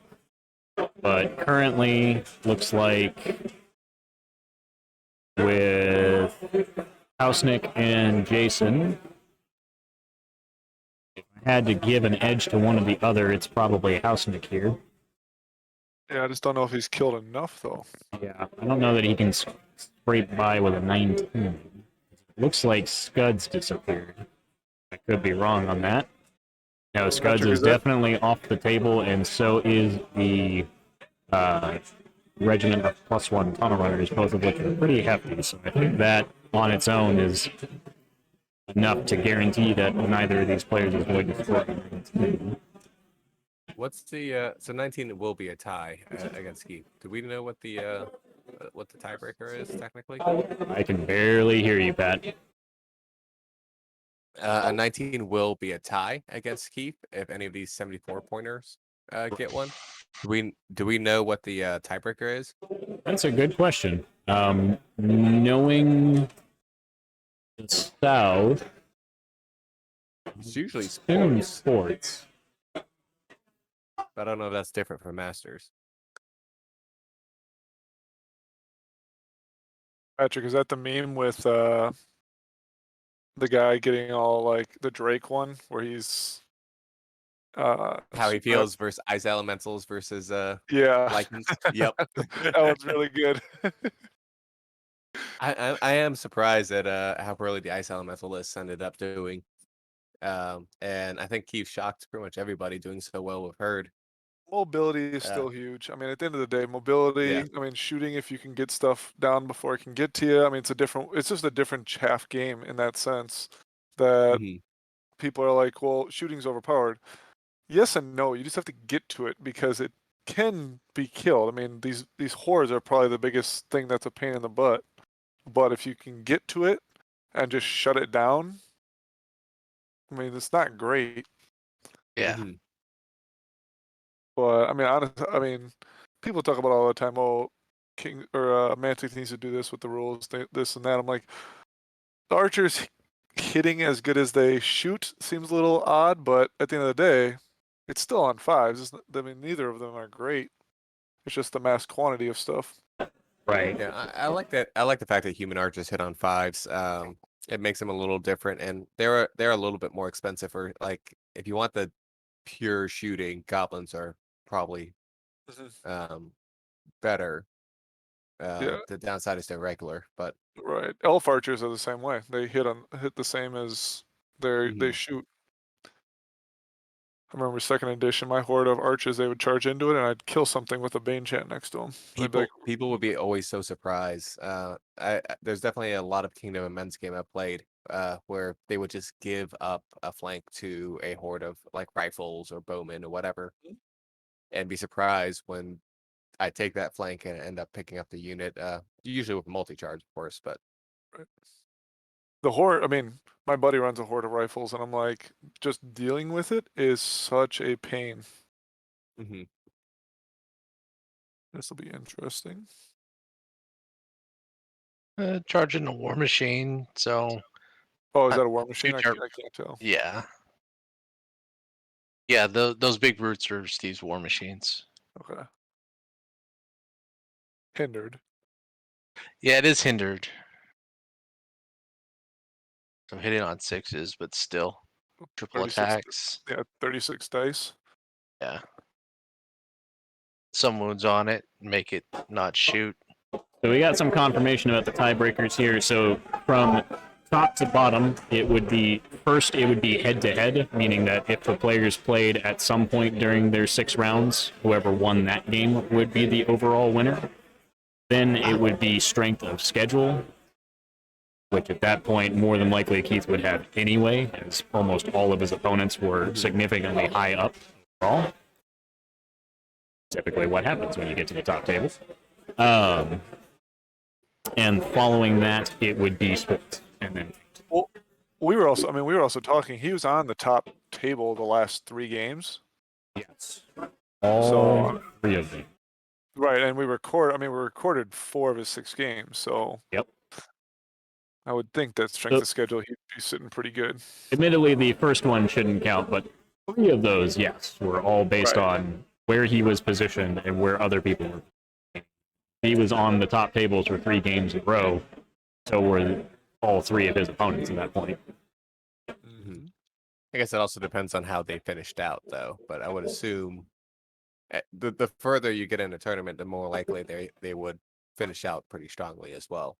Well, even I mean, I'm looking at going into today. He played Grant Feder first. He's sitting at 19th. He played Travis. He played Jeff. Who was his second round? Who did he play last night? Second round was Jeff O'Neill.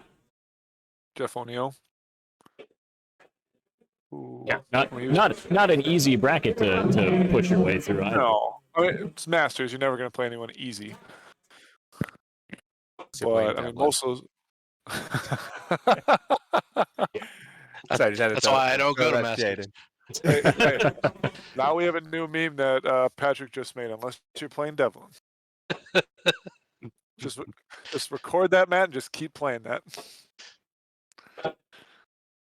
I'll see what I can do here once we get finished this game.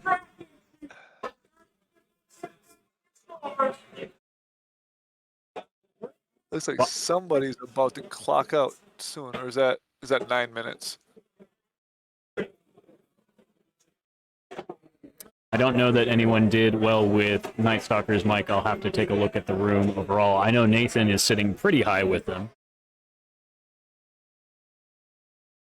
Certainly in the top half. Jeff Radigan was up there. He was in the top 16 going into today. Yep. Chavez actually snuck all the way back on the top tables. Well as Brad McKay. Don't know who won between Brad and Dustin. If I had to guess, probably Dustin, but I'll find out later. That would have been an interesting match to see, like Turbridge- a practically mirror match to see who, whether the Frost Giants or the Dire Fangs or Frost Fangs were better. Right. Turbridge is currently playing Nathan within the top 8, so both of them are doing well. I mean, the Corey thing is like, playing whenever Keith you're doing Brandon. your power rankings, looking at whoever went into the last round is often better than looking at the actual final standings. Right. Because a lot of these guys, they did well in the first 5 games, and then they just beat up on each other in the last game. So you're gonna see a lot of these guys drop out of the top 10 or 20.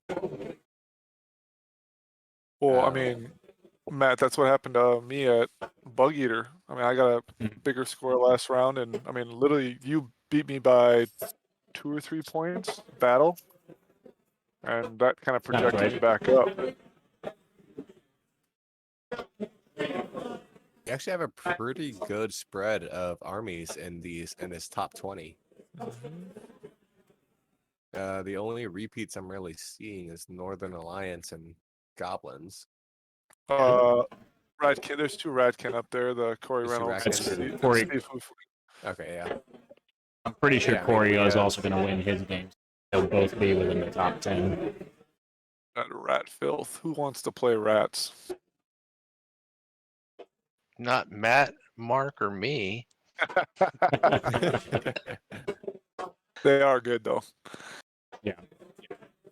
Well, apparently the secret recipe is claw shots. Well, Well, What- yeah, we knew that. did Sean play those? I mean, how many of those did Sean play at Bug Eater? Matt.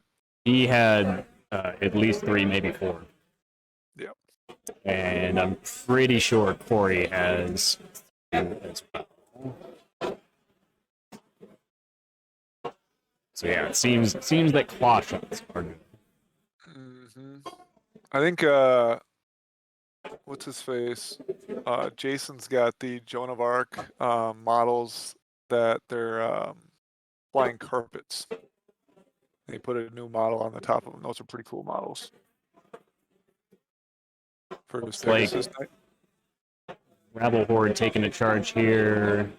I guess that's Ryza that got engaged, or is it a weapon team? I'm not quite sure how he's using his Those brutes are weapon teams. or weapon teams. Those are his weapon teams. I guess he allowed it to get charged Yeah, just to But- deny a flank. I think so. Maybe he just didn't. Maybe he thought he could barbecue the archers off on his own. Who knows? We missed Well, that looks like one. He wavered it either way. Right. Looks like it only has a single wound, though.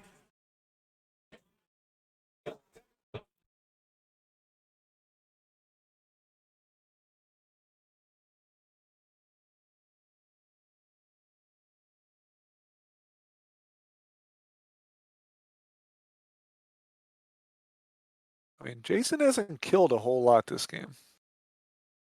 He's killed the demon spawn, which is big points. But Yeah. Many fall in the face of chaos, got but not one this rebel one. horde, Not today. killed 2 warrior horde, or 1 warrior horde and a regiment. So I only see 2 hordes, and he said that's rabble on the right hand side. Yeah, it is rabble on the right hand. Warriors on the left. Warriors on the left.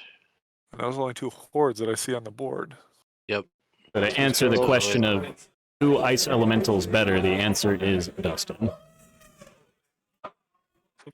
Alright, so he killed tunnel runners, at least 1 horde of warriors, 1 regiment of warriors. I think he's got all 3 weapons team, or 3 weapons teams. I mean, All on 3 of those are still alive. It looks like. yeah, Mutant rat fiend is on the left. Is that it? I think the mutant No, rat the fiend's mutant dead. Ratkin's dead. Yeah, Okay. that died. I think Jason has a pretty commanding lead in terms of attrition points here because I don't see almost. I think the only things he's lost are the Knight Regiment and one of his generals. Where's the other general? I think He's lost he two. killed one of the generals. No, there's one right above the forest here that Okay, Steve that just is- pointed at. Right, One okay, that that's Hausnick is currently pointing at. I was gonna say he's killed most of the expensive stuff. I mean, he's killed 1 horde of warriors, 1 regiment of warriors, the mutant rat fiend, which is 220, the tunnel runners, which is 245, the demon spawn, which is 345, and I mean, so The issue here is I don't think he can score enough attrition points through objective. Like he'll get attrition through points difference, but I don't think he'll be able to get a big enough difference without also getting an objective modifier, and he's not going to get a 3 objective leave over what Steven has left. no, but I'm talking about Steven being able to get 19 or 20 is more what I'm looking Oh, at. Steven no. won't get it. No. Steven's losing Right. right now. Steven's going to lose in attrition. Attrition, but is he gonna win on the objectives? That's tough to say because those whizzes up at the top, they can come down and claim objectives. Sweep in, yeah. Oh yeah. So there's one on the left that they'll try to jump in on, assuming he doesn't lose that Archer regiment on the left-hand side. He can sweep in and potentially score that one as well.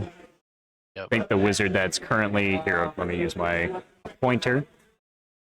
This wizard here could turn 90 and fly here and probably be within enough to score it.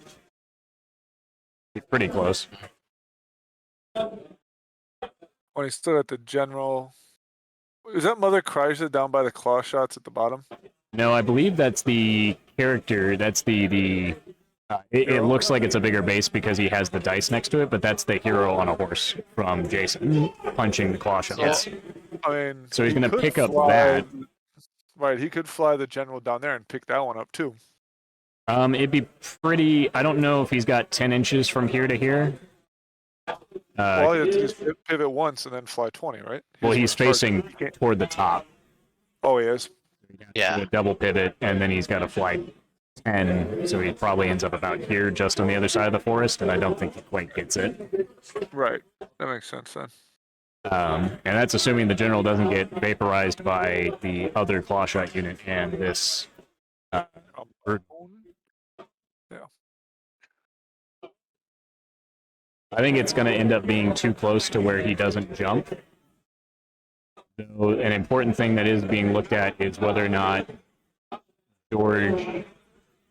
It looks like they're discussing the points over there to see how well they did.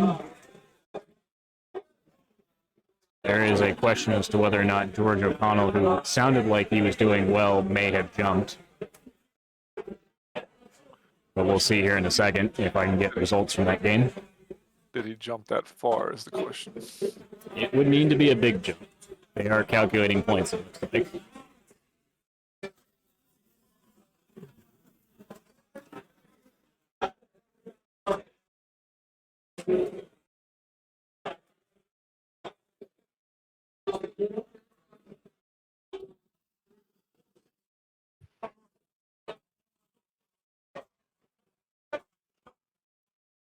So a third dice added to that archer regiment. This will get picked up at this point. Looks like he's positioning in such a way as to prevent anything from coming within an inch of that token if he can, And he shut down the general. or to see if he can side shuffle around. Yeah, it looks like he's realized he's going to have to walk the 6 inches and then pivot to try and grab it. So do you take one of those and just move them in front? Like one of those wizards or whatever? Yeah, I mean, presumably he moves one wizard in front to prevent it from reaching the objective, and then the other one just on the objective. Though he does still have to deal with the fact that there is a broodmother that could turn with nimble and march and test. Yeah. And burn them with lightning. Yeah, depends on what turn. I'll see if I can get us a number there. Looks like it's 6 on their dice right there next to it. Yeah. One he just moved next to. You Yeah. can see it better than I can then. It Right looked like before he before moved. he moved. Yeah, before he moved. Oh, I I can see. see I it. see.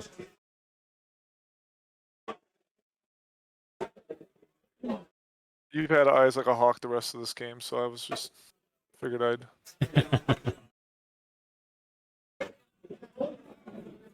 Where's I'm just glad that the stream, from what I've seen, has been mostly pushing through it at least 720, if not 1080. No, it's been good. I mean, very little bad. Are you using the hotel Wi-Fi or the live unit? We've just been using the hotel Wi-Fi. Have not used the live view the entire time. Nice. Though admittedly it is the fancy hotel internet. So Oh, is that like a premium one? yeah, supposedly. Gotcha.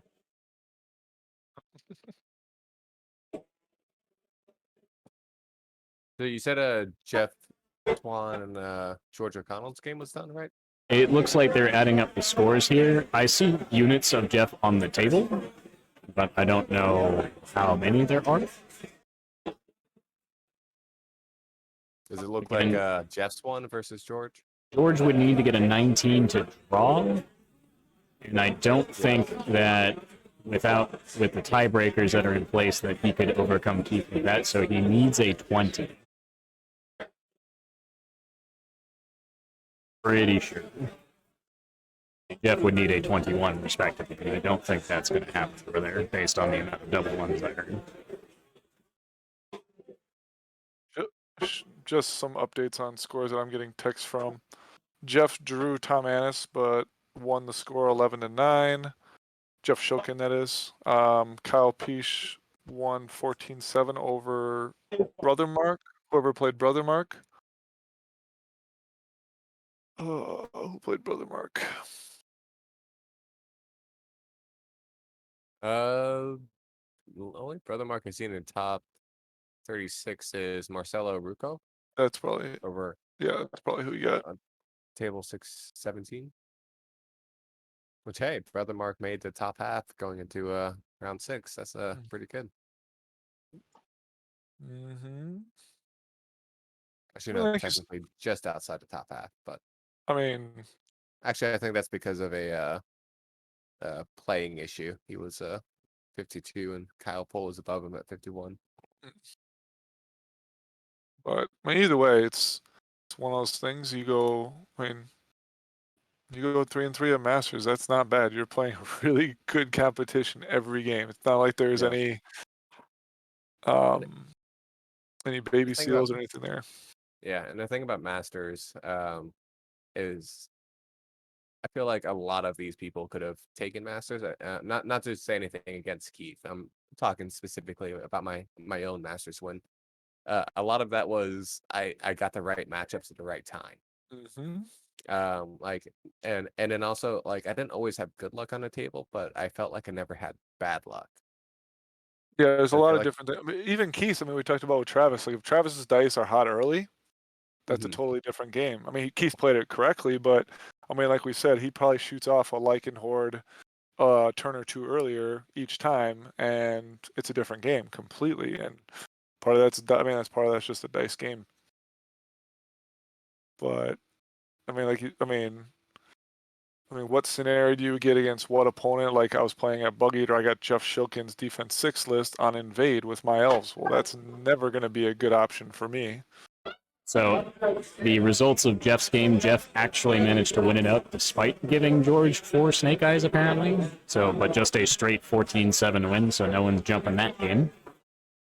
Which leaves us down to Jason and Hausnick here as the only possibility. But again, I don't think even with the losses that Hausnick has taken, that there will be a big enough attrition swing. Jeff would win a game where he Snake Eyes 4 times. I think Jeff is the king of the small win. Like he'll still beat you, but he won't. A lot of times he won't beat you like super high because his dice will only score 4 wounds on a flank with a Kraken. Mm-hmm. Also, Pat, you're quiet again. Sorry, I'm also throwing the toy for my dog, so I was further away from my mic. There we go. Make sure the dog is entertained so you can do what you want. So once we're wrapped up on matches, guys, what I'll do is I'll get our camera in position so we can record the awards ceremony. That way people watching at home can see us. Best painted, best sports, best region, master, and paragon, as well as all the other awards we have.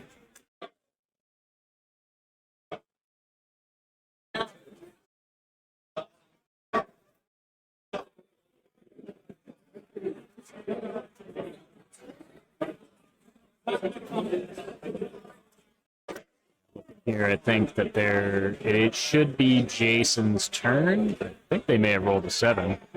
Not quite sure. Well, Steve did move guys, so I think they're doing a 7. It looks like Steve still got 5 minutes on his clock too, so he's got a little bit more time. Jason looks like he's got 2 minutes, 2 or 3 minutes.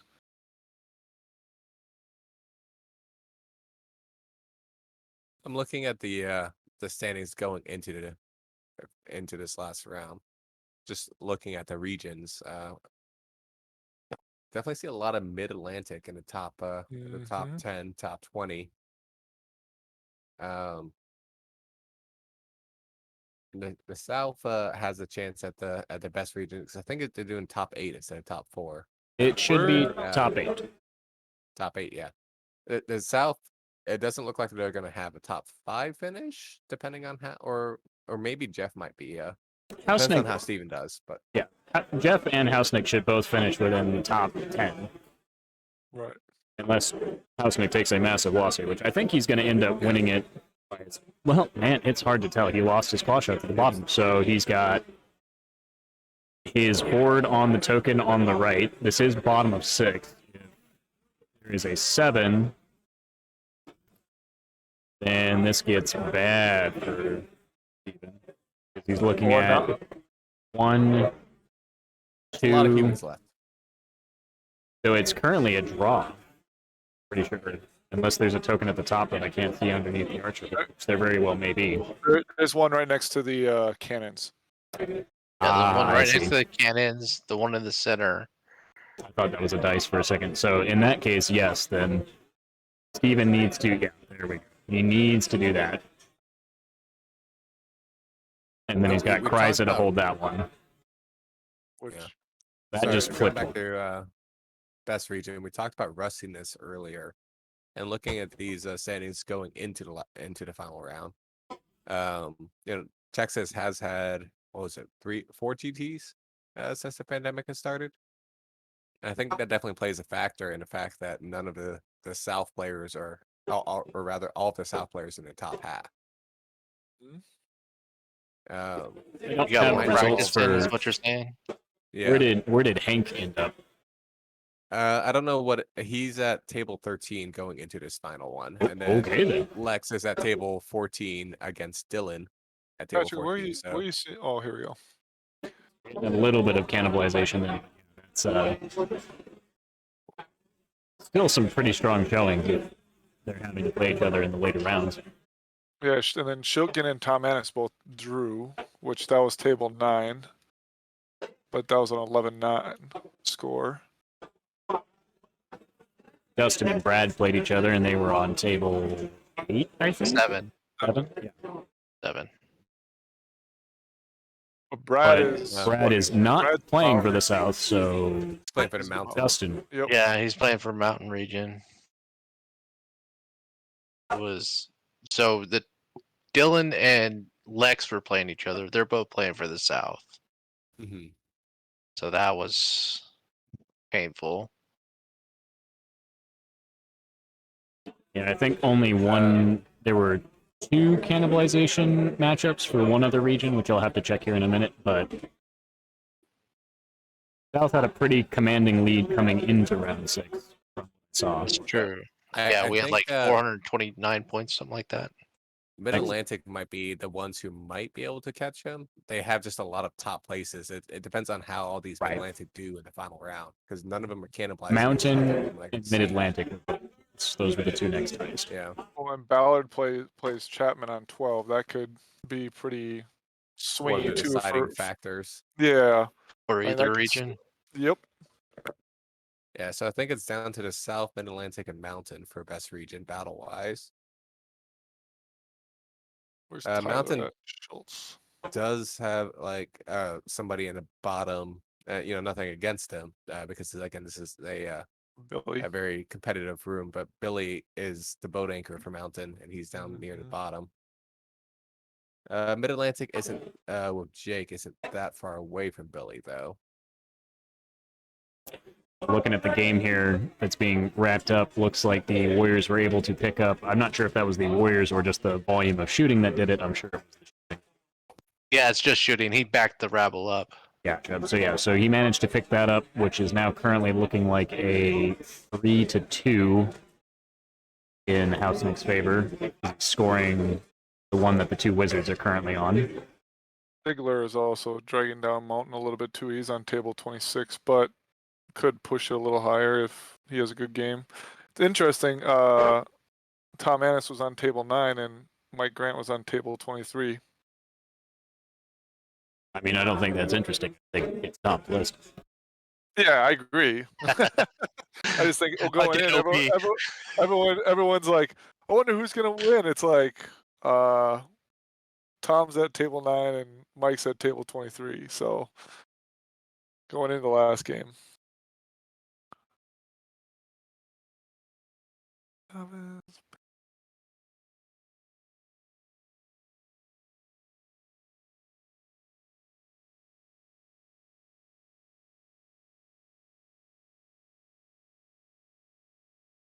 Donnie has struggled big time.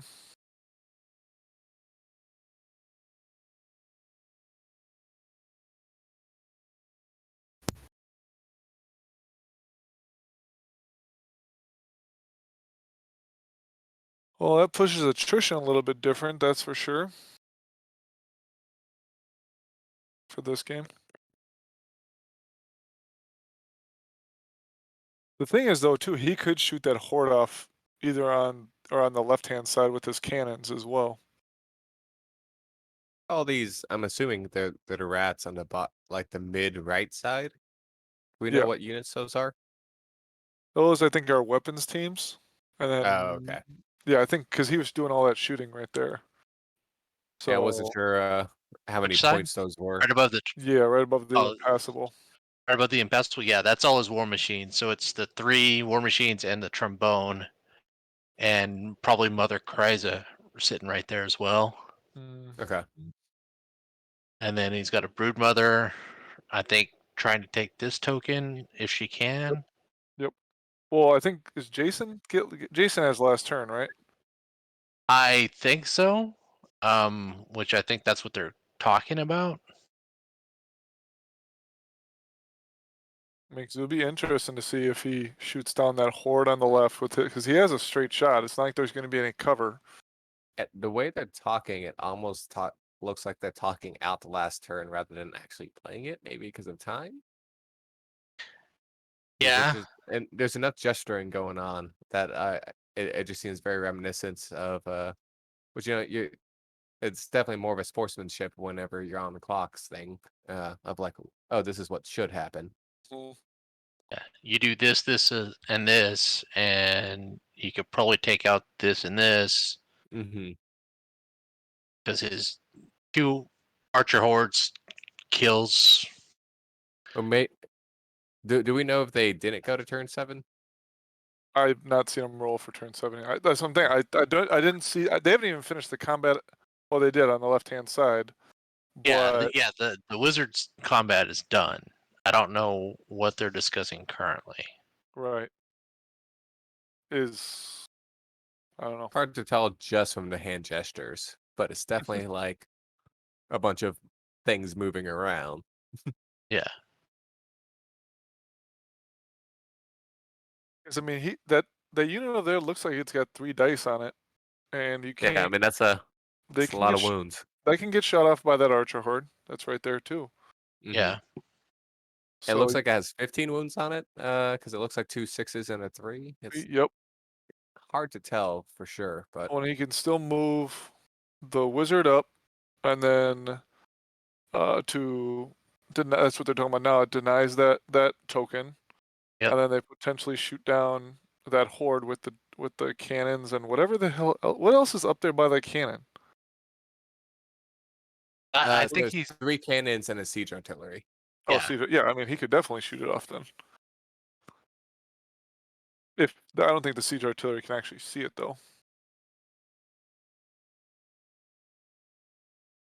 Are they just talking about? Oh, the game must be done.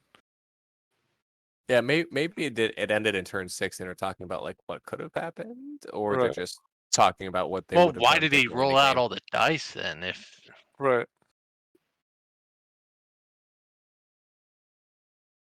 A little confused with that pickup and move. But Yeah, Well, and move that back. was they're cleaning that up. wasn't necessarily a legal move, so they must be They're cleaning up. talk.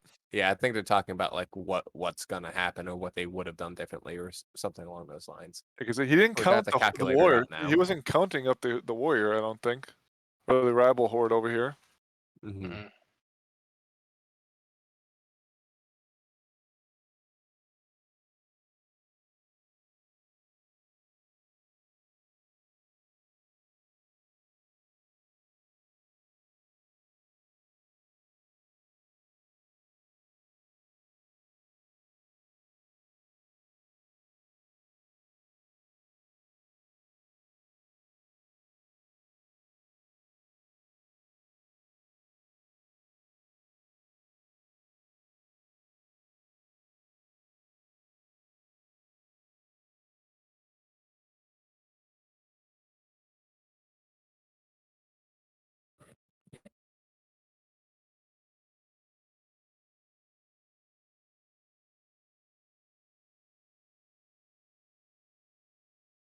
It's Steve. I think Steven did win, didn't he? 1, 2.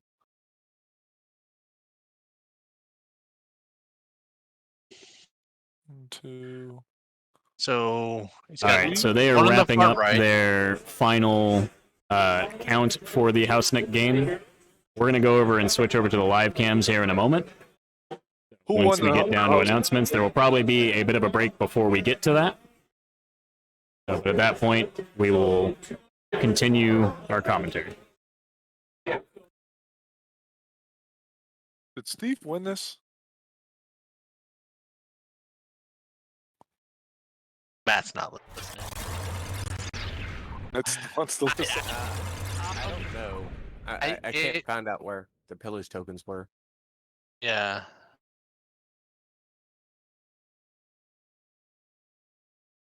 I mean, the way that they moved them, it didn't I didn't understand the backward movement of the horde. I think they were talking about from the turn before, like if it would have ended at 6 instead of it ending during 7 or whatever, and he charged it in. Oh, okay, Like how that would have changed the ending score potentially. true.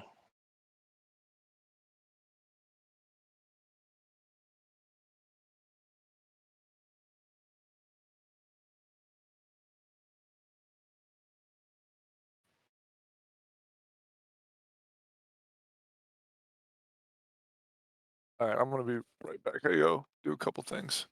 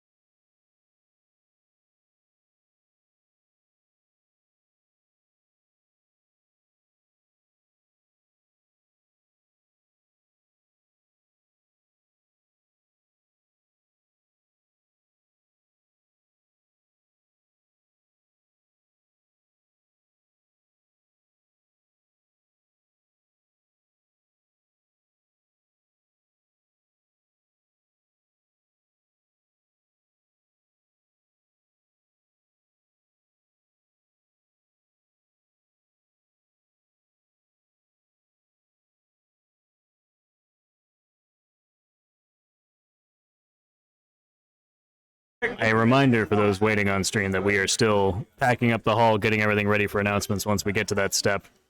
Mostly just keeping the stream up. I could run a break screen if I wanted to, but I figured y'all would at least enjoy seeing players walking around and people you know.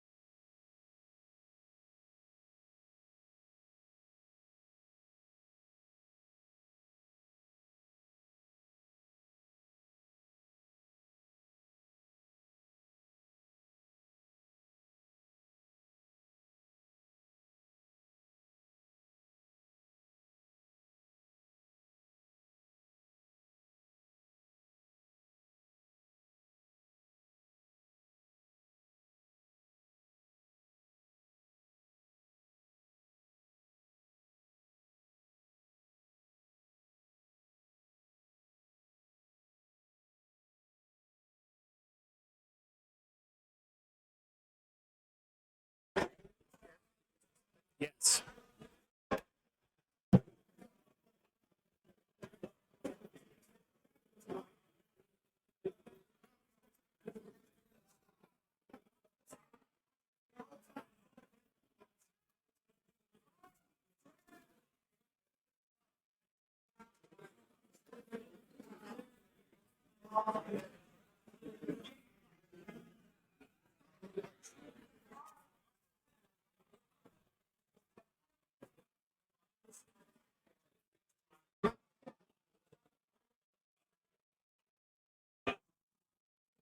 Guys, it's going to get a little loud potentially as we adjust some mic settings so we can hopefully pick up the awards.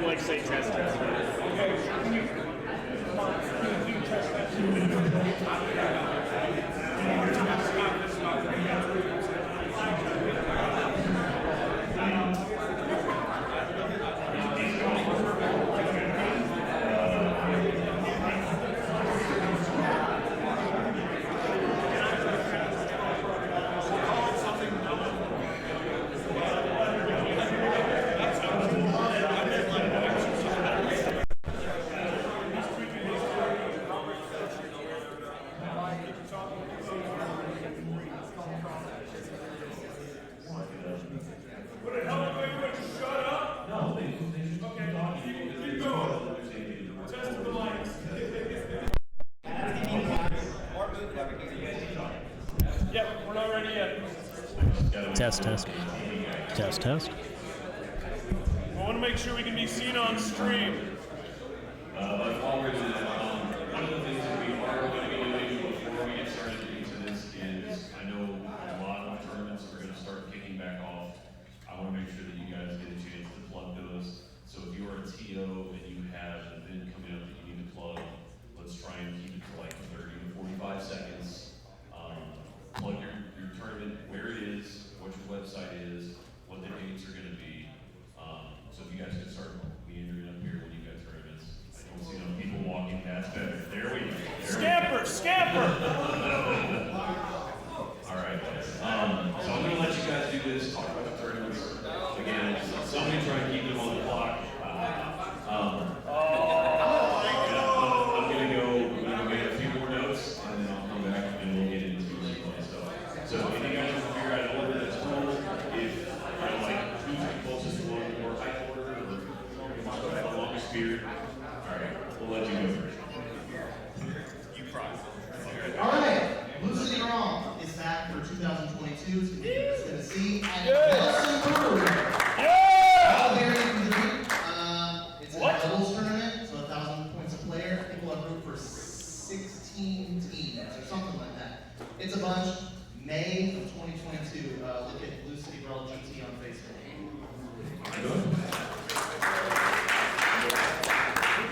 So the battle programs we'll be having are inaugural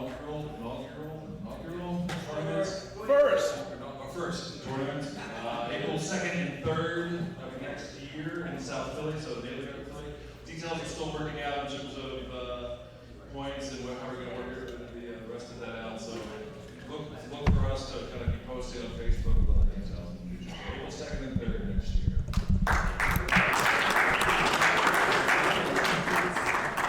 Dojo is going to be doing the Samurai Showdown again for our second year in a row, September 18th and 19th. It's going to be by Littlefield Airport here in Dallas. I know you just flew down here. Please come back. I've got about half of the seats are still open, so go to dojogt.com, sign up, and let's have some fun. So I'm representing for representation of Rashad today. Sorry, I couldn't make it. No, Brenton, you'll do great. You're doing wonderful. Cast your minds forward to February 2022, February 19th. Your state is freezing, or your state isn't freezing, but you still need a vacation. Southern California, Riddle of Steel, Conan King Tournament, run by the best people, and me, just garbage. February 19th, 2020.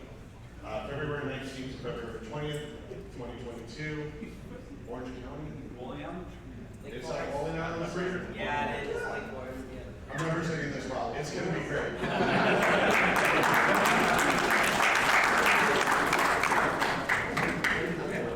All right, September 4th and 5th, we're going to have the Iowa GT in Des Moines. It's Labor Day weekend, so that Monday we'll have off, so party right during the weekend and have a day of rest. 2,300 points. Each table is going to be themed around a different location in Mantica and be controlled by good, evil, or neutral alignment, and that will change the course of the tournament. There will be a cookout Saturday night, and if you are short on cash and you don't mind crashing with somebody, we'll get you a room for free if that's something that you want. You can check us out at iokw.com or anything else on Facebook.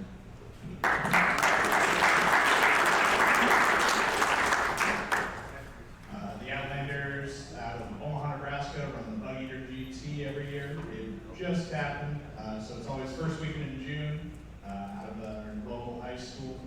We have a big cookout, great time, lots of fun. I know it's 11 months away, so if you need any more information, just shoot me a message on Facebook. My name's Adam Allen. So I'm Corey Reynolds. I run the Crossroads GT in Elmira, New York. It's in the middle of nowhere, upstate New York. Many of you from Masters were there last year for Masters. So this year, Crossroads is actually always on the last full weekend of September. This year we are doing a departure. We're doing a singles event. Typically we're doing 4-man team events. So we've got 56 people signed up for Kings of War already. So we've got a few more slots for anybody that wants to attend. Next year, we will be back for the 4-man team tournament, so we get a lot of people traveling in from around the different regions. Again, that'll be the last full weekend in September of 2022. We'll be back to the 4-man team tournaments.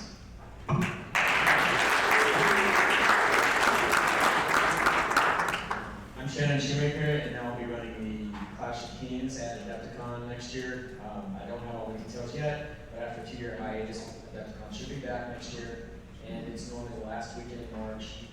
Point size will probably be somewhere between 1995 and 2250. We'll get all the details up on Adepticon.org. Usually, signups are right around Thanksgiving time to sign up for the tournaments, and that's when most likely will packs and everything. So, any questions, let me know. Thanks.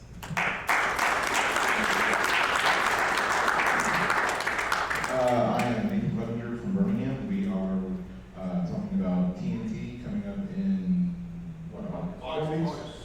Yeah, 4 or 5 weeks in August. It may still be full, but supposedly there's a rumor we're going to get some more tables for that. So definitely hit up and abuse Quinn Smith on Facebook if you don't know him, and beg him for a waitlist spot. Additionally, we have the Forge going on Birmingham in mid-November. It's a very, very straightforward event. We'll probably do 2,200 points this year, and it's no crazy scenarios going like that. Just come play some things more every time. Thanks.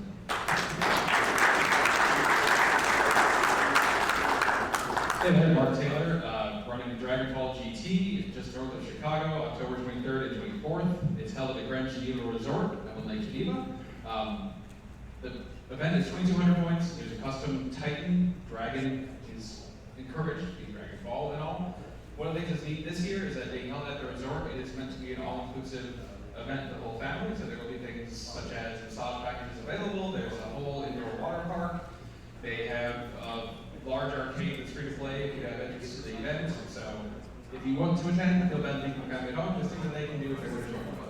So it's a whole charity organization. Everything is right offable, I've been told. I'm not a tax person. But yeah, so October 23rd, 24th, Dragon Ball GT on Facebook or dragon-ball.com is the website.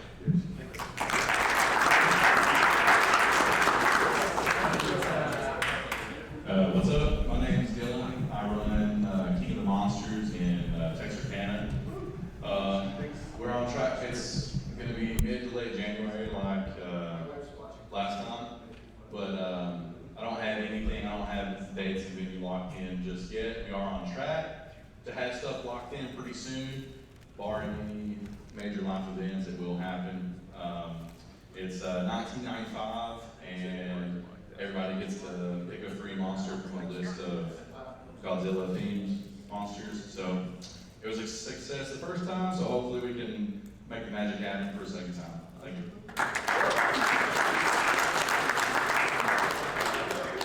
I'm Keith Conway. The Pizza Jesus Invitational Online UB event will be happening in February or March. It's a charity event. All proceeds will go towards animal rescue shelters in West Virginia. Last year we raised almost $10,000. We're hoping to meet that amount again. So look for posts from Jesse B from Canada and I after the new year. Thank you.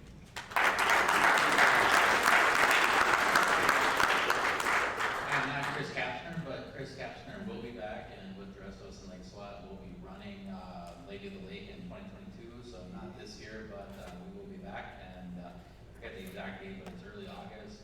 We move Minnesota, camping, band, everything. Lady of the Lake will be back, of course.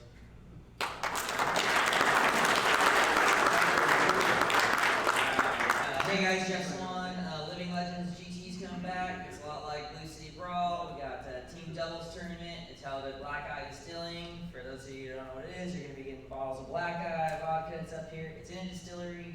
We have room for 16 people. The only thing that comes up is if something goes on between now and then. 16 teams, 32 people. Sorry. If anything happens between now and then, they can't host us for any reason. I have enough room to host it at my house. We'll still do it. That was the fallback last time, except for COVID, and everybody was a little worried about stuff still, so it'll still happen. Details are just on Facebook, Living Legends GT, or it's the first weekend in December. And if you have any questions, you can just DM me directly, Jeff Swan, easy to find. Right.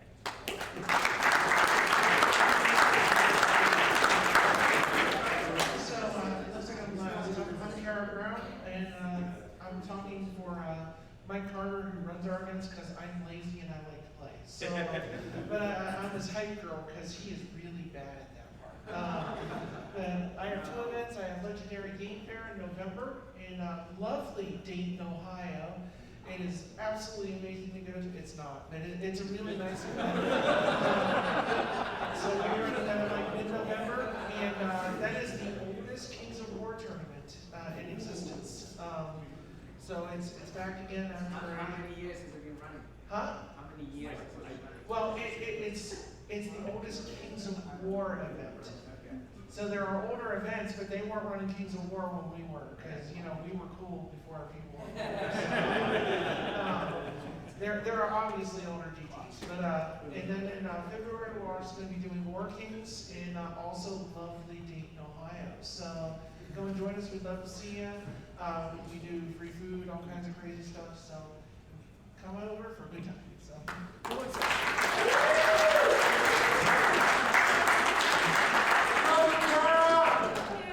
Hey everybody, I'm Greg, not Mike Crossing. I do love trash though. I'm here to talk about Harvest of Souls, which is run by the Unplugged Gamers, our club founders over there, but he was too lazy to come up. November 13th and 14th in Connecticut, 1995 points because it is the superior points level. We will also run our signature Unplugged GT sometime in the spring next year. We don't have details yet, but you can go to unpluggedgamers.com, you can listen to Unplugged Radio, and you can find information in those spots. Thank you.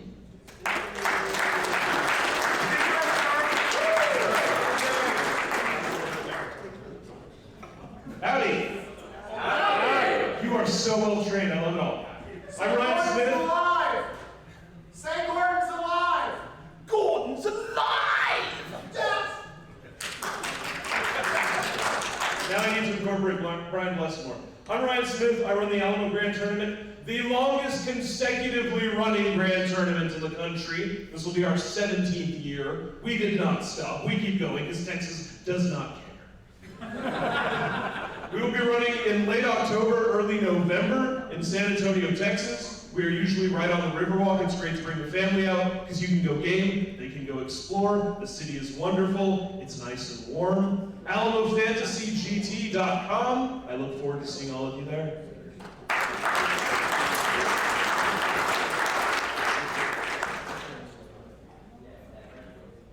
All right, I'll close it out. My name is Mark Cox. I run the local GT, which is a lovely venue that you're sitting in right now.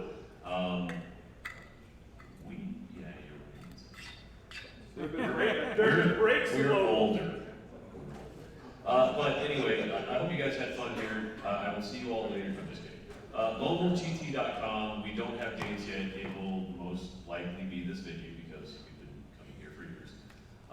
It's typically one of the premier tournaments in the United States. We have people that can fly over when there aren't lockdowns. So people like to come in from the UK and various other areas. So a lot of fun, a lot of room, a lot of shenanigans that happen here. Hope to see you guys here in April next year. So that being said, we're going to change gears and we're going to get into some more of the Masters stuff. That's why we're here. That's why we play the games. Before we get into that, see, I tease you. Such a tease. We do need to address a couple of things that were pretty significant that happened this year. One, there was a global pandemic, and a lot of us didn't know whether or not we were going to be able to get through and do a lot of the things. Even this event was, in theory, at risk, just because we had no idea of what we were going to be dealing with in a couple of months, let alone half a year. So planning stuff like that was really weird and stressful and interesting. But I really appreciate the fact that you guys are willing to come down and share this event with us and do some normal things for once for the first time in a year. So again, thank you for all of you who came. For those of you who know, we were asking for vaccine status on a voluntary basis. It was not a requirement. 84% of this room was vaccinated, so that was the 64 players. And the 4 or 5 staff, so 58 out of 69. So again, thank you for all of you who volunteered. hear that. It was 69, dude. We also suffered some loss as a community, and this is going to be a nice segue because a lot of the stuff that happened this year is kind of themed around Jesse and honoring his memory and doing things the way that he liked to, do. He loved this game, he loved you guys. It was a lot of fun to have him, and it's a lot of fun to celebrate it. So I think, Billy, if you just want to come up now, we can do a good segue here, if you're cool with that. I don't know if you've got words prepared or what you want to do. Sort of. Okay. We're gonna choke through it. Make it up, that's what we all do. All right. How many of you guys have seen a room full of nerds cry? You're about to. Not a single person in this room has not been affected by Jesse, either directly or indirectly in some way. The last time I spoke to him on the phone, he asked me to do a favor. He told me he wasn't doing well. And he asked me to make a gift for Kyle. You come here, check this out. He asked me if I'd make him a pizza Jesus on me. And so me and Felix and Gibney and Dan Kamek, if you guys want to stand up, and they did a lot of work helping us out. I'm probably forgetting people, but they did a lot of work. We pulled our resources together. We bought a couple things. We scrounged our bits boxes, and I unfortunately placed it in a really stupid place, so now the camera can't see it. But Kyle, come on over here. So this is your pizza Jesus Bethlehem.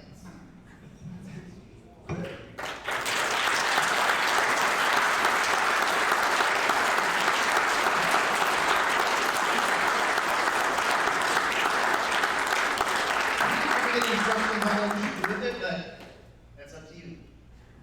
Oh my God. I can't tell you how good the guy is. I mean, we all know.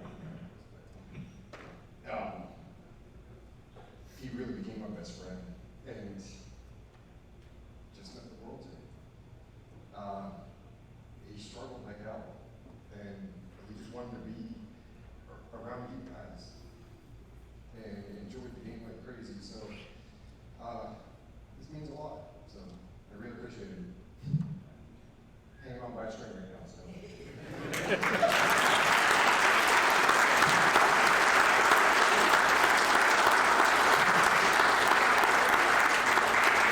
I don't think this is very good, but it's.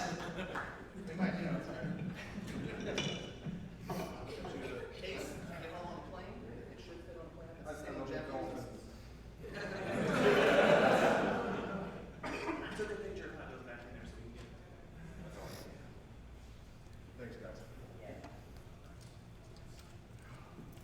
So in following that, not that one could, but one of the things that the Masters Council sat down and kind of discussed was, Jesse was a proponent of sportsmanship, and he won a lot of sportsmanship awards. So we did end up modifying the sportsmanship to be a memorial tournament sportsmanship award for him. So it's now the Jesse, or you can call it Jesse or Best Sports, however you want to call it. But Ryan did some cool stuff with the trophies if you guys get to take a look at it. All right.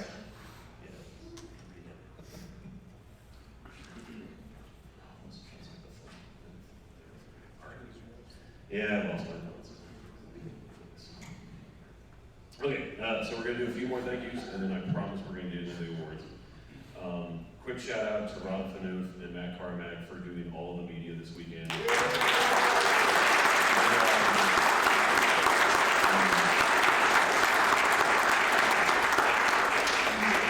Literally recorded hours and hours and hours worth of work. So again, thank you guys for being able to make this more of a global event. I gotta think that the regional chairs that work with us, from all the different areas, you guys have been great in keeping us moving and keeping things planned and getting good answers out of your teams and making sure that your teams are on point. So again, thank you to all of my peers on the Masters Council.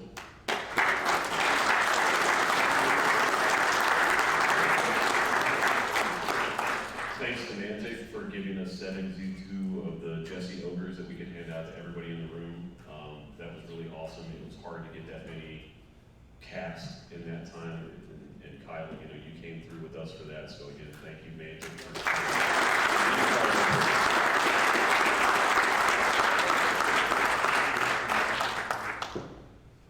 All right, I also need to thank Aaron Chapman, Jordan Lawrence, Todd Serpico, and Ryan Smith for providing all of the terrain that we played on this weekend. It was phenomenal.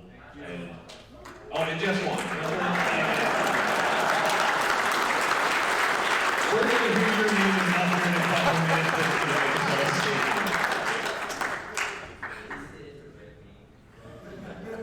Ribbed for her play. Turn it inside out. Be selfish.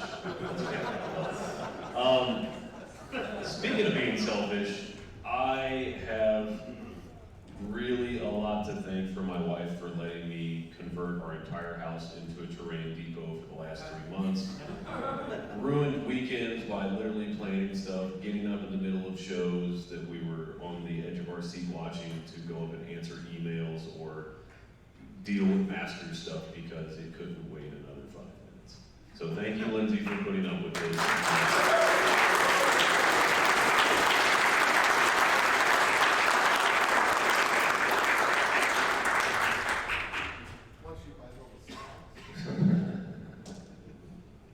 It's like, they can't hear you, I can hear you. Good enough. All right, so if these individuals could stand up, we're going to go through and name off the best performing member of each of the different factions. So for Salamanders, it was Dylan Murray.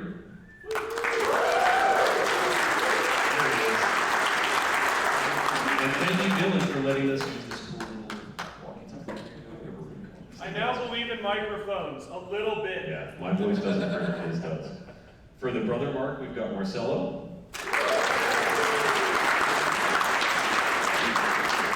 Private Realms, the Hope Smasher, Mr. Garrett Mercier.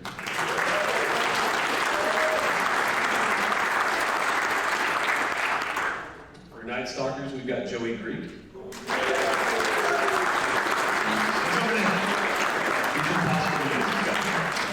Stealthy! Empire of Dust, to no one's surprise, Adam Ballard.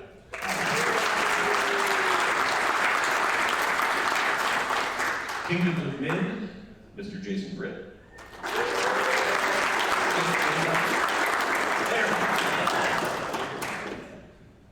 The only elf player, Keith Randall.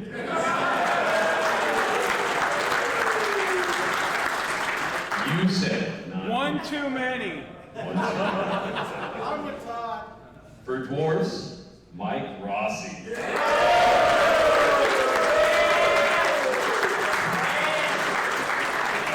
League of Gloria, the fighting Frenchman, Julian Lesage.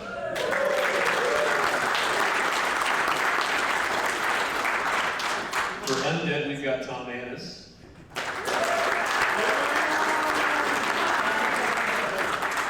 Abyssal Dwarves, Jeff Shulkin. Forces of the Abyss, John Vanas.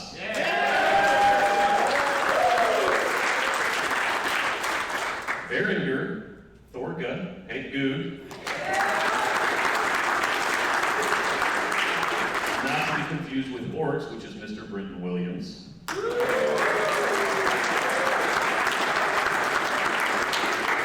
Radkin, Mr. Stephen Housnick.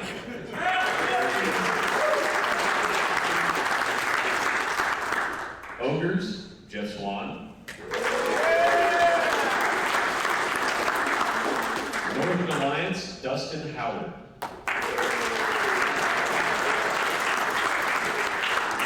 Close, Felix. Coming in for the herd, Keith Conroy.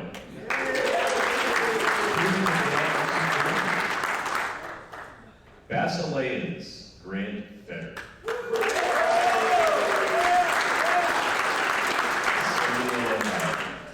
Were there Basileans?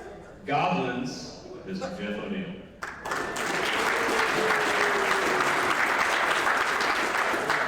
Alright, we gotta do the team awards last, because that's what everybody. Yeah, that's what matters. Alright, another fun award.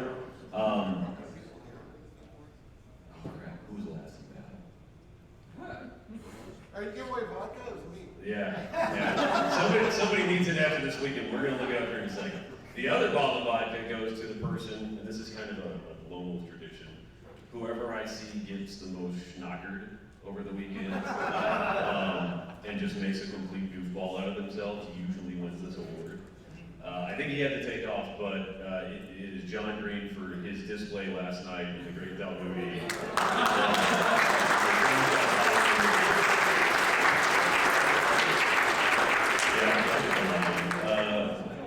Why don't you start with the appearances? Sure. Yeah, it's yeah, it's looked at it now. Too many things. Too many papers. I don't know why I have this microphone. Oh, there's a stream. I need to work for the stream. We got this. All right, I'm Ryan Smith. I'm best painted. I've won it a couple of times. I've judged it a lot. So this was single judge. I walked around, I think, 8.5 hours looking at all the armies.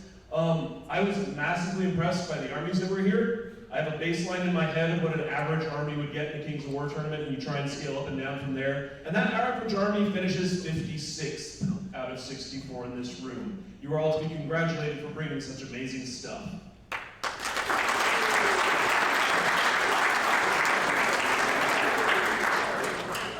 With that said, the third place for best appearance at the 2021 Kings of War Masters goes to Jeff O'Neill.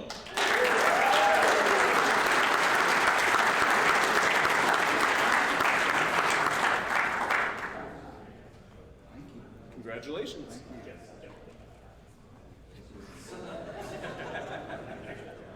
Second place goes to Mr. Brenton Williams.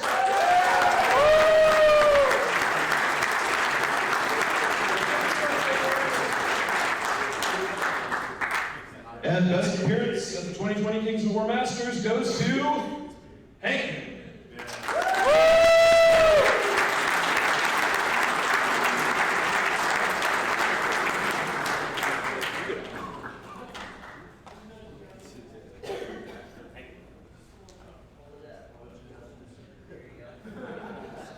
And for those wondering why these trophies look so much like not other trophies, they all started as sheets of pine in my garage. Did you bleed on these this year? I did not bleed on these this year. There may be other fluids on them. So maybe it was fortuitous that John was not able to accept this other bottle of vodka because we actually had a tie for last place. So now John, we have the bloodiest generals, John Blakemore and Felix Castro. Come up against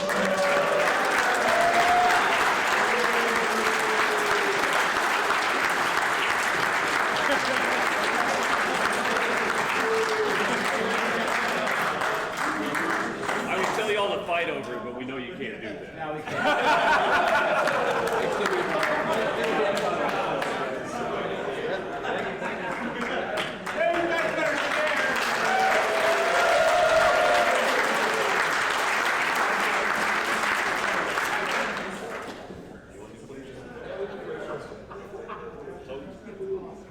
Next up, we're going to do Player's Choice. For this one, we did 2 rounds of voting. First round, everyone voted for the one they liked best, then we narrowed it to 9 finalists who got more than 1 vote. And then we gave a second round, and the results changed, and it was surprising and interesting. This award is fun because I get no say in it. As a paint judge, you want to control everything. You don't get to because players are players. And NETO can tell you, players are going to do what they want to do. So third place, Player's Choice, Mr. Hank Yoon.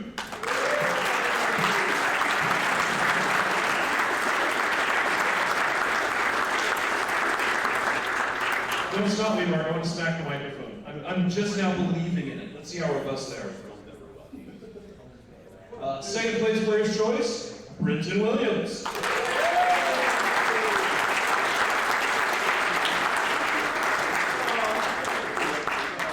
Sorry, my wood was digging in your back. Don't be sorry. Expected. And Player's Choice this year, I cannot read your handwriting. Bart Kohler.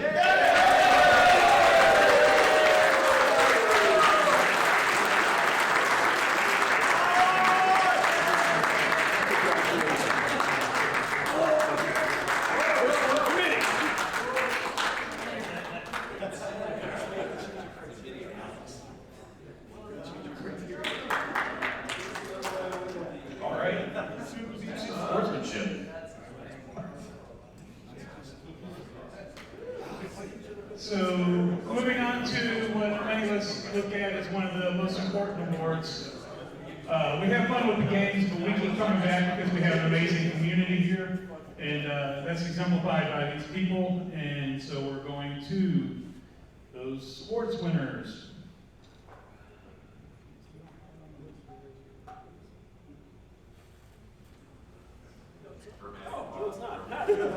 Just be helpful if it was on my list. We can make this up too. Oh no, because we figured it out. We're like, oh, we'll come back to that later.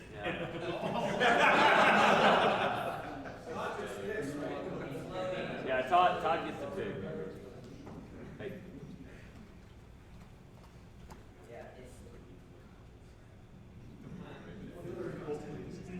We're filling stream content. I don't have a hot tub. You need a bouncing ball. Right.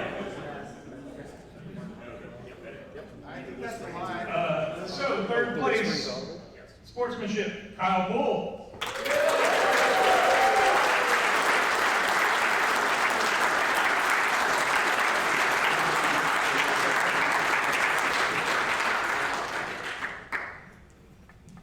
Second place, Chris Murphy.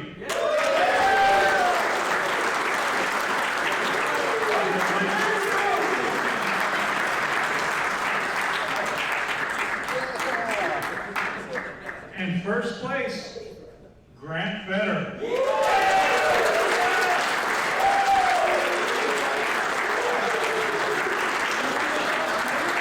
Told you we call your name.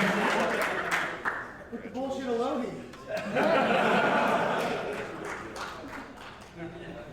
Thanks, guys.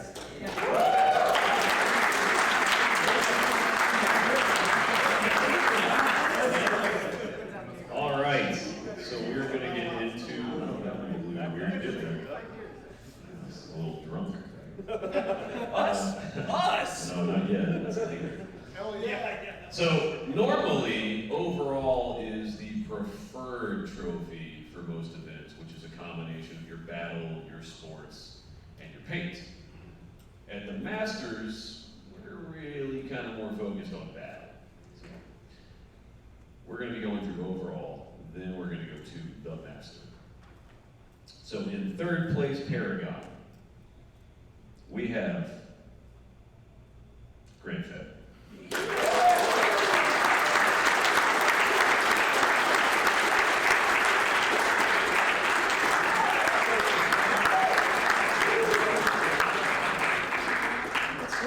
Question was done. You can give it back if you don't want it. Second place Paragon, Mr. Dustin Super Beast Howard.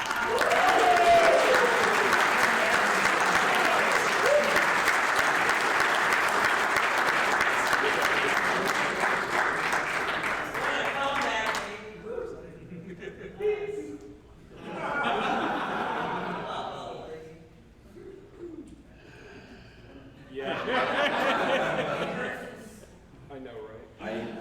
I may just pick a different venue so I don't keep giving it to the same damn bastard. Your overall Paragon, Jeff, Ego Doug, Francis, Swan.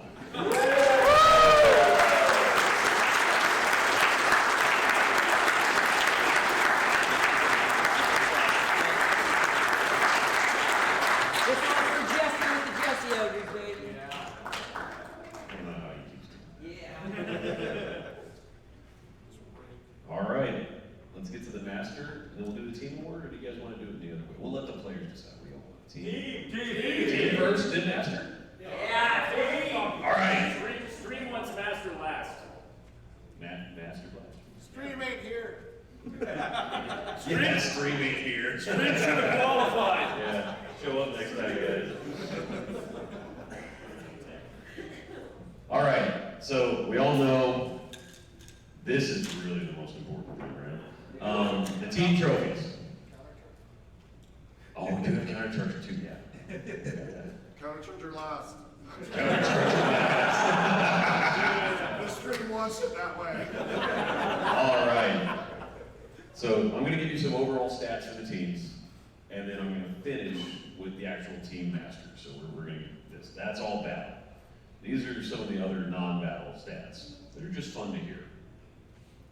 So with 1,857 points, the Pacific Northwest, and that's their overall combined team score, all 8 players, paint, sports, battle.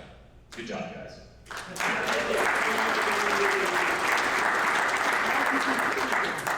Edging them by about 40 points is the Southeast with 1,893.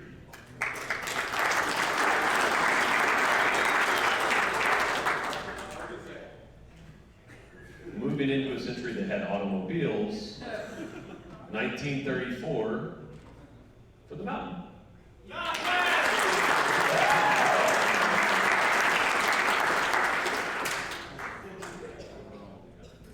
1936. West Coast.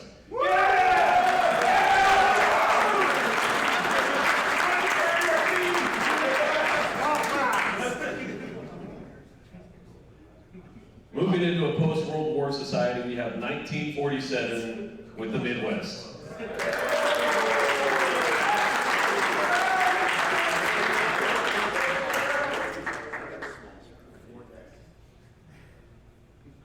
Jumping into a future that has smartphones.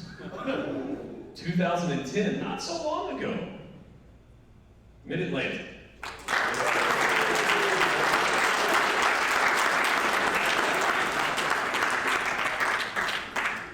So these next 2 teams are only differentiated by about 70 points. Which when you think about when we talk about in years, it's not that much. It's like a grandpa. 2026, Northeast.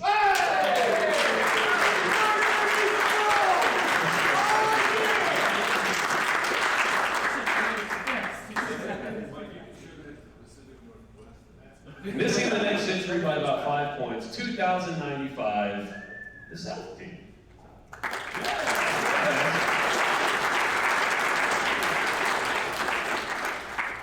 Now I want you to keep that in mind as I read through this next stat.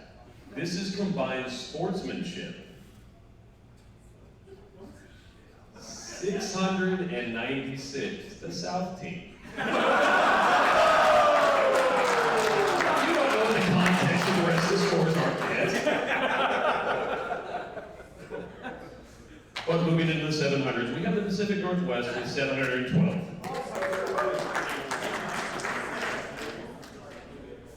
719, the Southeast. We're getting nice.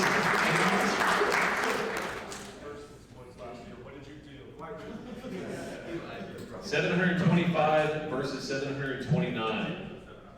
One of them is the Midwest, one of them is the Mid-Atlantic. Who do you think had the edge? Midwest. Wrong! It was the Midwest! 729.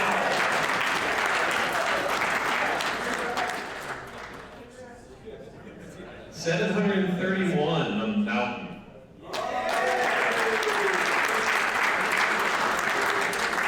Now I know what you guys are doing. You're doing process of elimination. There's only 2 teams left. We've got the Northeast and we've got the West Coast. Let's go, West Coast. One of them had 737 points. The other one had 748 points. You guys gonna have a nice off over here?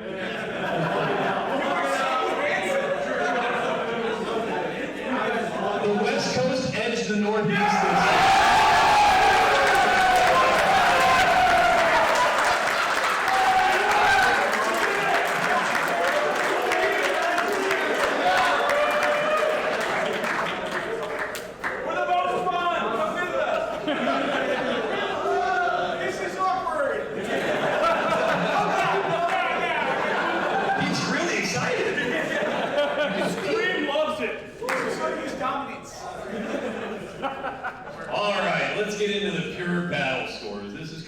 8 players, all the battle in the world. 464 the West Coast. There's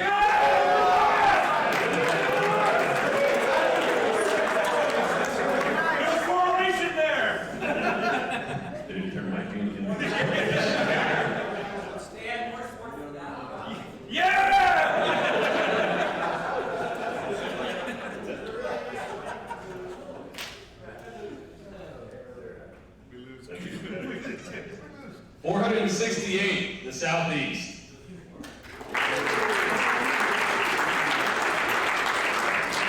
496, the Midwest. I'm not laughing at you guys, I'm laughing at what I heard. Clap for them. 497, the Mountain. You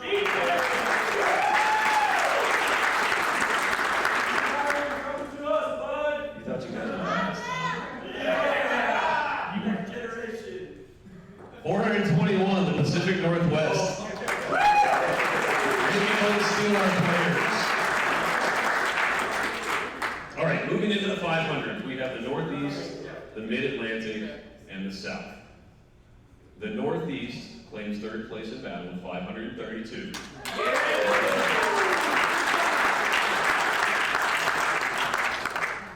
One team has 583. The other team has 549. The Mid-Atlantic has 549.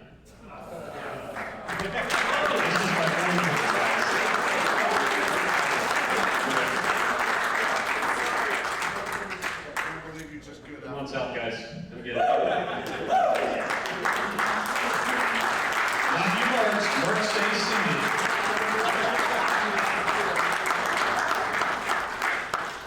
Good thing we didn't have a tiebreaker this year.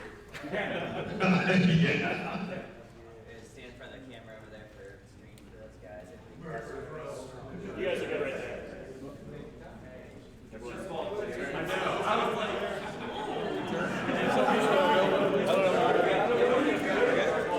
Yeah, for the regional cheer, thank you very much. This is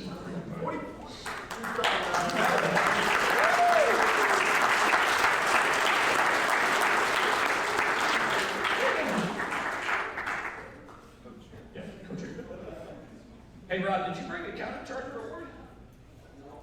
Oh. Okay. Well, hey. I think we all have. I've got to put it in the bottle. Whose is this? Those are mine.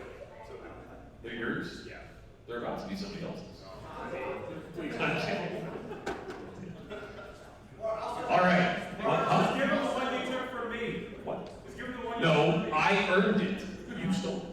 Mine. It's, in fact, you need to get it back. I think we probably all have a countercharger hidden somewhere. We can get Probably. I'm sure we can find one. So this person will get a countercharger award at some point in the future. Captain Mediocre coming in exactly in the middle. We had a three-way tie for it, but we went to two tiebreakers to get to it. Like, this is the hardest award to win. You have to be really mediocre to get this. Like, so mediocre that we forgot to do the award for it. And that we forgot to do the prize for it, too. Countercharge. You know what? Here's a book.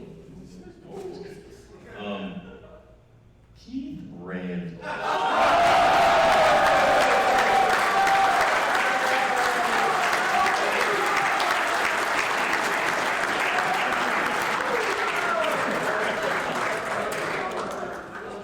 half the people you know are below average. Nathan's face was, that's my Christmas.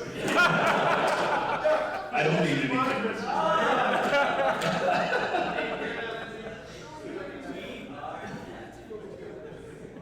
All right, let's get down to the master. Let's close this thing out so we can all go home. Oh, some of us are going to my home. Probably not all of us, though, huh? Lindsay? One. Oh, she said yes. We're gonna have to buy new. All right, third place, Masters 2021. Stephen Houston.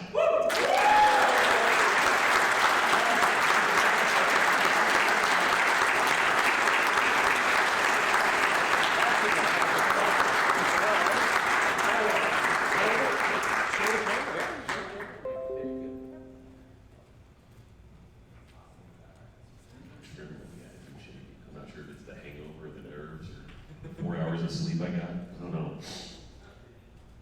Probably all of it.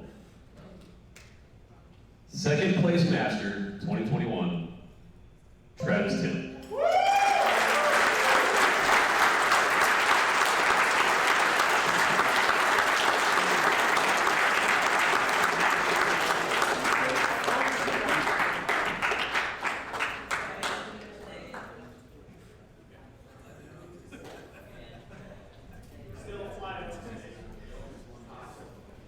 Grand Masters champion for the year 2021 with a very filthy gun line, no. Stat defense 6, no. Goblin BS trash, no. With the herd, Keith Conroy.